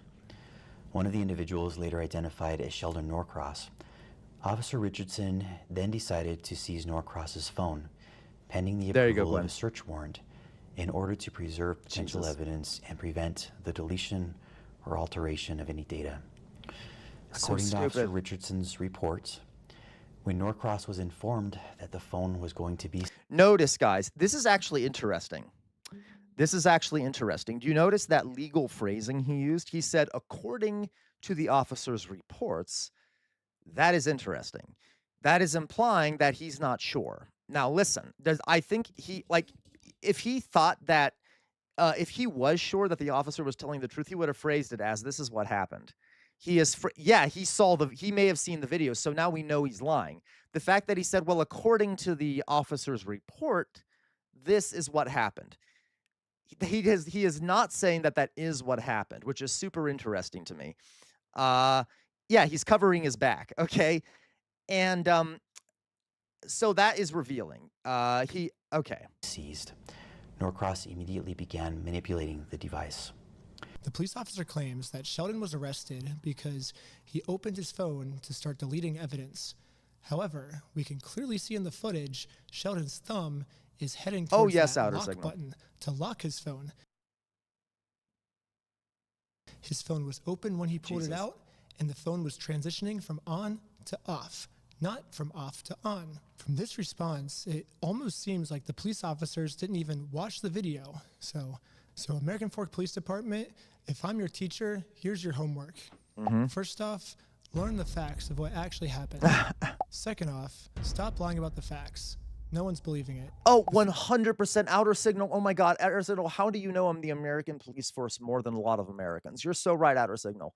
Outer Signal says legal cover for the department. A few bad apples statement coming in about 6 months. Oh, you know it, Outer Signal. A few months from now, like, you know, the police department, we had a few bad apples. We'd like to apologize on behalf of the action of those bad apples. We continue every day to try to make our department better serve the people of the community, and we will do better in the future. This is not a reflection on the majority of members of our department. Yeah, totally. Okay. Third thing is unredact the audio that makes the police look bad. Some of the best lawyers in the United States are reaching out to me right now, so eventually this is going to get released. Wouldn't you just like to get this over with sooner rather than dragging this out? The more we drag this out, the more content we get, so this only benefits me to drag this out. It doesn't benefit you. If you unredact the illegally redacted parts now, you'll win over audience support much faster. It's kind of funny because a lot of you guys probably think I'm like trying to like make fun of this other cop by how he was talking. Brother, you mind turning up the volume? Holy, it's actual ASMR. It is. Wow. I cannot really hear him. Why is he whispering? No, I'm actually just like super sick right now. Outer Signal, it's easy, Outer Signal. It's like copy and paste. Every time they do one of these statements, it's like a copy and paste. Okay? You know it, Outer Signal. Sleeping, so I'm trying to get out part 3 as fast as I can. And that's caused me just to like stay up all night, every night, and not sleep. And now I'm sick and have no voice. But yeah, I guess it kind of, I don't know why that police officer was talking with such a low, quiet voice, but that's why I am, at least. I wasn't making fun of him. I literally am just genuinely sick. But if you want to see part 3, subscribe to my Patreon. I'm sorry, that is funny though. He might be sick, but he is kind of mocking him, and I don't blame him. He should. He does look sick though, I will say. That he does look sick. Patreon at patreon.com/recklessben. Part 3 will be up there very soon. Part 2, I am mocking the police officer, by the way. Only dealing with misdemeanors, but part 3 is when they start accusing me of felonies. No, Outer Signal. Haven't heard from Mithril. But yeah, stay tuned. Okay, so that's the update, folks. It also should be noted that the CEO of the company did a live stream on a different YouTube channel recently where he answered some of Ben's questions. Well, he didn't actually answer the questions, and just continued to lie and lie and lie and lie and lie and lie and lie. So, you know, that happened too. So the lies are ongoing, and we'll see where things go. The internet is up in arms, by the way. A lot of very big creators are doing streams on this. Like, there's a ton of pressure right now on the company and on the police department, and I'm all for it. Okay, so that is what's happening with that. The corruption continues, right? But I shall now officially add ASMR cop to my repertoire of characters. Okay, this is very fun. I like this. All right, this is good. Okay, let's see here. So there's some updates for y'alls. Okay, there's some updates for y'alls. What else we got? So,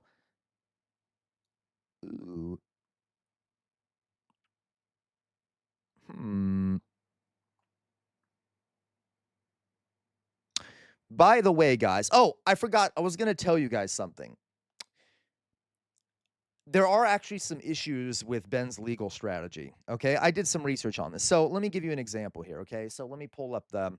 Do we remember? We're going to forget about this segment because it didn't go like I had hoped it would. Okay. We're going to. All right.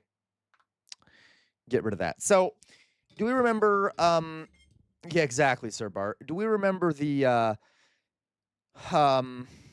Okay. He tried to get the woman in the store to sign a contract, right? Remember the contract that she signed?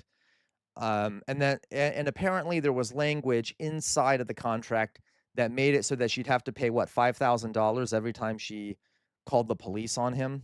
Okay. Do we remember that? So someone in here made a comment about forcing a contract, and they were right, actually. So when legally speaking, if he came in with a contract and gave it to her and claimed it and made it appear as though she was just signing for a package. Okay.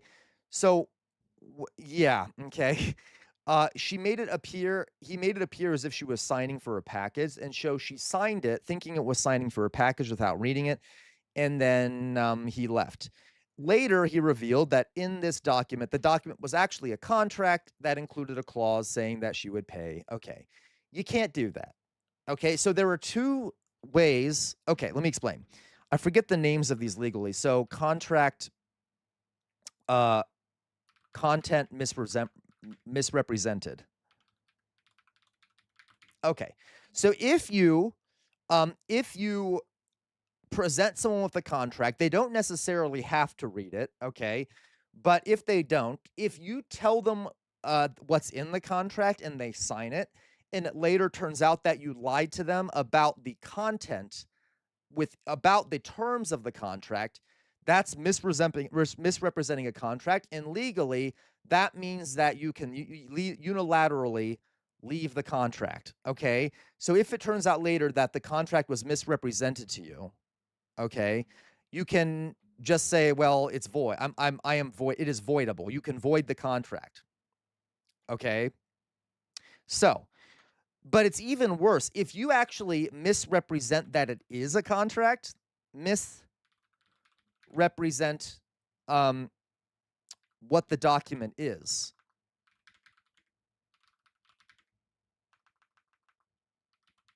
Okay.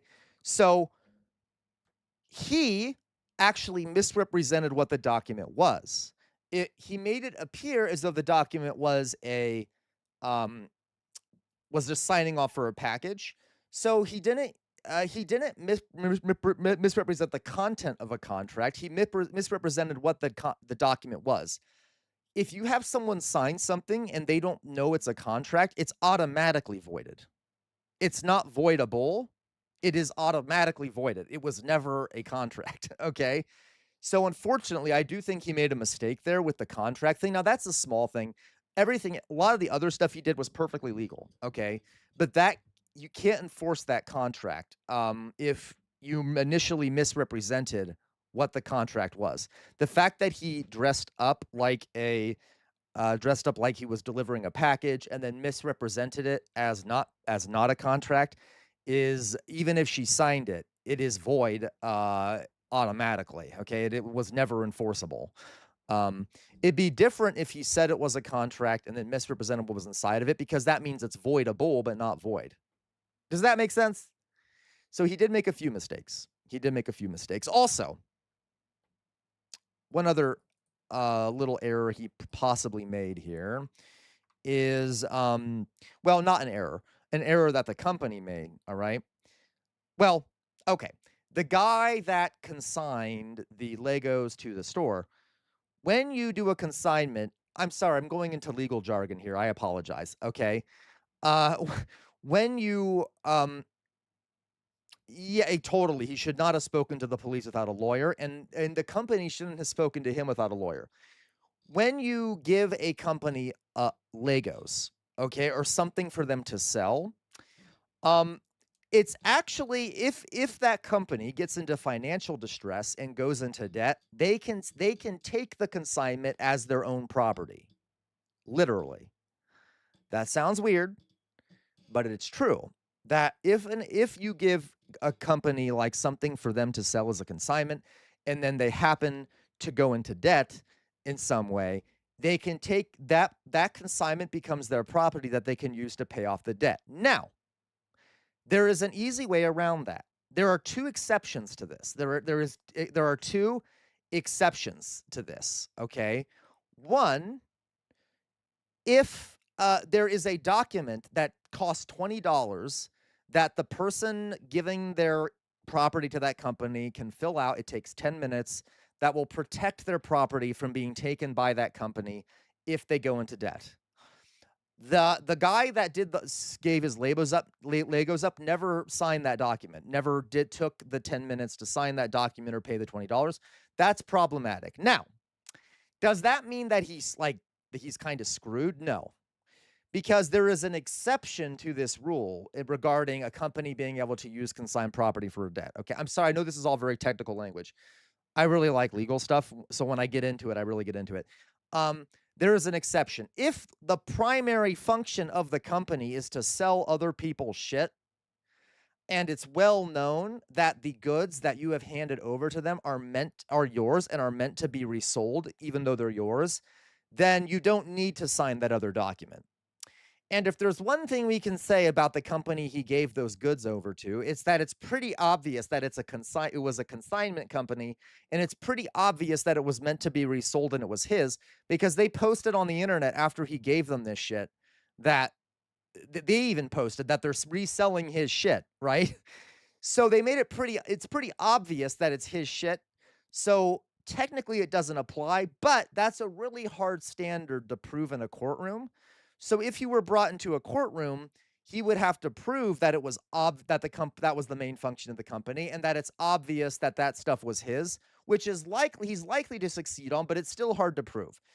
It would have been better if he just had gotten that $20 document signed to begin with, but still, the facts are on his side. Okay. Okay. You're right, Matt Saigai. The company was strictly against consignments, but the business that he went to, which was clearly this franchise, was very much pro-consignment and advertised the consignment openly, okay? Which makes it more likely that that exception applies, okay? Makes it more likely that that exception applies. But I do want to say there is some legal stuff here that is complicated, if that makes sense. By the way, the company is completely wrong. The company is completely wrong in assuming that the contract doesn't apply now that there's new owners. That's bullshit. That is absolute bullshit. It's the contract he signed still does apply. So anyway, yeah, there's trick. So I'm not saying he's still in the right. The guy is in the right. I'm just saying in court, he's going to have to be careful, okay? Because these companies are powerful and can manipulate the facts. Yeah. Yes, a Philly cheese. They actually admitted on live stream that there was language about allowing consignment. Correct, Philly cheese. But the weird thing about the law, Philly cheese, of course, is that you have to prove that the main and obvious purpose of the company was selling other people's shit. So, and I don't know the legal boundaries of this. So, is a franchise of a company that doesn't primarily do consignments still primarily do consignments, even though they do primarily do consignments? Does that make sense? I don't know, but it's not as cut and dry as it looks. That being said, he could easily win in court. He has all the facts on his side.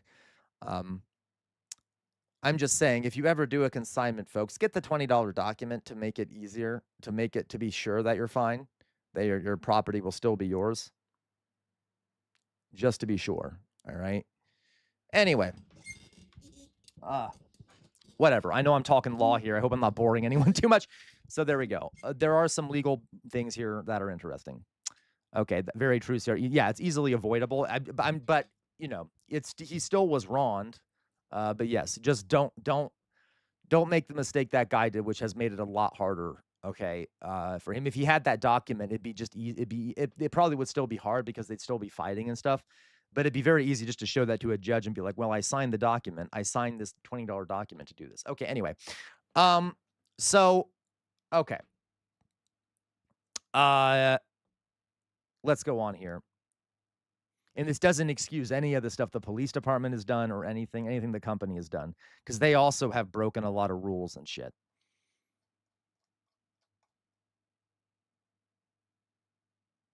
Oh, let's watch this. Fetty just sent this to us. Speaking about the Keystone cops here, yeah, it's so stupid, Outer Signal. The stupidity of the company not just returning the Lego or paying the family off. Yeah, they're ruining the reputation. They're ruining the reputation. Yeah, there are a ton of rules. It's unfortunate. But yeah. Okay. This is a and it's unjust. No matter what the rules are, it's massively unjust. Okay? The guy should have his own Legos. Okay, the guy should have the Legos. It's so stupid that they're not his. Okay. So anyway, or that they can hold it like that. So this is sent to us by Fetty. This is sheriff's deputy overdose on fentanyl while seized on the job. Okay, all right, let's see. Am I gonna laugh? Okay.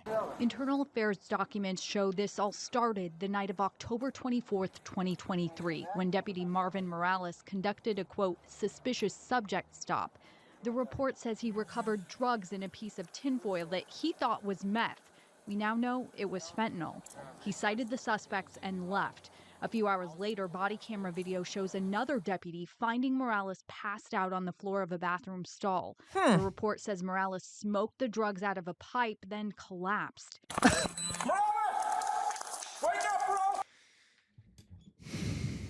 Now, guys, this is why I really don't buy a lot of these overdose reports that police have when they say that, oh, I got close to the drugs, I got close to the fentanyl, and suddenly, like, the vapors of the solid fentanyl somehow made me intoxicated. Okay, that sounds like an excuse someone gives if you take the drugs you found and you want an excuse for why you're high and why you're overdosing. Right? I mean, you'd be like, well, sorry, I must have just been a contact high. And it happens a lot. It happens a lot. Okay? Cops claiming that, they were close to the fentanyl, and so they overdosed on it. That's not how that works. You took it, and you're trying to hide the fact that you took the drug. Okay? Yeah. The other deputy administered multiple doses of Narcan, and Morales was taken to the hospital where he became conscious again.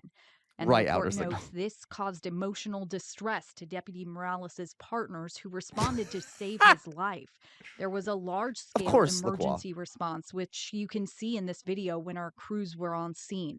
The report says while Deputy Morales was at the hospital, samples of his hair tested positive for meth, which they say typically indicates chronic use.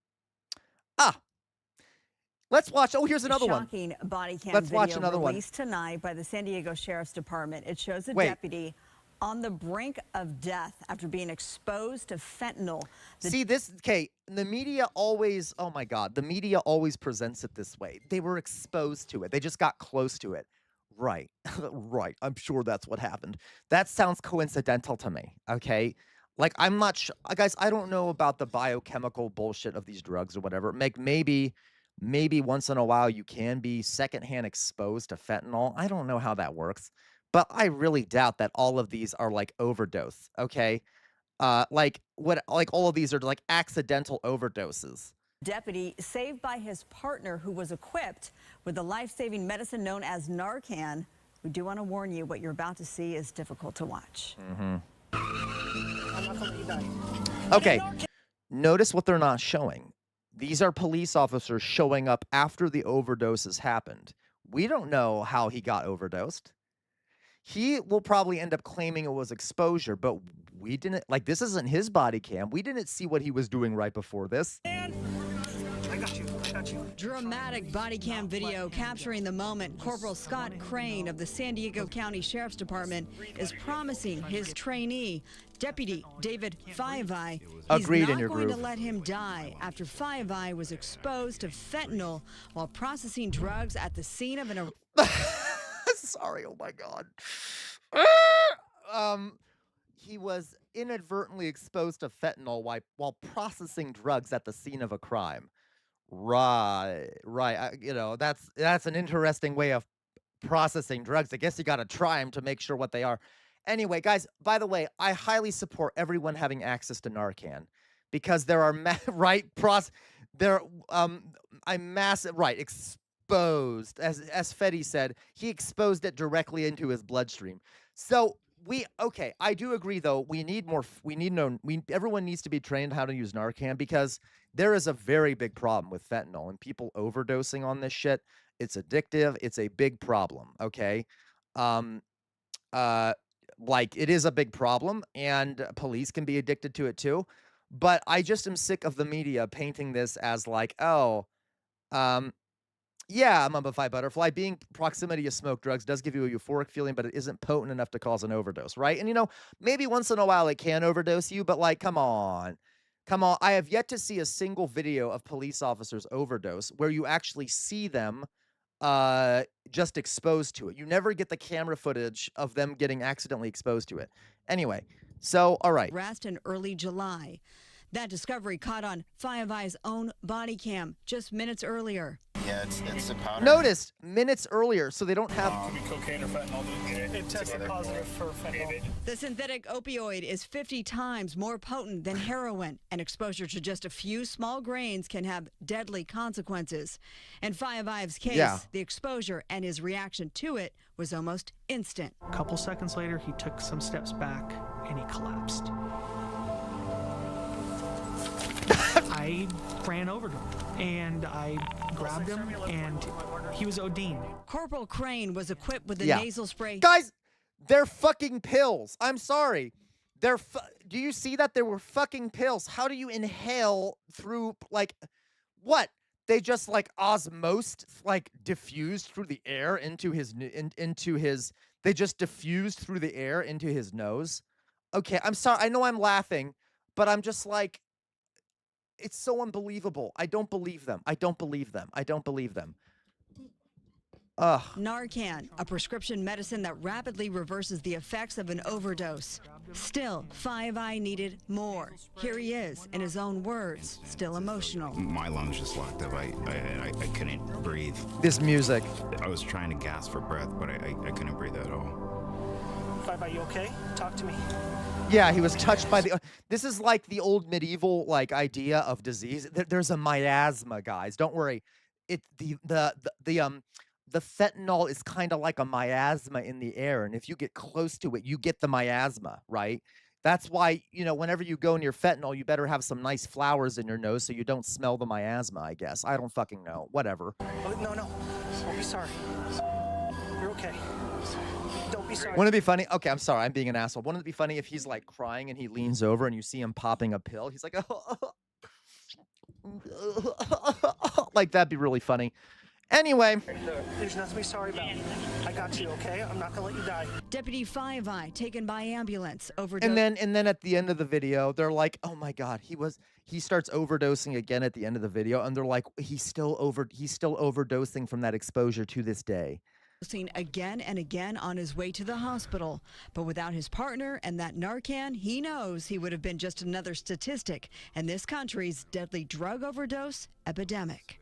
I'm Deputy David Five Eye, and I almost died of a fentanyl overdose. Over the last year, fentanyl deaths in California have spiked almost 46%. According to the San Diego Sheriff's Department, deputies in San Diego were in fact the very first in this state to begin carrying the Narcan. I'm sorry. I shouldn't laugh. I cannot. Oh, I'm trying to keep it in. I'm trying to keep it in. I'm sorry. Okay, you know what? All right, okay, sure. Philly, let's do that. Let's do that. Philly sent us an article showing that it's inconsistent with overdose. That's hilarious. Okay, so this is actually a medical journal article that says police reports of accidental fentanyl overdose in the field, correcting a culture-bound syndrome that harms us all.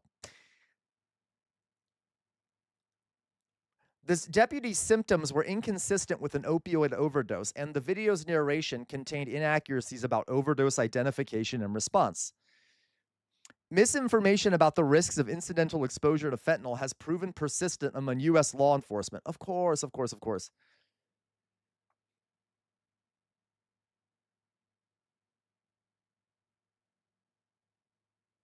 Okay.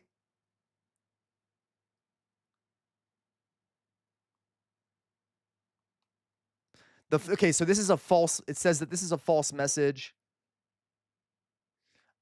Okay, so this is okay. So this is the statement that was released by the Drug Enforcement Agency. Just touching fentanyl or accidentally inhaling the substance can result in absorption through the skin, and that is one of the biggest dangers of fentanyl. The onset of adverse health effects such as disorientation, coughing, sedation, respiratory distress, or cardiac arrest is very rapid and profound, usually occurring within minutes of exposure.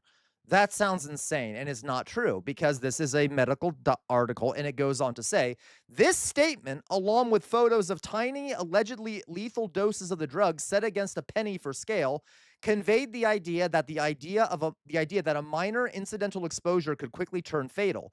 At the time, the narrative seemed plausible. This false message was echoed nearly verbatim by many other authorities that officers consider credible, including the Department of Justice and the National Police Foundation. In response, the American College of Medical Toxicology and the American Academy of Clinical Toxicology released a joint statement clarifying that fentanyl toxicity from incidental exposure was so unlikely as to be nearly impossible. Wow! Shocking.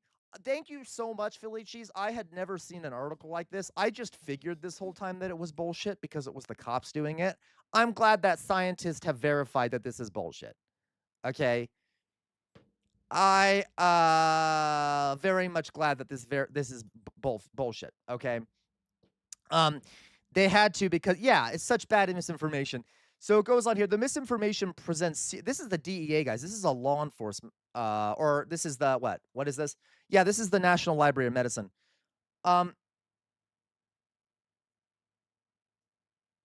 Okay.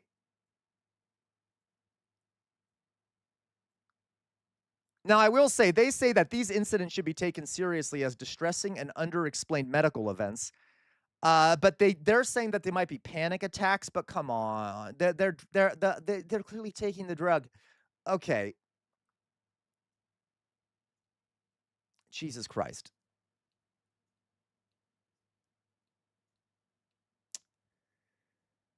Right. I'm trying to see if there's anything else I missed. Anyway. Okay, you get the idea. So, like, it's just... All right. So, obviously, this is bullshit. I love it. I love it. The police are liars. Is that shocking to anyone here that the police lie once in a while? You know, all the time. Okay, all the time. And I want to point out that, you know, to be clear, I shot up a bunch of fentanyl, or I'm sorry, I broke a little fentanyl pill and I huffed it. And that accidental exposure made me overdose.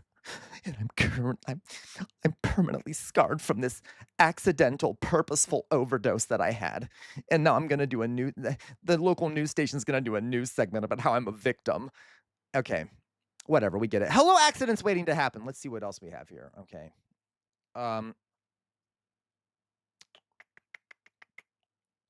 Oh, good God. Did this happen just now, Fetty? Let's watch this. So this just happened. Apparently there was a shooting. Yeah, it was the miasma. I entered the miasma of the apparently aerosolized fentanyl pill, which I guess is a thing. It isn't. Okay. All right. From K2 News, this is breaking news. Oh, great. It's another shooting. Yay. I'm sorry, guys. Don't you love this country? We're watching fake overdoses by cops. We're at war with Iran. And now we got people being just shot all over the place. It's so great, right? News, a suspect is in custody tonight after a shooting that ended with multiple people killed. An officer with... Speaking of the police, okay, I know I'm an asshole. I'm an asshole. I know I'm an asshole. Why do we always need to be like, oh my God, a cop got hurt? Okay, I get it. But like, notice like it says here, multiple killed, and an officer was hurt. What did he do? Get a paper cut? Okay, Jesus. Okay. When he was doing the paperwork afterwards, he accidentally slit one of his little fingers on the corner of the paper, and now he's injured. Okay, I'm sorry. Or her. I don't mean to be, but could be a non-binary police officer too, or a. Anyway, so like, can we okay, like even in this headline, an officer was hurt. Whatever. Multiple gunshot wounds and a standoff that prompted a shelter-in-place order for a neighborhood in South Sandy. In the last hour, police said that multiple people have died, but did not say exactly how many. Good evening. Thank you so much for joining us for this busy Sunday for K2 News at 11. I'm Barry Mangold. That massive police response and hours-long standoff happened throughout the evening. How are you doing, Cicero Fields? South Sandy, where a suspect was taken into custody around 8 o'clock tonight. All right. And just before 10 o'clock, Sandy police held a press conference about all this. K2's Jennifer Singh was there and joins us outside City Hall. The Sandy police chief spoke for about 2 minutes. Thank you so much, Dolly Boy. Thank you so much. Dolly Boy sent me 400 bits. Here's some money gesture, man. Thank you, Dolly Boy. I think you're the first donation of the day, Dolly Boy. Thank you so much for the first donation of the day. Have we gotten any new guys? I only need 3 more followers. Please, if you're watching me on Twitch and you're new, please follow me. I only need 3 more and then I get to 400 followers. Please, I'm almost there. Thank you, Dolly Boy, for sending that donation. Guys, I will put the amount of money I made last month in the Discord soon. Please join our Discord. It's linked at the top of the at the bottom of the YouTube chat and the top of the Twitch chat. Okay. Oh, I'm sorry. You got cancer there, Cicero Fields? I'm so sorry to hear that, really. Fuck cancer. Okay. So please join our Discord. If you do, you will be able to see how much money I make, because every month I post in the announcements how much money I made from the month before. And you can donate to me on Twitch or on YouTube. Today's been kind of a slow day. That's okay. I haven't had that many viewers today either, weirdly enough. Yes, exactly, Jay Williams. Join the Discord so you can bully me. Anyway, let's go. 2 minutes and did not take questions afterwards. Walk us through what we know about this.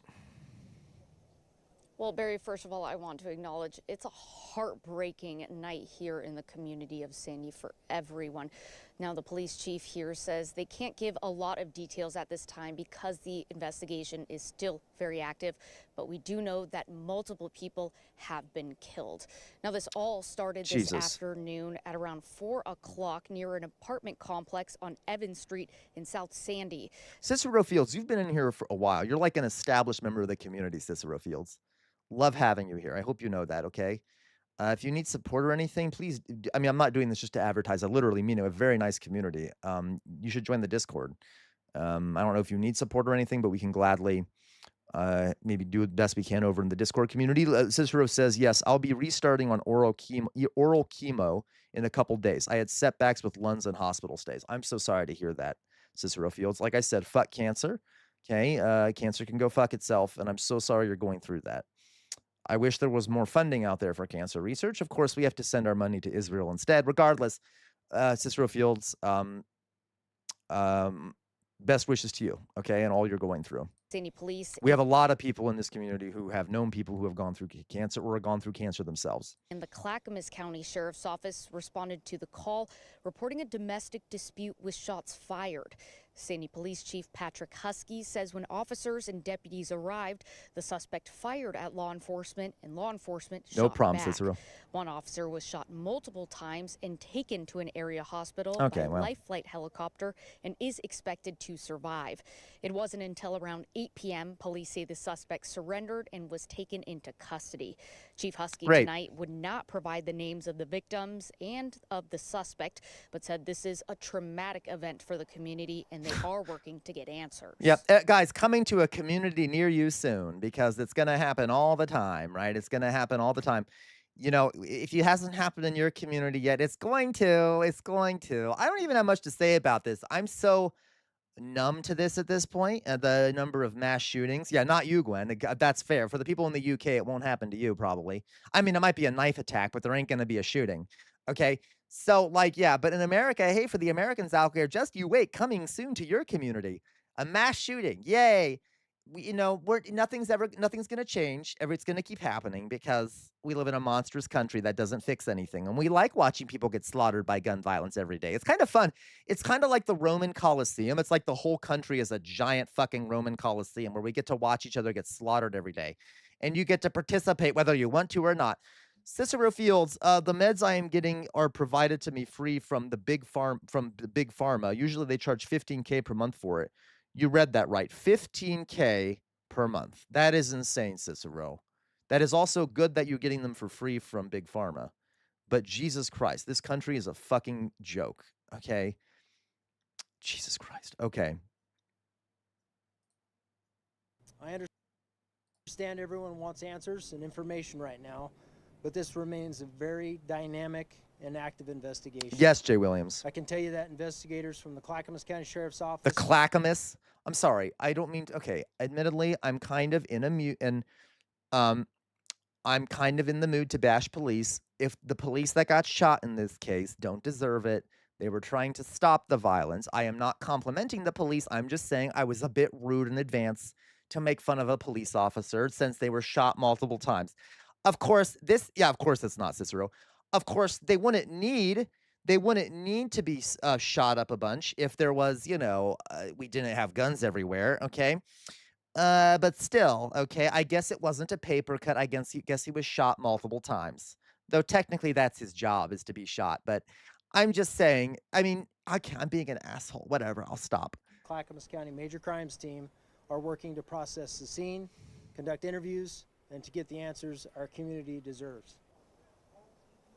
As law enforcement work to find the suspect. Thank you, Gwen. Thank you so much. Thank you for the gifted sub to Cicero Fields. Really, thank you. I'm sorry, Jay. You're right. I'll stop, Jay. I'm being rude. I will stop, Jay. I'll be nicer to the pigs. Okay? It would be nice, though, if I actually started speaking to them in a language they understood, like...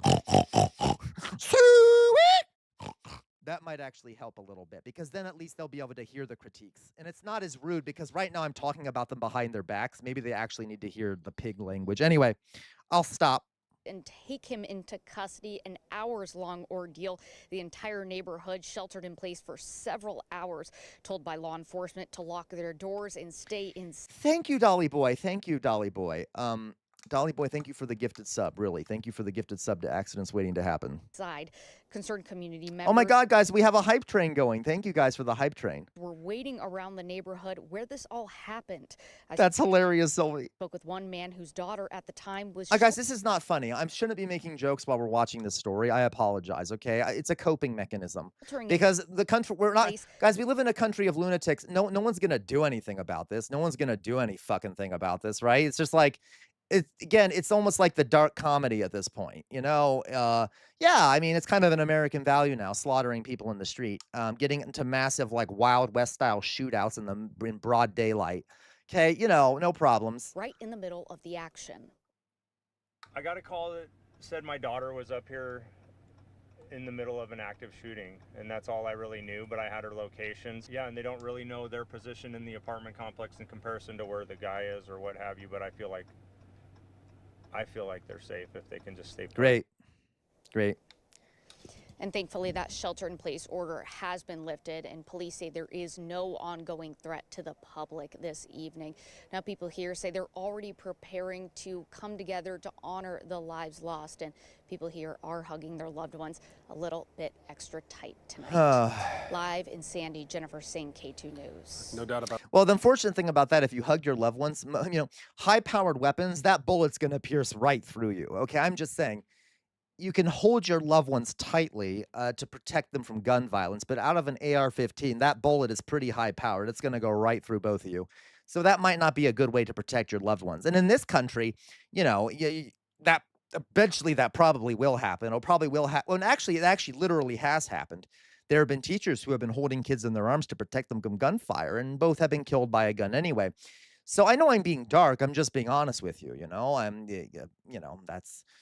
even holding your loved ones ain't going to fix much when there's a gun involved. I can promise you that. Okay, so that's nice and cute. It might make you feel better, but it ain't going to fix anything. Okay. That, Jennifer, horrible situation. Thank you. And in the last hour, Sandy's mayor, Kathleen Walker, posted this on social media saying, in part, quote, Tonight, our Sandy community grieves the unimaginable loss of lives from a domestic violence incident. Our small town is not shielded by distance or size.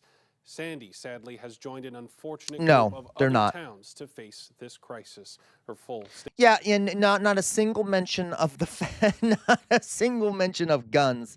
Not a single fucking mention of guns. Accidents waiting to happen. You mean the thoughts and prayers were not effective? Correct, accidents waiting to happen. I know that's shocking, but thoughts and prayers not totally effective. Okay, not really effective that much at all. All right, Jesus. Statements online, and you can count on K2 for continuing coverage. Okay, we're done. Exactly. You know. So there we go. That's fun. That's fun. Good. That's good.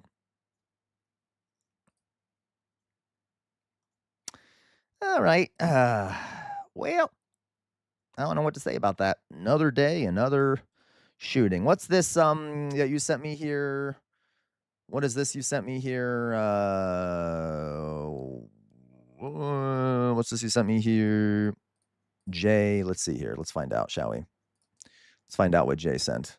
Jay just sent something in regards to violence erupts at New Jersey ICE detention facility protests. Let's watch this. So, guys, there have been active and ongoing protests outside of a detention center in New Jersey. It's actually been live, Delaney Hall.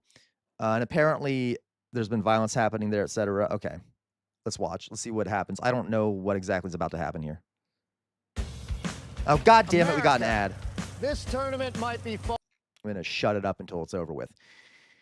How's everyone doing out there? How's everyone doing out there? We all good? We all good today? We all good? Everyone good out there? Everyone enjoying the stream? Everyone enjoying the stream? Here we go. I'm Matt Gelka in Washington. Immigration enforcement. Did he say Matt Gunk? Is back in the national spotlight after some protests in New Jersey Sylvie. have turned violent. Some violent protests outside of New Jersey ICE detention facility Delaney Hall have led to multiple arrests over the weekend, including reports of at least 20 arrested on Sunday night. Protesters violating a city of Newark instituted curfew around the area clashed with local and state police. New Jersey Governor Mikey Sherrill says they believe outside groups are adding fuel to the fire. We know that people from outside the state have been interfering in the protests and escalating them. That is not. 6 people arrested last night by state police were from outside New Jersey. And some national extremist groups have become involved in the protests Thank you, here Dolly Boy. today. Yeah. They always blame.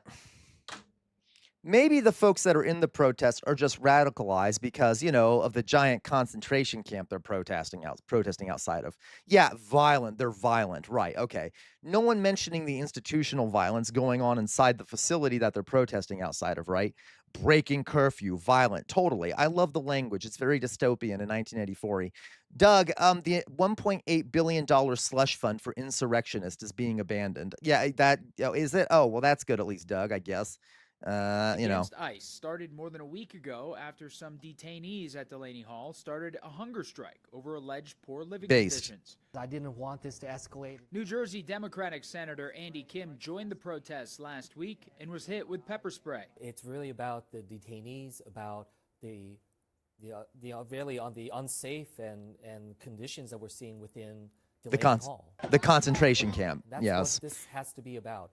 You know, all of the protests. It needs to focus in on that. President Trump said at his most recent cabinet meeting, the facility was being managed well. These aren't protesters. These people are. Yeah, of course, because he likes concentration camps, and he's, you know, if any concentration camp is a good concentration camp to Donald Trump, right? The more brutal, the better. They're all paid for. While Department of Homeland Security Secretary Mark Wayne Mullen said that's true, Mummified Butterfly. Provided 3 meals a day in sanitary conditions. There was only a handful of individuals that was refusing to eat because they want their ethnic group or their ethnic right food. Well, they can go back to their country and get whatever food they want. What a fucking monster. What a fucking monster. Did you hear that? Oh my God. I hate Mark Wayne Mullen. What a goddamn monster. Jesus. DHS has accused Democratic politicians of promoting what it calls hoaxes about the facility. They also said the people inside were all in the country illegally and that rioters would face the full weight of the law. Reporting in Washington, I'm Matt Gelka for the National News Desk, America's News Now. God bless America, land that I love. Okay. Greg Bavino also met with European white nationalists this weekend. Oh, that's cute, Jay Williams. Is that the article you sent me? Let's take a look at that, Jay Williams. Let's take a look at that. You sent me an article about it, I believe. Let's see here. The readout. Why did the press ignore a gathering of the world's leading fascists? Right-wing extremism is going yeah. Let's see here. Right-wing extremism is going mainstream. Yeah, we know that, but it's already mainstream. What do we mean right-wing extremism is going mainstream? It already is mainstream, but it's not getting the coverage. Yeah, I know. But guys, of course, this is a classic thing in the press, though. When the right-wingers go mainstream, no one talks about it. Exactly. It already has been mainstream. When left-wingers go mainstream, suddenly it's the biggest, scariest thing, and we have to constantly talk about Hasan Piker and how evil he is, and how, like, Antifa is evil and shit like that, okay? So, obviously. So, here's Greg Bavino. Just before he confirmed his attendance at a neo-fascist summit in Portugal, Gregory Bavino, the former U.S. Border Patrol commander who was once the face of President Donald Trump's mass deportations, posted a photo on X of himself giving a salute familiar to anyone who has heard of Nazi Germany. Oh, that's shocking, guys. I would have never guessed that Greg Bavino was a Nazi. It's only that his behavior this whole time has been Nazi-like. And he acts like a Nazi, and he sounds like a Nazi, and he kind of walks like a Nazi and does things that are Nazi-like and kind of dresses like a Nazi. But regardless, I am shocked to find out that he's probably a Nazi, okay? All right, it would be easier to dismiss this Hitlerian greeting as an awkward gesture, as some did when X's owner Elon Musk gave it at the 2025 inauguration, okay? I know. Yeah, his behavior was too much for ICE, right? That's crazy, Gwen. Why this timeline? I know, right? Oh, oh my God, this is dark. This is dark. So the guy who founded this, he loves that uniform. You're right. He loves it. The guy that founded this fascist organization, neo-Nazi organization, said the following. For the people who know history out there, this is dark. He said the following: Weimar conditions require Weimar solutions, said the chief organizer of the event. He's the founder of the far-right group Reconquista. Oh my God, it all comes back around, guys. Remember we talked about the Reconquista? How like right-wingers love talking about the Reconquista from Spain. Okay, like how they're always like, we need to take back the land from the Muslims. Okay. The far-right group Reconquista, so named for the mass expulsion of Muslims from the Iberian Peninsula, that's who Bovino was photographed standing next to, okay, after he landed in Europe. Oh my God, this is so fun, guys. Yay! Okay, right, Gwen, can you please, you need some more incense going, Gwen. We need a big, powerful spell for this shit, okay? Oh my God, okay. Martin Sellner, an extremist from Austria, is best known for pushing the Great Replacement conspiracy theory that Jewish elites are seeking to exterminate the white race via mass migration that has motivated shooters from Pennsylvania to New Zealand. He was the other man standing next to Bavino. Such a cast of characters, folks. Okay, other speakers included a Belgian fascist convicted of Holocaust denial and the founder of a Swiss neo-Nazi group called Junge, who is quite open about his fondness for National Socialism. Guys, can we I don't know, can we not? This is dark, guys. This is very dark shit. All right. And we all knew that these groups were and I studied this shit in grad school, and we all knew that these groups were going mainstream. But oh my God, okay. This is fun. Jesus. Oh my God. Anyway, so this is good. I guess the press didn't talk about it much, but that's good. That's good. Oh my God. All right. Oh, so cute. So cute. Okay. Oh no, don't worry. I was already depressed, Jay Williams. Don't worry, Jay Williams. Nothing, you cannot depress me, Jay Williams. My body is always depressed. Okay. I'm literally, but don't worry, guys. I take excessive amounts of antidepressants, so I'm fine. Okay. I'm fine. Don't worry. Okay, so, all right. Oh, such good news. We love it. I love how there's fascists everywhere. I don't feel threatened at all. Okay, your idea of fun is weirdly, oddly similar to mine. I know, Drizella. I'm a jester, guys. I thrive amongst the horror, right? I thrive amongst the horror. I'll be in a concentration camp wearing the striped pajamas, and I'll still be dancing around with a jester hat and shit like that. Okay, so, you know, they can't keep me down, guys. They can't keep me down. I'm going to make rude jokes to the end, all right? Which is coming very quickly, by the way. Anyway, so guys, let's... all right. Am I joking? I don't know. Am I joking? I don't know. Okay, so let's see here. Jay Williams with the pink triangle. That's right. That's a, you know, it's a fair fashion choice at this point. Okay, so let's go on. Okay, let's go on. Happy Pride Month, everyone. Happy Pride Month. All right. So what else we got here? Ooh, Instructor Ben Sai, another cool thing. I love this monk. Okay, well, what? Fetty sent us another good one. This into that. This is a metal basket made for me by my friend Alex, Winamaker of Kayakora Fires Group, and it's like Whoa, one of the cool. why not? This looks like something fun. I don't know. It looks kind of dumb too. Let's watch it. It should be fun. We need a palate cleanser, don't we? I think we need a palate cleanser. I need a palate cleanser. So this is Spicy Fireflies. I don't know what the fuck it is, but I support Fetty Spaghetti's attempt at a palate cleanser. Let's watch. How do we turn this Ooh. that? This is a metal basket made for me by my friend Alex, Winamaker of Kayakora Fires Group, and it's like one of the coolest things That's hilarious, Drusilla. Tiss is penis in Norwegian. That's really funny. on the planet. Let me show you how it works. Obviously, the first thing you have to do is make sure you have a fire safety, you're not alone, and it's safe to burn. And Be you're gonna safe, open up guys. the cage. Then you're going to take this core, which is paper and paper tape wrapped around a bunch of charcoal crumbles. Plop it down and in the cage, like so. Then you're going to take some charcoal and pack it in around That's the disgusting, core. Sylvie. You can also use hookah coals or regular charcoal, but this stuff works a lot better. It's a lot brighter. Close the cage back down and tighten down the screw to keep everything in place. Just like a grill out, Right. you're going to use charcoal lighter fluid. Oh, Kind of like God. a barbecue, Back a up. little bit of white gas. Pour, pour, pour. Light. and close. Guys, Once you- oh my God. So when I was teaching, right, I would take, there's an island up in the Great Lakes in the north of Ohio that is like a big tourist destination. It's in the middle of the Great Lakes. And I would take students there, high school seniors, I would take there as part of like a senior trip. Okay. And one of the other teachers that I was there with made a mistake once because we would do these barbecues where the teachers would literally set up a fire, like a big barbecue, and would cook things for the students to eat. All right. And they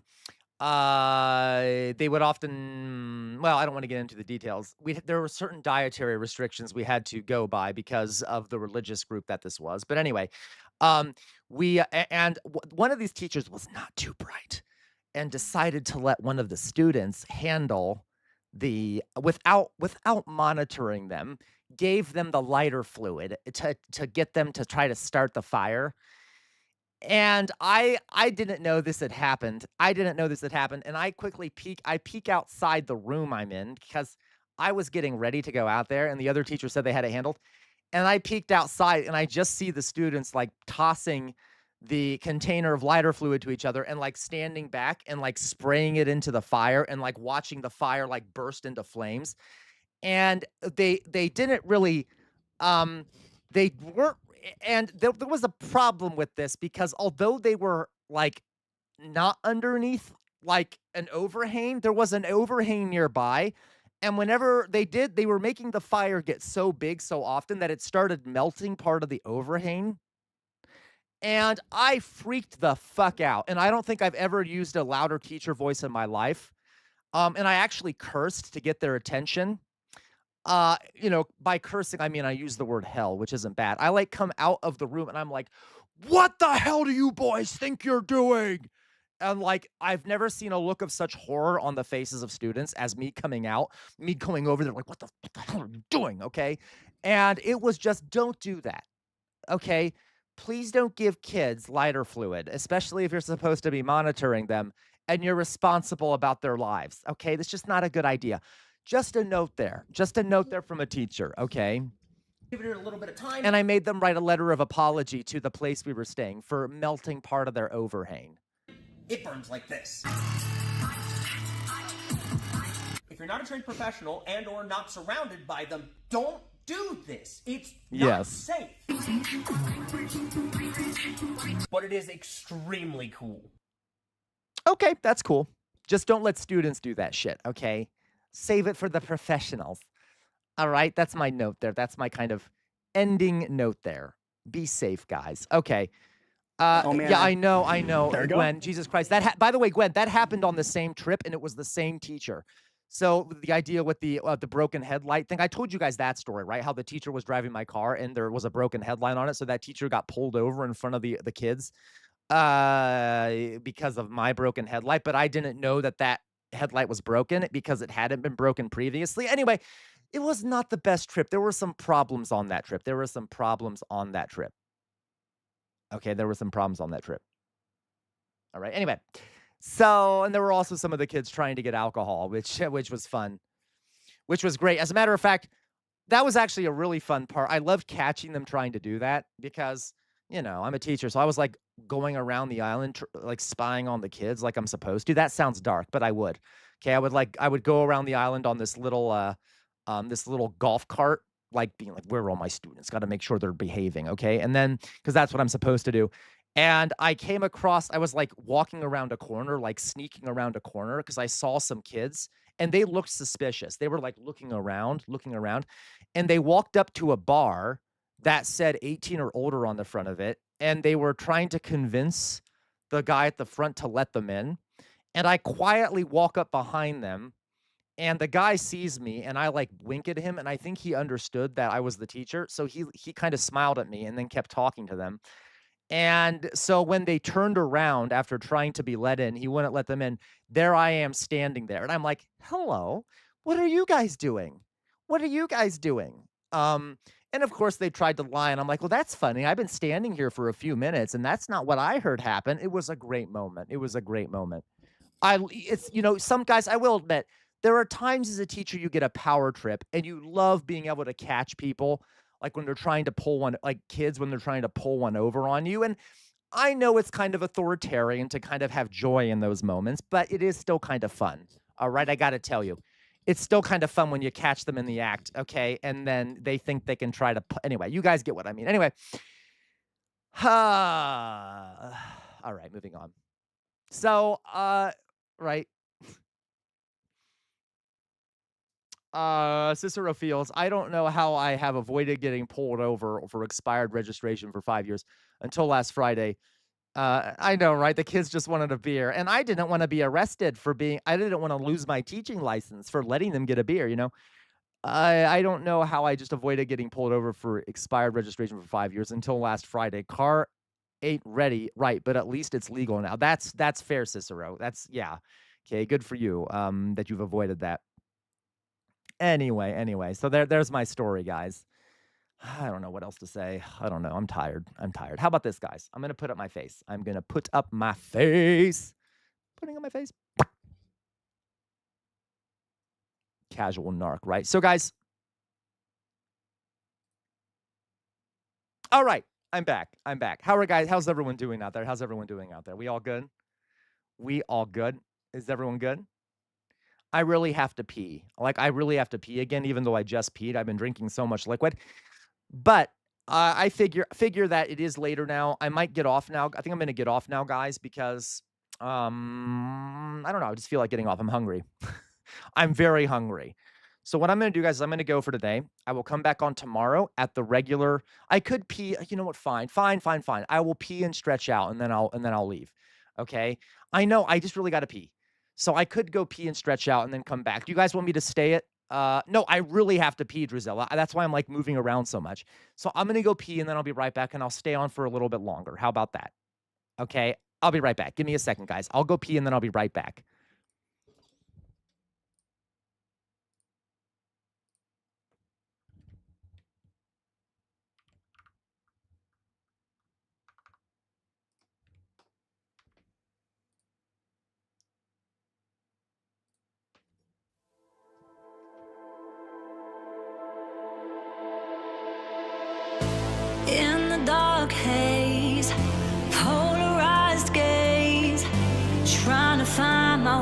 to you, where the spaces can't erase this. You're the feeling that I choose. I'm tired of running, 'cause you lost the feeling. You're disconnected in your touch. Are you believing in what I'm seeing? Or did the high life get too much? It's all on you now to figure out how. You lost the fire in your eyes, 'cause I can't change it. What you're wasting now that your gaze is polarized.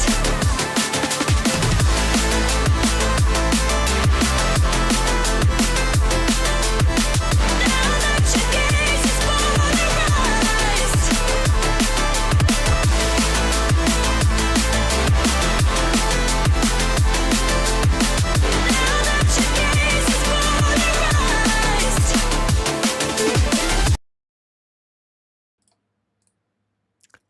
Oh, that was the fastest pee I think I've ever done in my life. That was very quick. And don't worry, I washed my hands. Okay, I washed my hands. So everyone, no, I wasn't filthy. I wasn't a filthy pig about it.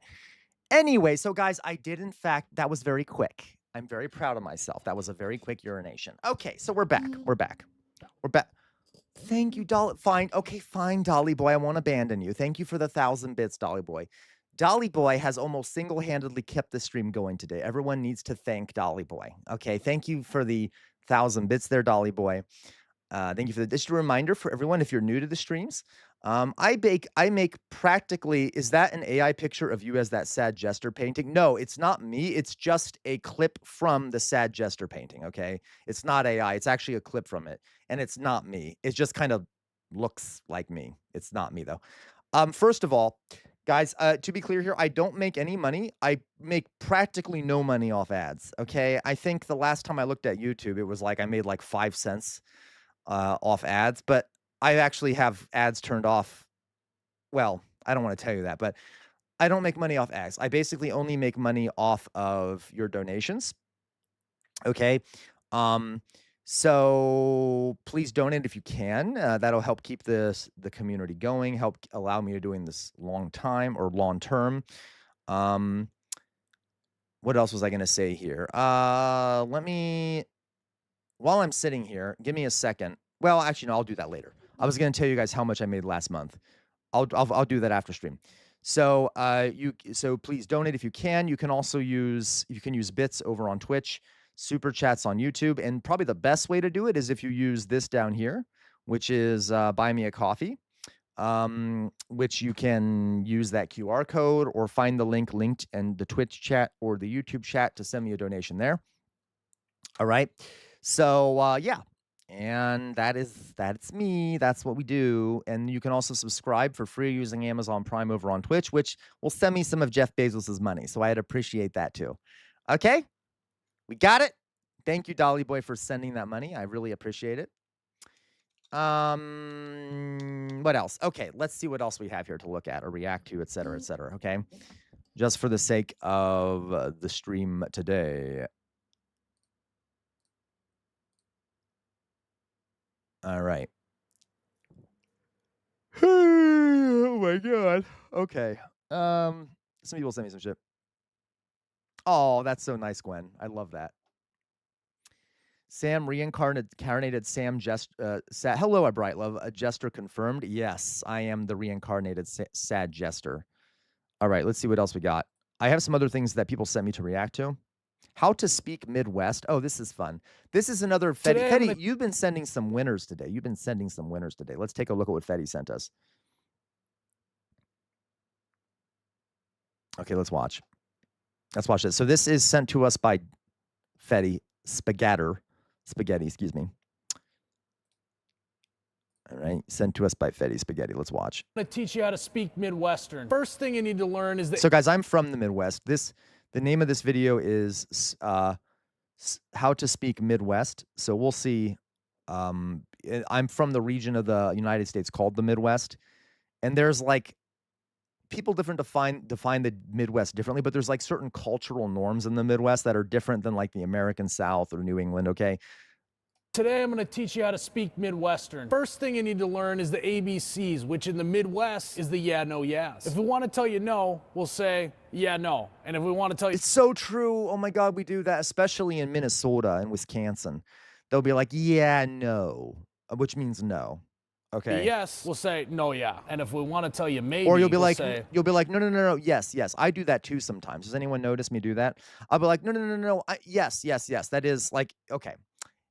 Anyway. Yeah, no, yeah. And I've tried to figure it out, but I can't make sense of it. So don't question it, just accept it, you know? We'll also need to learn how to do small talk in the Midwest, which is very simple. All you got to do is point out obvious stuff. The more obvious, the better. If you're at the bar with your buddy, you'll say something like, wow, bar's busy tonight. He can see that. He knows that it's busy, but that's just how we talk. Or if you see an animal, just shout out its species. Deer, cow. Oh my God, it's so true, guys. I swear to God. There's animals that'll appear in my backyard, and like everyone in my family's like, look, it's a deer. It's a deer. Oh my God, look, it's a deer. It's a blue jay.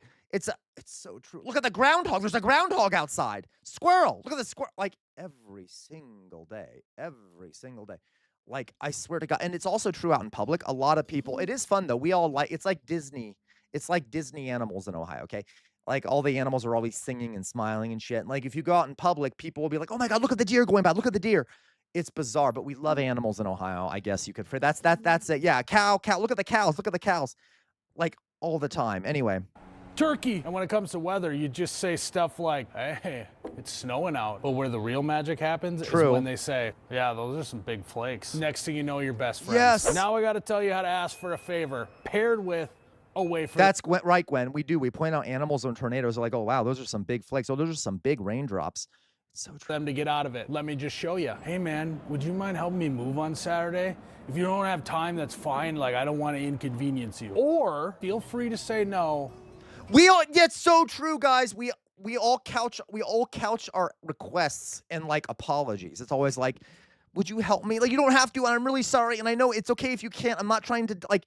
It's always couched in all these like apologies, everything we do, okay? Well, will you marry me? If not, that's totally fine. We are so afraid of inconveniencing people that we are so afraid of inconveniencing people. It's so true. We're way too nice. Always give them an out. We'd rather suffer alone than make someone do something they don't want to do. You're also going to need to learn about emotions, which is impossible for someone in the Midwest. And basically, there's just one rule. Bury your emotions deep down and never bring them up. Instead, people from the Midwest use actions instead of emotions because actions speak louder than words. Instead of saying I love you, we'll just change your oil for you. Instead of saying sorry, we'll just give you. I don't know if that's a Midwest thing. I think that's a masculinity thing. I think that's a man thing. I think a lot of men have trouble expressing emotions, and they've been raised to do acts of service in a way to as a way of expressing feelings, so that you don't have to express feelings. You know what I mean? I think a lot of men are kind of raised to do that. And does anyone disagree with me on that? Because like women are much more comfortable expressing their emotions than men are. And I think that happens everywhere. Is there any place in the US where men, I mean, it depends on the man, right? I think that's a sort of a masculinity norm, right? Yeah, as a way to compensate. And I will say a lot of the times men, a lot of men don't know, for example, yeah, no crying. And if anyone knows, if anyone here has ever sort of tried to get a man's advice or like speak to, exactly, Redmond Barry. Like if you ever go to like a man and tell them some story, like something bad that's happened to you, or like you just are trying to vent about something to a lot of men, what do they typically do in response to that? What do they say back to you? What is the general? What do they try to offer in response to that? What do they do? Advice, Philly, exactly. Men will often return and be like, well, you should do this and this and this. Take these steps, okay? Oftentimes men will try to give you things to do to seek a resolution to the problem or the thing that is causing you distress, right? And it's, by the way, men are raised to do that. It's not like there's a problem with men. It's that they're raised to do that. And oftentimes that's not the best approach. Like a lot of times people, if they're venting to you, they just want you to acknowledge their pain and hear you say, "Oh my God, I'm so sorry. That sucks." Okay. But men are often taught that you need to find a solution for this. You need to find a solution for this. Okay. So they will oftentimes immediately be like, "Okay, well, take these steps, do this and this and this, and that'll fix your problem." Okay. But a lot of these are sort of norms in regards to gender that are, and I don't necessarily think it's a Midwest thing. Redmond Barry, women hate advice only after sufficient emoting first. So a lot of times women they don't want necessarily advice. They just want someone to listen to them. And that's the same for all humans. Like men oftentimes want someone just to listen to them too. So yeah. And then maybe afterwards think of a resolution. All right. A couple packages of venison brats. And instead of saying, "I understand how you're feeling, we're just gonna go get you another beer." So really, if you want to speak Midwest, don't say anything. Next, you need to learn the local state vernacular. In Wisconsin, it's not a water fountain. It's a bubbler. In Minnesota, instead of saying "doing donuts," they say "whipping shitties," which arguably is cooler than saying I like that, donuts, whipping shitties. but still Does anyone here strange. even know what that is, doing donuts? Or is anyone here not from a place where it snows a lot? You know, that's where you like purposely slip your back tires to make a circle when there's snow in a parking lot. It's called doing donuts, okay? Or you can do, like he said, doing shitties, which is another way. A woman once got angry at me because I started suggesting solutions while she was still crying. Yeah, remember, but see, you have to understand. So it's not like she's if someone's in an emotional state, yeah, they sometimes will react negatively to things because they're worked up, right? Don't take it personally, okay? Don't take it personally. So, hey, don't call out drinking to get away from emotions or loneliness. Yeah, right. Oh, really, Dolly boy? No, Dolly boy. Okay. Yeah, spinning round and round in your car, right? Okay. So, Gwen, I got you, Redmond, okay? But Redmond, to be honest, it's not really a mistake, right? It's not like you did something wrong. It's just that it didn't feel right at that moment for her, right? And so I don't want you to think like it was bad of you. How dare you offer a solution? That's what you're raised to do, right? It's not like you did something wrong, right? But it does cause conflict. I get that. Okay, anyway.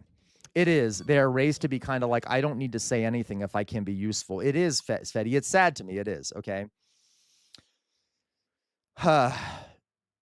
Exactly. Yeah, LaQual. And that, again, that a lot of men do that, okay? And it's sort of what we're trained to do. Like, you need to find a solution. You are, and we could make links between this expectation of men and capitalism, the idea that men are supposed to be workers. They're supposed to be the ones that do things for the state and for businesses and stuff. Kind of the expectations for men, right? And it's bad for men. And that's why I always say, if you want to get rid of these ideas that men have to be this way, you should support feminism, because feminism says that both the genders should be treated equally, and there shouldn't be these requirements or these sort of social pressures put on either gender in regards to how they're treated and things like that. Does that make sense? Okay. And a really big one are these guys right here. Redmond Barry, I disagree. So Redmond Barry says, no, men like to solve problems, in my opinion. I'm sure it's a universal. It is not. It is not, Redmond Barry. And I can give you an example. In Jewish culture, literally in Jewish culture, if you look at what Orthodox Jewish folks do, the men don't work. It's the women who do all the work and the solving of problems. The men will literally spend all their time studying and praying, okay? So in some Orthodox and Hasidic Jewish communities, the men are the ones who literally, they stay home, they don't work, they sit around studying the Torah and praying. And women are the ones who do all the work, who do all of the labor for the household and do everything. They're the problem solvers.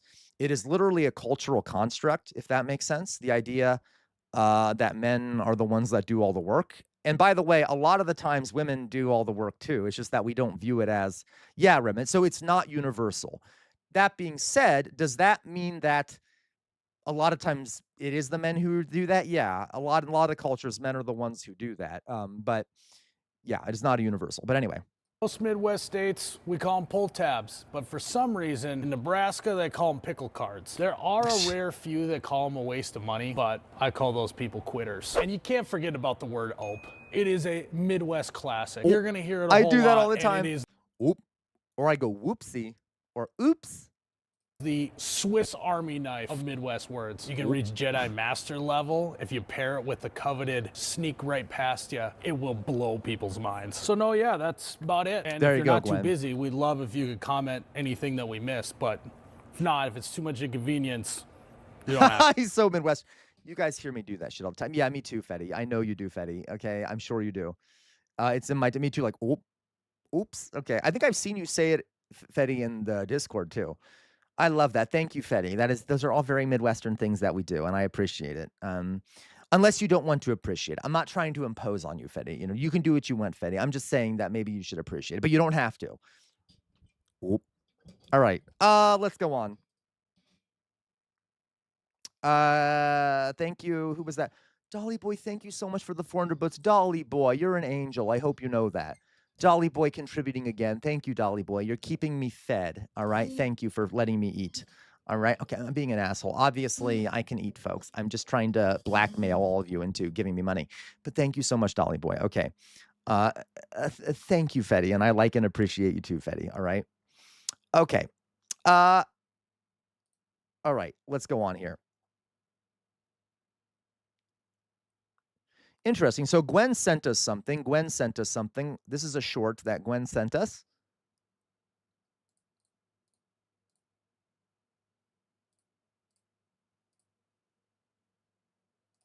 Okay, we'll watch it. 1 second.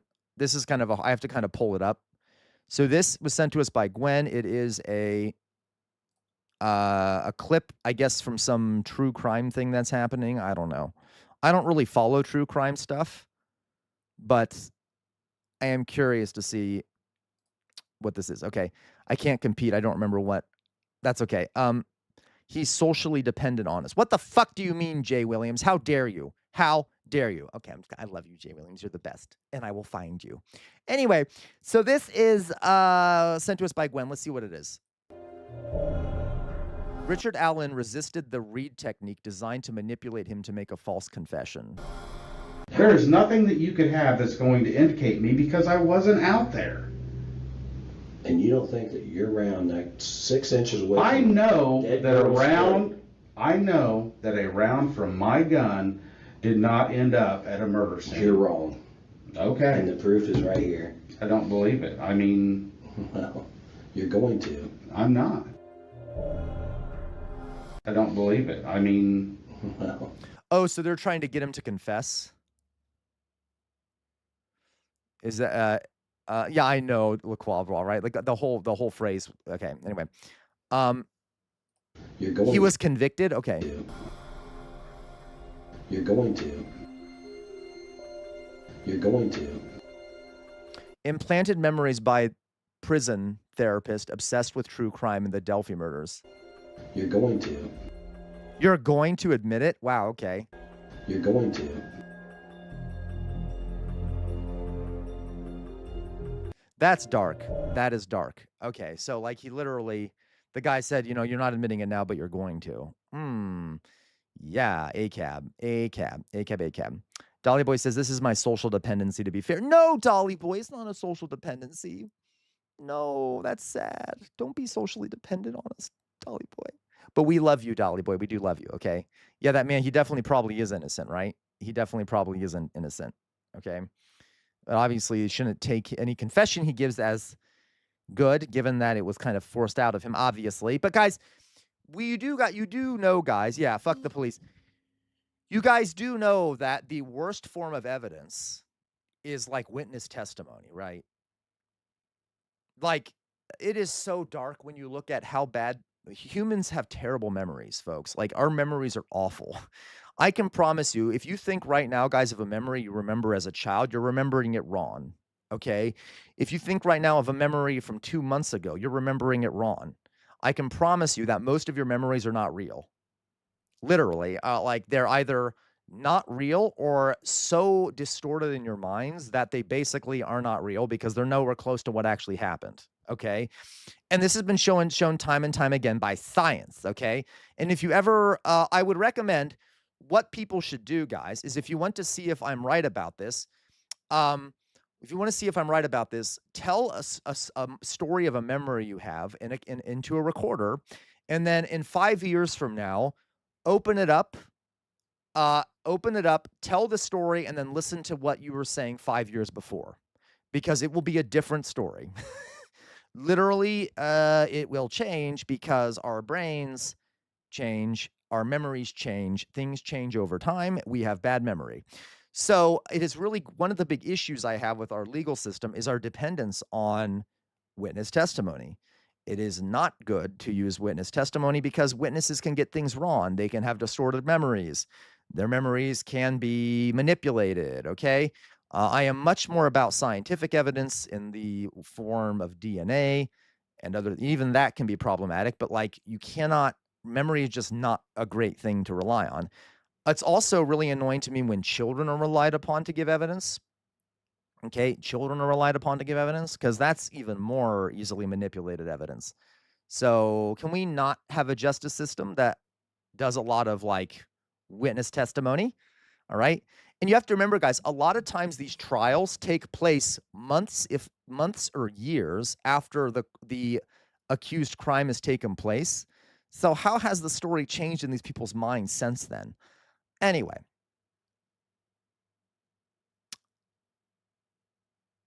Yeah. Anyway, so that's just a note. And this guy, you can easily get someone to do a false confession too, which is what we just saw here, where they will literally, convince you to do a false confession. Let's see here. Oh, yay. We're on a police rant today, aren't we? A lot of interesting things about police going on, right? Let's see what happened here. This was a video. I don't know who sent this to me. I don't want to have to look because I'm lazy. Okay, someone sent this to me. Thank you, whoever sent this to me. This is another short video about the police. Okay. Yeah, no, you're right, LaQuabois. There have been a few select cases where they have, and I hate it, but you're right, LaQuabois. Typically, children aren't allowed to give testimony, right? Okay, so here we have, I guess today is ACAB day. This is cop slam. Oh my God. Cop slams unarmed black female on her head for complying with her hands up. Of course, guys. I mean, obviously. I mean, that's just what the police do. Their job is to be violent towards minorities. You got to keep the minorities in line, of course. So you got to beat up on them once in a while to make sure they're not rising up against the state.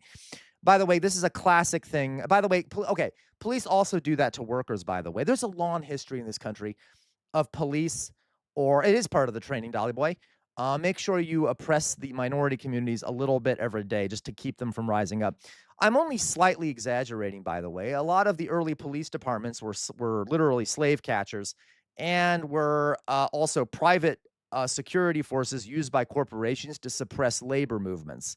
So it's not much of an exaggeration to say that that's kind of a fundamental part of policing, is to suppress resistance to the ruling class and to oppress minority communities. Anyway, so let's see what this average day in policing looks like here in this video. Man, it's 2026 and they hate us more than ever. They hate black men, but they hate black women even more. These police officers have 3 guns on this black woman. This black woman has her hands up, and she is not resisting. She's following their directions, and she's 100% complying with the officers. So tell me why they needed to slam this black female on her head and treat her like a wild animal. Yeah. Oh, wow. Wow. Okay. Wow. Disgusting. This was unnecessary and inhumane. I don't know what she did, but I do know white supremacist Dylan Roof murdered 9 black people in a church. And got to a Burger King. The police treated him kindly. They even bought him Burger King when he was at the police station. Yep. America was founded on white supremacy. I pray these officers get what they deserve. Man, it's 2026 and they hate us more than ever. Yeah, that was completely necessary, right? To knock her over and bash her head into the ground, right? All right. He's probably upset because he has a restraining order, so he can't be around his girlfriend after hitting her so often. And so now he's taking it out on another woman because he can't hit his girlfriend. Anyway, so I'm just saying, like, And if you think I'm exaggerating on that point too, what do the stats say about police and domestic violence? It doesn't look good, guys. It doesn't look good. Yeah, probably hasn't shot enough dogs that day. Correct. He's like, I haven't killed any pets today. I need to take it out on someone. All right. That's good. That's good.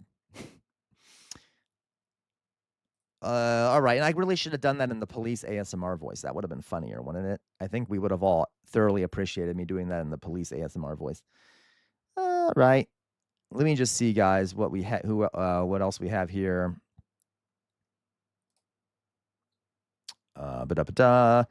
So that's good. Let's see what else we have. Okay. So what the hell am I doing? There we go. Let's see what other reactions we have. So we got that one. Thank you for whoever sent that to me.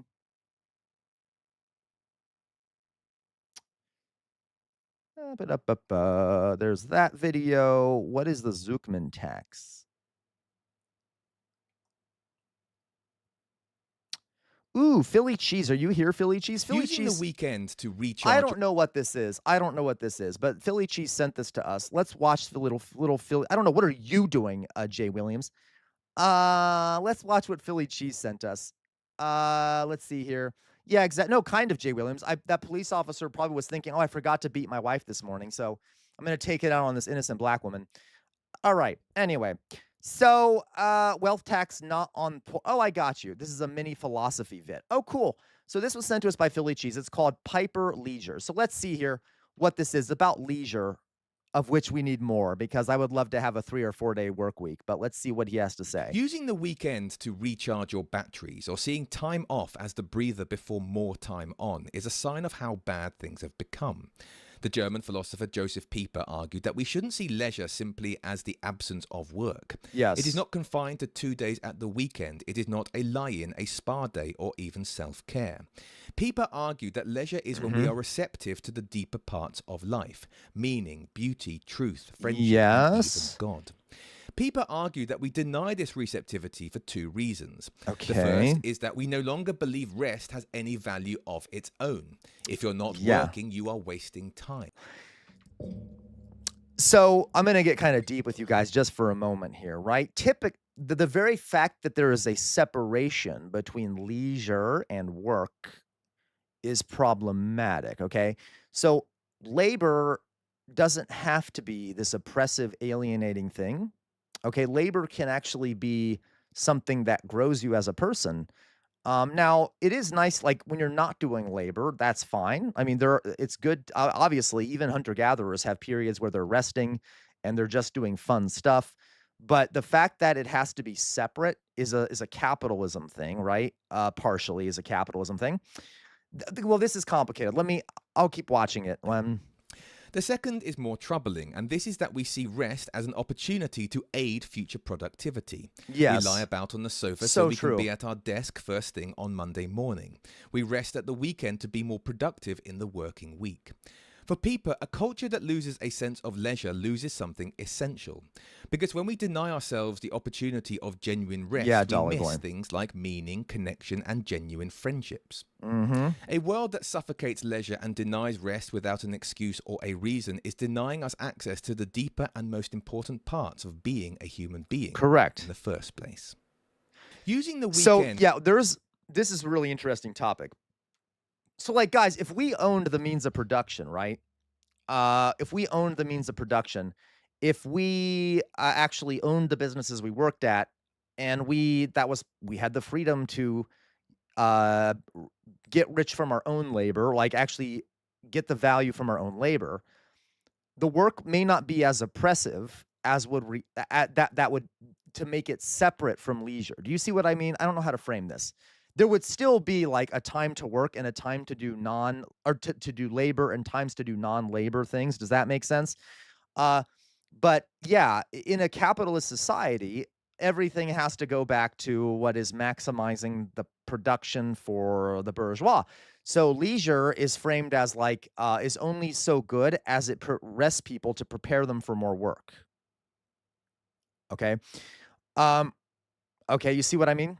I know, Dolly Boy. And guys, come on. Who here, when you have a day off, who here has that innate feeling when you have a day off that you're wasting time? Where you have trouble relaxing when you have a day off because you feel like you don't like you're not being productive. There must be something wrong with you, right?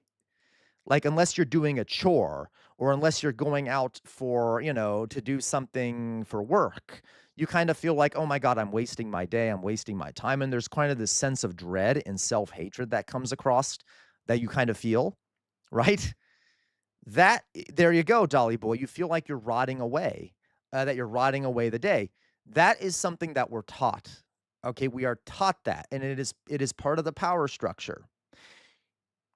Think about it. The time when you're the most free, we have been trained to believe that the time when you're most free, which is when you don't have to work in an authoritarian workplace, is the time where you're to feel the least comfortable.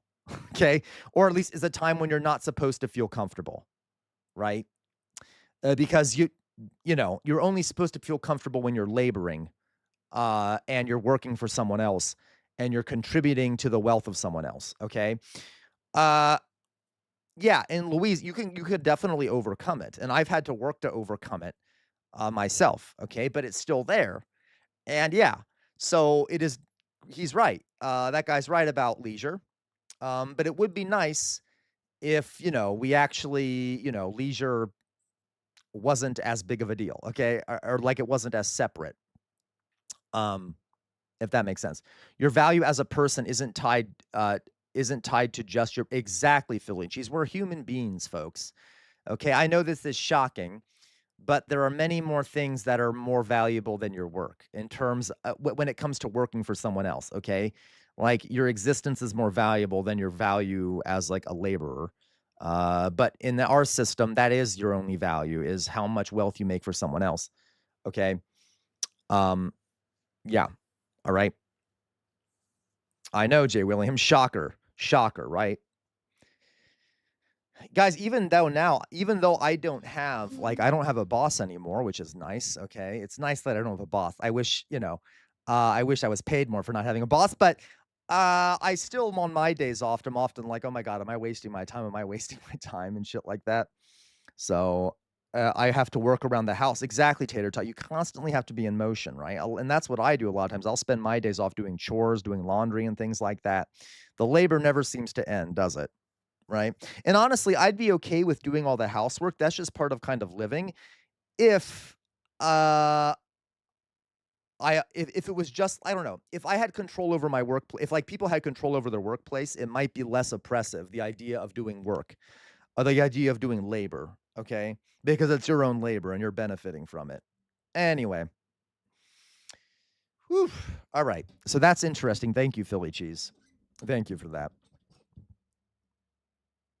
Okay. It's also, I could just rant forever about this. It's also like so gross how you only have, the fear that we feel. If anyone's ever heard of the Sunday scaries, like the day before you go back to work, or is almost always not necessarily a fun day because you're spending that whole day dreading about going back to work the next day, right? And because we have such limited amount of times off work, at least in the United States, the whole time you're off of work, you feel like you're not doing enough. You're not spending enough time not relaxing on your time off work. So then you're constantly worrying about wasting your time off when you have time off. It's so unhealthy for people's mental health. Anyway, okay. Yeah, exactly, LaQual. I'm usually so tired on my days off that I will take them to rest, and then I feel like I'm not being productive. I agree, LaQual. And like, I even for the streaming and stuff, I do that too. I take and I don't have a boss, but I take 2 days off a week, and they're separate days off. And oftentimes I think maybe I should put the 2 days together, because when I'm off, if I'm only off for 1 day, I really only have time to rest, and I don't have the extra day I need to kind of do other things. So both of the days of the week I take off, I'm kind of resting, and maybe I need to separate it. I don't know. I need to figure it out. That's fair, Jay Williams, and you should. Okay, you only have 1 day off a week. Philly Cheese, I'm so sorry. Okay, and a lot of people don't even have. If you're like working 2 jobs, you might not even have time off. All right, and I will say, guys, to be clear, I feel that we would actually our enterprises and our productive capacity would actually increase. We'd have more productive workers if they had more control over their workplaces and had more time off. Because workers that are more rested and relaxed and self-fulfilled are going to be better workers, right? Obviously. Okay? I don't know about you, but when I'm working, if I'm tired and I don't want to be there and I feel like I'm being oppressed, I might not work as hard as I would normally, right? Or if how I do at my job doesn't really affect my bottom line because I'm going to be paid the same wage anyway, I might not work as hard as I can. You see what I mean? So like it would be more productive and better if people actually control their own workplaces. But anyway, in your groove, I think I saw a study in Europe somewhere, 4-day work week productivity went up. Yes, in your groove. And that's actually true. And in France, for example, and don't quote me on this, they have a lot of days off, and French workers are some of the most productive workers in the world. They take a lot more time off than a lot of countries do, but they have some of the most productive workers in the world per capita because they do have a lot of time off. Okay, fuel from a commercial generator seep into underground cisterns. Yeah, that's pretty terrible, Doug. Okay. All right. Anyway, let's watch. So that was good, Philly Cheese. Thank you for sending that about leisure. Sending that stuff about leisure was nice. Was very nice. Yay. Speaking about guys, the sacrifices our ancestors made for us. The very fact that we have time off at all was because of the sacrifices made by labor organizers of the past, okay? And if we want more, we're going to have to probably resist more. Okay, let's watch this. This was sent to us, again, Fetty on a roll. Is this a bar? Why is it so bright in here? What's with all the natural light? Why aren't So this was sent to us by Fetty. This is called Small Town Guys in a City Bar. Ooh, this will be fun. Let's watch. Okay. the lights flickering? They must have had a good month. Let's get a drink. Yeah. Gentlemen, how are we? Can I start you out with a couple libations? Oh, it's good here. Our blueberry cream IPA, muy bueno. We'll do 2 light beers. Hey, did you guys just move in here? We have been in this location for 15 years now. I think you got robbed. Someone took your neon beer sign. Oh, Doug says Alligator Alcatraz is closing. That is fantastic news, Doug. That is fantastic news. I'll look. I haven't had a chance to verify it, but I believe you, Doug. So Alligator Alcatraz is closing. Good, right? And where are all Maybe, unless they're just moving it elsewhere, or they're putting all the people that were in there into, like, I don't know, Guantanamo or something. I'll have to look into it. Does it say, Doug, where they're moving the people that are in there? Bills stapled to the ceiling. My feet don't even stick to the floor. Did the health inspector just come? How come that TV doesn't have the Wheel of Fortune on? Oh, that's actually for our rotating beer list. We're actually a screen-free bar. We feel like it really encourages fellowship. There is television, Hey, right? it's fine. Right, TJ, I wouldn't be surprised if it was. We'll just do a shake of the day. Chocolat or strawberry? Plastic. We want to roll some dice. Yeah, like bar dice, ship cam crew, 456, liar style. That's accurate, TJ, seriously. Gambling in here. No. That means they don't have pull tabs here. I don't know what that is, but This I is can true. certainly pull your tab and put it right here whenever you guys are ready. Yeah, that is funny. Okay, yeah, small town bars are much different than city bars. Okay, honestly, I don't go to many bars, I got to tell you, so I'm kind of ignorant about the references in here, but it is partially true, okay? At least I can tell. I watch a lot of movies and shows to know that small town bars are different than big town bars, okay? Than like city bars, whatever, big town. You think we're just going to have one beer? At a Yeah. time, maybe. Oh, I got to take a leak. Oh, this is great. I also know that I'll probably be lynched if I go to a small town bar. So there's that problem too. I haven't been to many small town bars because it's a roll of a dice every time I go in one. Who knows if it's like, oops, this is where the Klan hang out, you know? So I often avoid those if I can. Now, it's not all of them are bad, but that's the problem. It's a roll of a dice. That's not to say that like city bars, I'm always certain I'm not going to be murdered, but at the very least, you know, it's higher likelihood I won't be murdered in a city bar than a small town bar, especially in this day and age. Like a lot of small town bars are just like where the maggots hang out, and I don't really want to be involved in that shit. And, you know, I could fake it. I guess I could go into a small town bar and talk about football or something. Be like, yeah, I saw a girl over there with really big badonkas. You know, I love badonkas. I also like football. I guess I could fake it if I wanted to, but like, it would still make me uncomfortable, right? You know. So I would not want to have to fake that shit. You can keep that sucker open. Besides, we're going to do a frozen pizza, too. We do not serve pizza. We have a planche de charcuterie. You may know it as a meat and cheese plate. And that is Doesn't say where they're going. It costs $1 million a day, and Trump doesn't want to reimburse the state. Of course he doesn't, because he's a. Okay, I'm gonna need I'm gonna need to be certain that they're actually moving it, Doug. I don't know if I fully believe it, but we'll find out. Dolly boy, I remember going to a bar and someone was wearing a Reform UK football shirt, and someone tried to justify it to me by using the N-word. That's great, Dolly boy. That sounds great. Okay, what's Charlie Barron's, Fetty?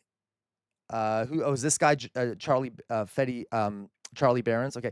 Weirdly enough, guys, there are a lot of small town bars in America that are pretty progressive, because there are some like small towns in America that are kind of like artist colonies and other shit like that. Okay, that sounds very dark, Dolly boy, but I enjoy it. And there are, not all small towns are bad, but it's like, to me, it's like a roll of the dice. And I've always lived in cities and suburbs my whole life, so I have a bias. If I'm driving through a small town, I'm always get worried, guys, that my car's gonna break down like in a small town somewhere. And then I'm going to have to like get a local mechanic, and I'm going to be murdered or some shit and be disappeared. And I know that's a bit of an exaggeration. But anyway, it is kind of true though. is why I always bring an extra. $4.25 at 13 minutes should do the trick. That's not going to happen. That's funny. Hey, fella, I restocked the paper towels in the bathroom for you and tightened the leaky faucet. Please don't go in the supply closet. Hey, Miles, you need another? Yeah. Sprinkle the infield. Are you kidding me? You can't be back here. Oh, you look busy. I didn't want to inconvenience you. $10 for 2 beers. Hey, you see this? 10 for 2. What is this, a pyramid scheme? Well, I will say, guys, oh my God, I will say, in small towns, in like dive bars and shit, the beers are far less expensive. Oh my God. Come on, anyone here who lives in a city, how like going to a modern day urban bar for like millennials or some shit, like everything is so fucking expensive. It's like $20 for a shot of whiskey. Yeah, or like $10 for a Bud Light. It's so fucking annoying. And a lot of times a lot of these like big town city bars and things like that are so arrogant, and like it's very condescending and elitist, and a lot of them are in extremely gentrified neighborhoods. Okay, gentrified neighborhoods, like a lot of these gentrified neo bar spaces, and it's really goddamn annoying to me. And like people that go there all dress a certain way. I sometimes wish I could go. There was like a small town place near me I could go where people are just like regular people. Whatever. Okay. I don't know. I don't want to say regular people, but like they're just working class and dress like it, as opposed to like all these middle class people. Anyway, it doesn't really matter. Fuck it. I don't care. It doesn't matter. Gay bars are nice. So people don't. I like gay bars, but okay. If that's the case, I'm taking souvenirs. That's it. I'm done. You guys are history. History? Look at your... Except for when I'm being sexually harassed. And at that point, I'm like, hey, I'm just trying to drink. Can you stop coming up to me? But anyway, other than that, I'm sorry. I'm being complaining, aren't I? I'll stop. We'll just watch. Outfit. Fine, we'll leave, but can I get a to-go cup? No, you cannot have a to-go cup, sir. That is $3 worth of beer you took away from me. Yes. That is it. You guys are out of here. Hey, man. Hey, I'm sorry, man. I didn't mean to... Well, it's... Run! That's pretty funny. Okay. Thank you, Fetty. Thank you, Fetty Foo. Fetty Foo. Fetty Foo, I love you. Okay, we're done with that. Selling $600 Bibles to Trump supporters. What? Have we seen this one? It's just a normal Bible, right? I'm going to shove this stuff in there. Boom. Have we seen this one? Them trying to sell $600 Bible to a Trump supporter? Have we seen this one? It's only 6 minutes long. Does anyone tell me? I don't think we have. Have we seen it? Have we seen this shit? Okay, we'll just watch it. And if we have, someone yell at me. We haven't, Jay Williams? Okay. $60. How does that sound? It sounds like a ripoff.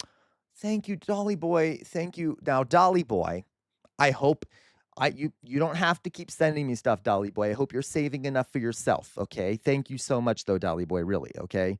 I deeply appreciate you, and I'm sorry for criticizing you. I'm not saying I'm criticizing you. I appreciate it. I just hope you don't feel that you have to do that, Dolly Boy, okay? I love you very much, Dolly Boy. Thank you. Thank you for keeping me going, okay? I won't worry about you, Dolly Boy. Okay, I'm just saying. All right. I just saw you mentioning the minimum wage job and shit like that, and now I'm like, oh, Dolly Boy, hee hee. Okay, but thank you, Dolly Boy. I love you very much. I really do appreciate it. Okay. But it's not gold, so they won't be interested, right? Right, Louise? Okay, let's watch. It's a ripoff? I'm proud to be partnering with my very good friend Lee Greenwood, who doesn't love his song God Bless the USA, in connection with promoting the God Bless the USA Bible. I'm sure you've heard that Donald Trump is selling Bibles. It's called the God Bless the USA Bible. He's doing it with Lee Greenwood. Yes. In it, you just don't get the Bible. You also get the lyrics to Lee Greenwood's city song from the 80s, God Bless the USA. You get the Declaration of Independence, the Bill of Rights. And also the Bill of Rights, the Declaration of Independence, and the Pledge of Allegiance are all part of this God Bless the USA Bible. Aw. Donald Trump's selling God. all of that put together Yeah. for $60. $60. I think to Jesus a lot of Christ. people, it's All right. crazy to sell the Bible to Honestly, guys, the Bible is the most sold book in human history. It's the most printed and sold book in human history. I think the second most printed and sold book in like Europe, in America at least, I think is actually one of the Harry Potter books. Weirdly enough, I have to look this up. Harry Potter is up there, by the way. But anyway, Mein Kampf is up there too. Weirdly enough. Anyway. Yeah, and guys, you can find all this. Like, why would you buy any of these things at this point anyway? You can find the whole Bible online. I think maybe I could be wrong, Jay Williams. Or I'm sorry, I could be wrong. I can't remember. Let me just look it up real fast. Most purchased books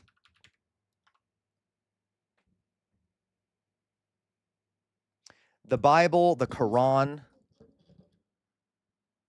Don Quixote. Oh, see, I was wrong. Okay, so the Bible, the Quran, quotations from Chairman Mao. I guess that makes sense. Don Quixote, A Tale of Two Cities, Lord of the Rings. Yeah, The Little Prince, Harry Potter and the Sorcerer's Stone.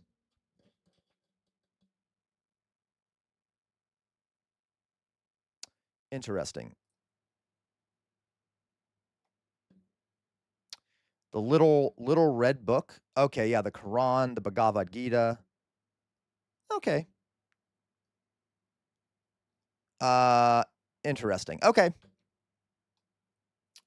Let's go on.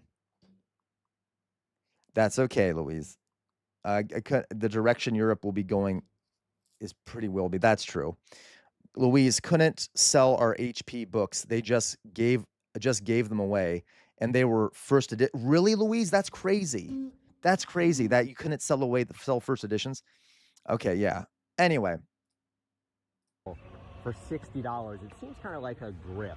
I'm surprised the Kama Sutra isn't in there anyway. I want to have a lot of people have it. You have to have it for your heart, for your soul.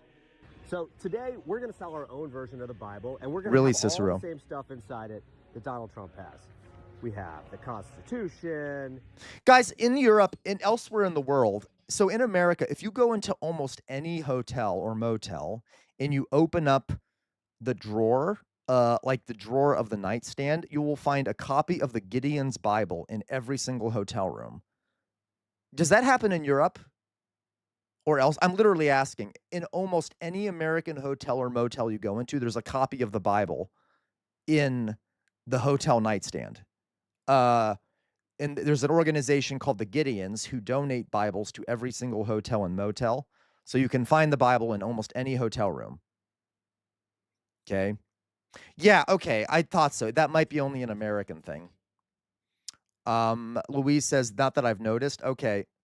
Yeah, please, in your groove, look around. See if the Gideons put Bibles in every hotel room there too.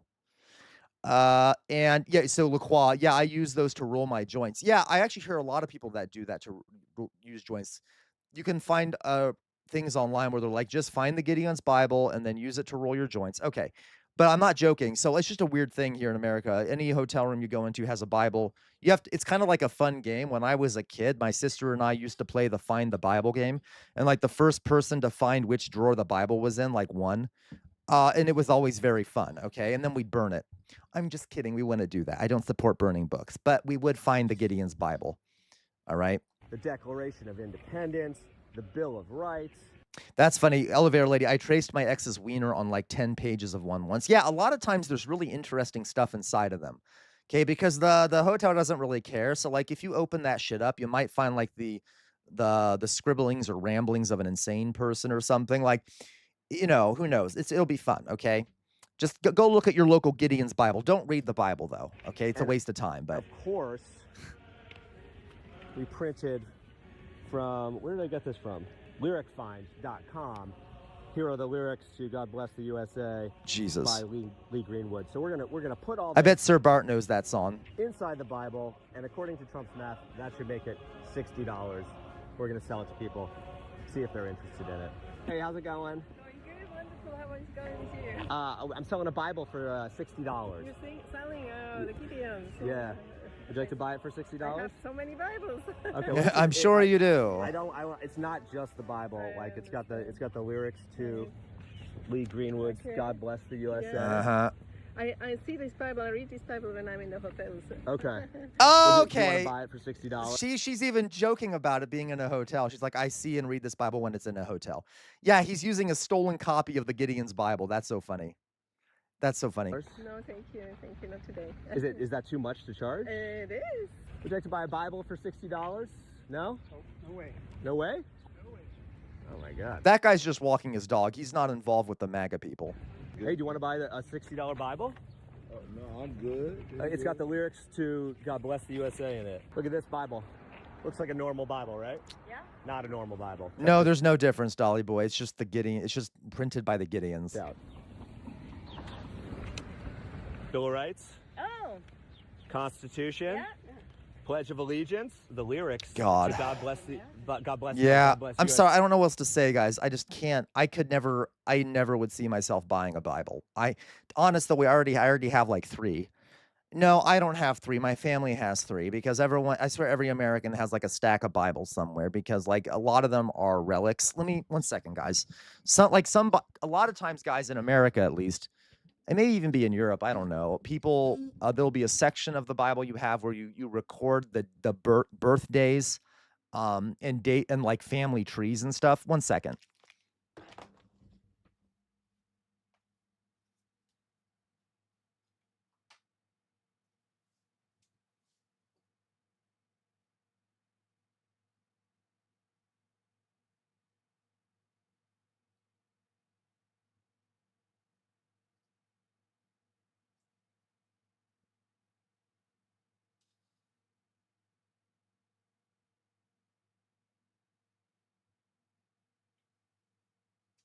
Okay.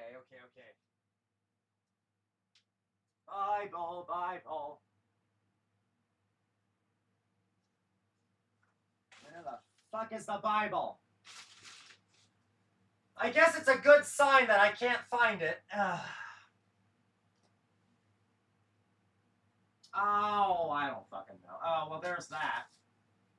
There it is. Oh, Christ. Ugh.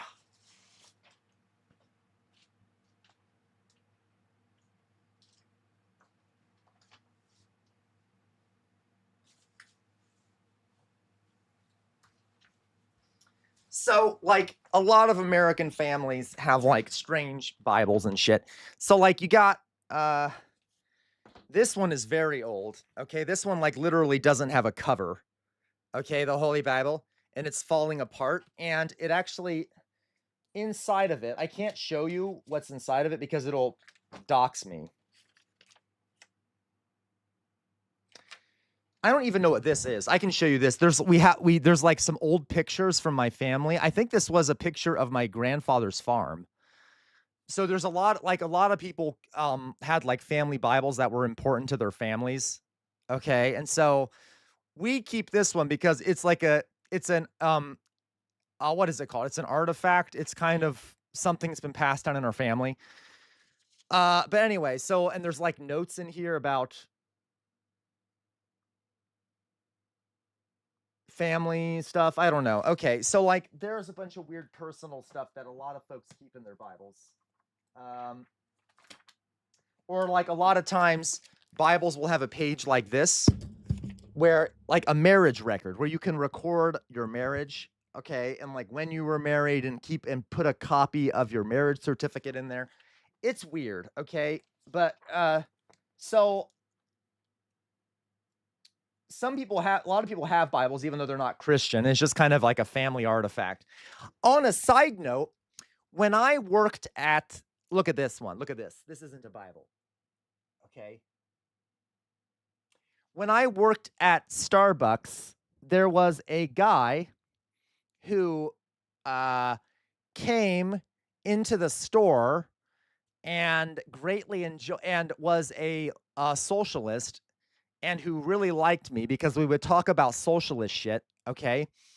And he brought into me, and I keep it because I bet it will be worth money in a while, okay?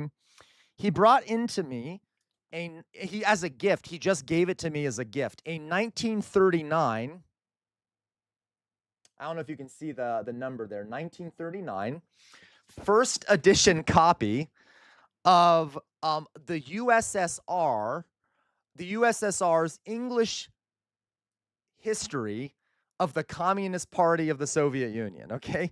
So this is actually a USSR state-issued history of the Communist Party of the Soviet Union, issued in 1939 in English, and he just brings it into me and gives it to me.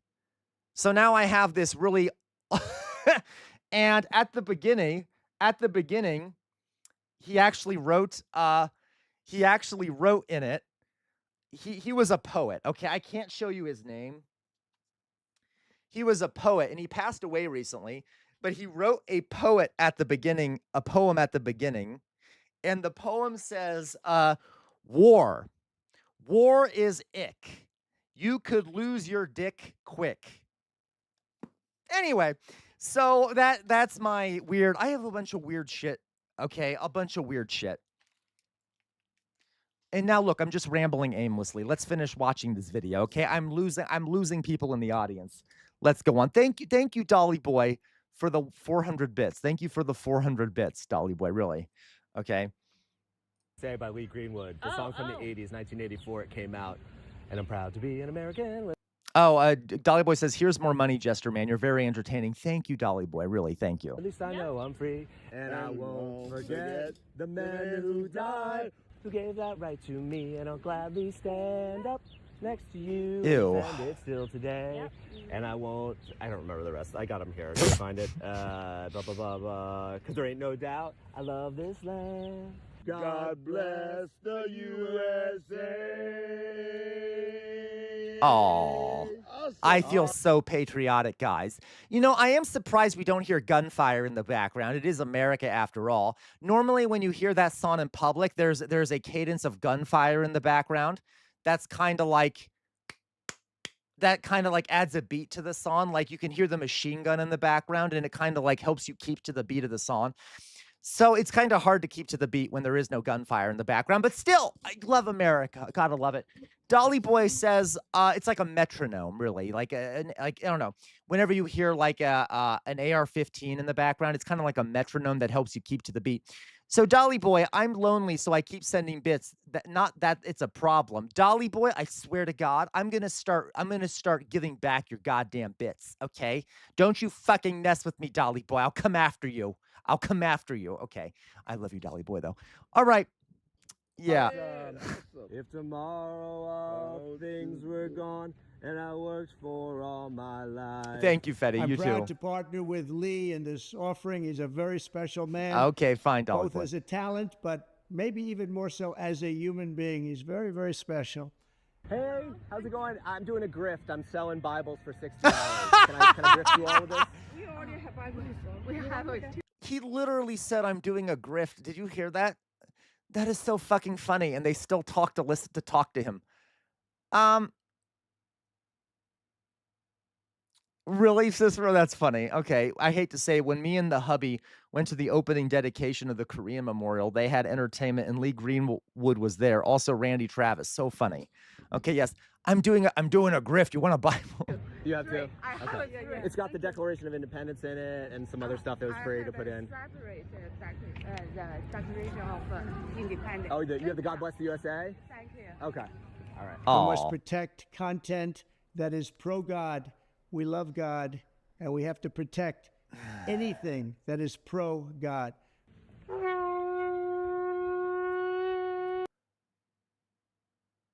I'm not going to comment. Hallelujah! Hallelujah! Glory. It's just a normal Bible, right? I don't get that tradition. Does anyone know what that tradition is? The blowing of that horn? It's so fucking weird. I don't get it. What is that? I know it's the Christians do it, Jewish people do it. I don't know what it is. Okay, I was raised a Catholic. I don't know if that's like a non-Catholic thing, but like what it does, it sounds like a mating call. I'm not sure. Does it like call down the angels or something? I don't know. Okay, I don't know what it is. Whatever. I'm gonna shove this stuff in there. Man, bear, pig. There put it you in the go, front. Cicero Fields. Boom. Hilarious. Now, that's all together. And now I'm gonna hand it to you. And I'm gonna sell it to you for $60. Sounds like a ripoff. It's a ripoff? Yeah. That is funny. Do you think $60 is too much to charge for a Bible? Oh, yeah. Yeah. We saw Donald Trump. He's selling the God Bless the USA Bible. What? It's got all the same stuff in it. Has anyone been to the Bible? You know that there's actually a Bible museum in DC now?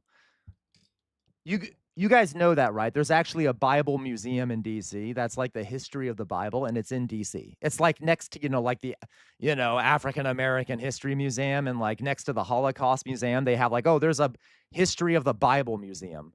Like literally, I'm not joking. And it's fucked up. It is a bit fucked up. Ain't no history of the Quran building. You know what? I just got to prove this to you. Okay? Bible history. I think it's the National Bible Museum.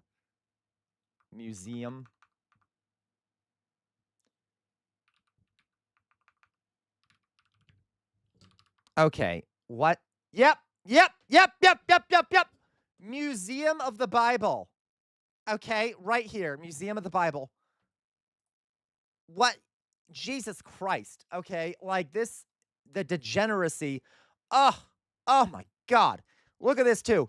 It literally, the Medigo Mosaic Foundations of Faith. What the fuck? Okay. And Jesus Christ. I don't think it's necessarily run by the government. I think it is partially, I think it's a private organization, but it's on the National Mall with the rest of the big things. Okay? I'm trying to find, look at this. They have an exhibit about George Washington praying. By the way, this image is fake and it never happened. Has anyone seen this portrait before that shows George Washington kneeling to pray at the battle, during Valley Forge? Never happened. Okay. And it's weird. And I wonder if the slaves are right off the screen. You can't see the slaves in this image. I do wonder if they were praying too, right? Do you think they were praying for their freedom from the monster who was George Washington while he was kneeling and praying? Anyway, it's funded by the family that owns Hobby Lobby. Oh, well, that makes sense. Regardless, it's a very, very big museum on the National Mall. Love this country. Let's continue. I think we're almost done with this. We saw that and we were like, it kind of felt like a grift. Like he was just Of trying course to get they're not money from Philly cheese. people who I are know, Drusilla. Christian, And then we were like, well, Yes, in your groove. if everyone's okay with it, we could do the same thing. Does it feel like I'm trying to Right, grift you Dolly? right now? You are. It does? It's okay. You are. Well, I guess I got to be honest. This isn't my idea. Donald Trump did this kind of exact same thing. He sold the Bible. Oh, get out of here. Get out. Oh, of course, immediately. Oh, get out of here. Donald Trump didn't do the exact same thing. No, he did. He did. Okay, he literally did the exact same thing, but they don't notice that, right? They're incapable because they're in a cult. Okay, you can have that back. Out of here. Thank you so But he much. did do the same You're thing. a scammer. No, I guess if Literally, that's Trump is a scammer too. I guess they get that idea. I am, then is he? You're a scammer and And a non-patriot. There we go. Okay, I'm a non-patriot and a scammer. All right. Oh my God, shirtless men running by. Anyway, yes. So, okay. I'm just trying to do the exact same thing Trump is, and I'm a scammer and a Yeah. non-patriot. Hey, want to buy a Bible? No, sir. $60. No, sir. Want to buy a $60 Bible? I have Bible in the bushes. Well, I'll sell it to you for $60. I got some Sorry, lyrics Philly to cheese. it. I know I'm a horn dog. I Donald can't help Trump is it. selling the God Bless the USA Right. Oh, Bible, tater tot. Right. and it's Trump. basically the exact Trump would never grift people, except like that's what he's done his entire life. But yes, you're right. Would never grift people. same thing. It's the Bible, and it's got the Bill of Rights in it, the Constitution, and he's selling it for $60. Yes. Do you think that's too much for him to do that as well? He can do it. I'm proud to endorse and encourage you to get this Bible. We must make America. Is he holding it right side up this time? Actually, I literally think he isn't. It looks like it's probably upside down. No, it isn't. It's right side up. But anyway, do you remember, guys, when he went in front of the, he was standing outside somewhere and he was holding the Bible and it was upside down. And he's like, I love the Bible. They're defiling the Bible. Yeah, I love the Bible. And like he was just sitting there holding it upside down. It was just really funny anyway. America pray again. Pray. It's only $60. I already have a Bible. Yeah, remember Tater Tot? I'm distributing books too. Oh, really? Yeah. Okay. Well, this one has the lyrics to an 80s song in it as well. Oh, good. Hey, go Big Blue. Thanks. CATS, cats, cats, cats. There you go. I'm selling Bibles for $60. Ah! Would you like to buy a $60 Bible? I don't think so. I think we're good. It's got the lyrics to God Bless the USA by Lee Greenwood in it. Honestly, this is triggering me. I hate being approached by salespeople like this. So I know he's doing a bit, but like just hearing him approach these people is irritating me. I don't think so. Okay. We're good. Is that too much? I thank my lucky stars to be living here today. Oh, you're flat. You're flat. Flag will stand for freedom. I agree. Now, Louise, I will say, so Louise says, I'd love to see someone actually turn around and say Trump is a grifter and a con man when they're stopped by this sort of YouTuber. I agree. And I'm curious, Louise, if he's just not showing people who do that. Because a few of the people have been like, no. Like, you can tell a few of the people, no, it's a grift and shit like that. But I'm wondering if he doesn't show us when he comes across. Because D.C. is actually a very liberal place, right? It's a very liberal place. And a lot of the people running by probably have nothing to do with the Trump stuff. So I'm curious about if he's, like, clipping stuff out of it. And they can't take that away. Exactly, Dolly Boy. Because I'm proud To be an American. I mean, it didn't cost us anything. Aw. Like the Constitution, the Bill of Rights in there. And also, I get uncomfortable watching other people's discomfort and how so many of these people are like doing the body language of like, I don't want to be here, but they're continuing to smile. And I just want to be like, let them go. Let them go. Oxpecker. Yeah, like the Spectrum Internet people who stand around at Kroger. I know Oxpecker, right? Jesus. And it's $60. No, Would love to make a sale right now. What could it? What? No, I could add more. I have so many Bibles at home. So, Okay. Sorry. Yeah, let my people Would go. you like to buy a Bible? I can give you a free book. No, I've got too many. I'm trying to offload these. This is my grift. I'm trying to grift people. Ah! I would like to grift you and sell you this Bible for $60. And I'm giving you a book free. I know, but I'm grifting. Can I please grift you? I can't. Okay. I don't have the money. Oh. Hey, we're selling Bibles for $60. Would you like to buy it? In the end, we do not answer to bureaucrats in Washington. We answer I know. to I love that justification. I already have so many at home. You only need one, folks. Why do you have so many Bibles? Okay.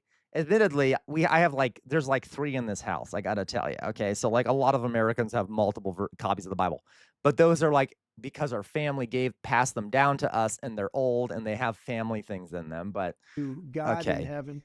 I also have a Quran, by the way. I have a Quran, a Bhagavad Gita. I can't pronounce it. Forgive me. I have a Quran, a Bhagavad Gita. I have a Book of Mormon. I have several things. Okay. Christians are under siege. Don't hate on my shittier Bible. Oh, your shitter Bible. You have a shitter Bible? I would love to have a shitter Bible.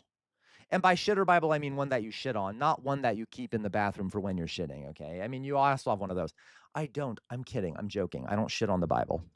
At least not with poop. With words, I do. The grift's going. I'm selling Bibles for $60. I don't have a satanic Bible, Oxpecker. I got to tell you. Would you like to buy one? No. Unfortunately. No, we brought one with It's a quick grift. You want to do it? $60. No, thank you. Are you sure? Yeah. Hi, we're grifting. Would you like a Bible? Would you like a Bible? No, thank you. Okay. You don't think selling a Bible for $60 is a grift? Yeah, you selling the Bible for $60? I know. Well, We're trying to grift people. Oh, That's he's what a Jehovah's Witness? Okay. Oh, you trying to grip people? I mean, at least we're coming out and saying. I don't know what he is, actually. Whatever, doesn't matter. But I will say this. I'm proud to Be an American, where at least I know I'm free. So I can sell a Bible if I want to. And grips everybody. I know, Jay Williams. Okay, well, that was cute. That was cute. That was so cute. Man, the Scottish suck sometimes. I'm sure they do, Dolly boy. I've met some Scottish men. Never mind. Let me put my face up, guys. Let me put my face up. Okay. So, guys, how's everyone doing out there? His channel really is good. Okay, oh, I know, Oxpecker. Okay, guys, I'm gonna go. It is time for me to eat. I need to go have dinner. All right. Thank you, everyone who donated, especially Dolly Boy. Thank you so much for all the donations, Dolly Boy. You know you keep the channel going. You make it so that I can do what I do. All right. Folks, if you know anyone out there who might like my content, please let them know and send them my way. I'm just trying to grow the community. I'm so close to having 400 followers. Bye-bye, Dolly Boy. I love you too, Dolly Boy. I'm so close to having 400 followers. I just want to, 400 followers. I just want to get there. I think we're only like a few people away. So send people my way. I need to grow the community so I can do this long term, okay? On that note, folks, I'm going to go. So I'm going to find someone to send you guys to on Twitch. 3 more. God damn it. Only need 3 more. Yeah, no problem, elevator lady. So I almost streamed, guys, for 6 hours today. I'm proud of myself. I'll try to do longer normally, okay? What do I promote here? Hello. Why do people always come in here right when I leave? Hello, Godfried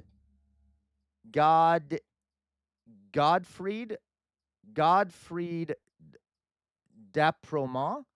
What do you promote here? I promote truth and justice and other good things. Okay? Godfried, welcome to the chat, by the way. See ya, guys. Okay, so let me see who we have. Let me see who I can send you guys to on Twitch. All right, Twitch. Happy Pride Month, by the way. Oh, disgusting, Oxpecker. You know how I know what that is? Yeah, and not the American way.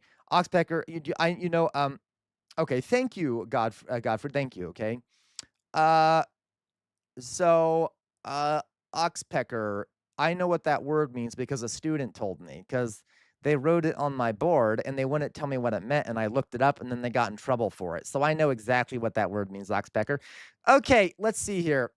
I'm not going to send you to Hasan, folks. Not in a million years. Not in a million goddamn years. All right? Where should I send all of you? La-di-da-da-da. La-di-da-da-da-da. Okay, I'll send you guys to... I don't fucking know. You know what? What's PFN mean, Cicero Fields? Is that actually a person?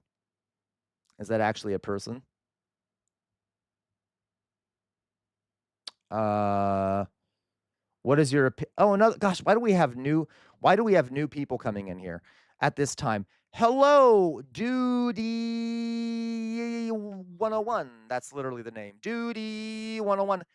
What is your opinion on Chip Ahoy cookies? They're fine.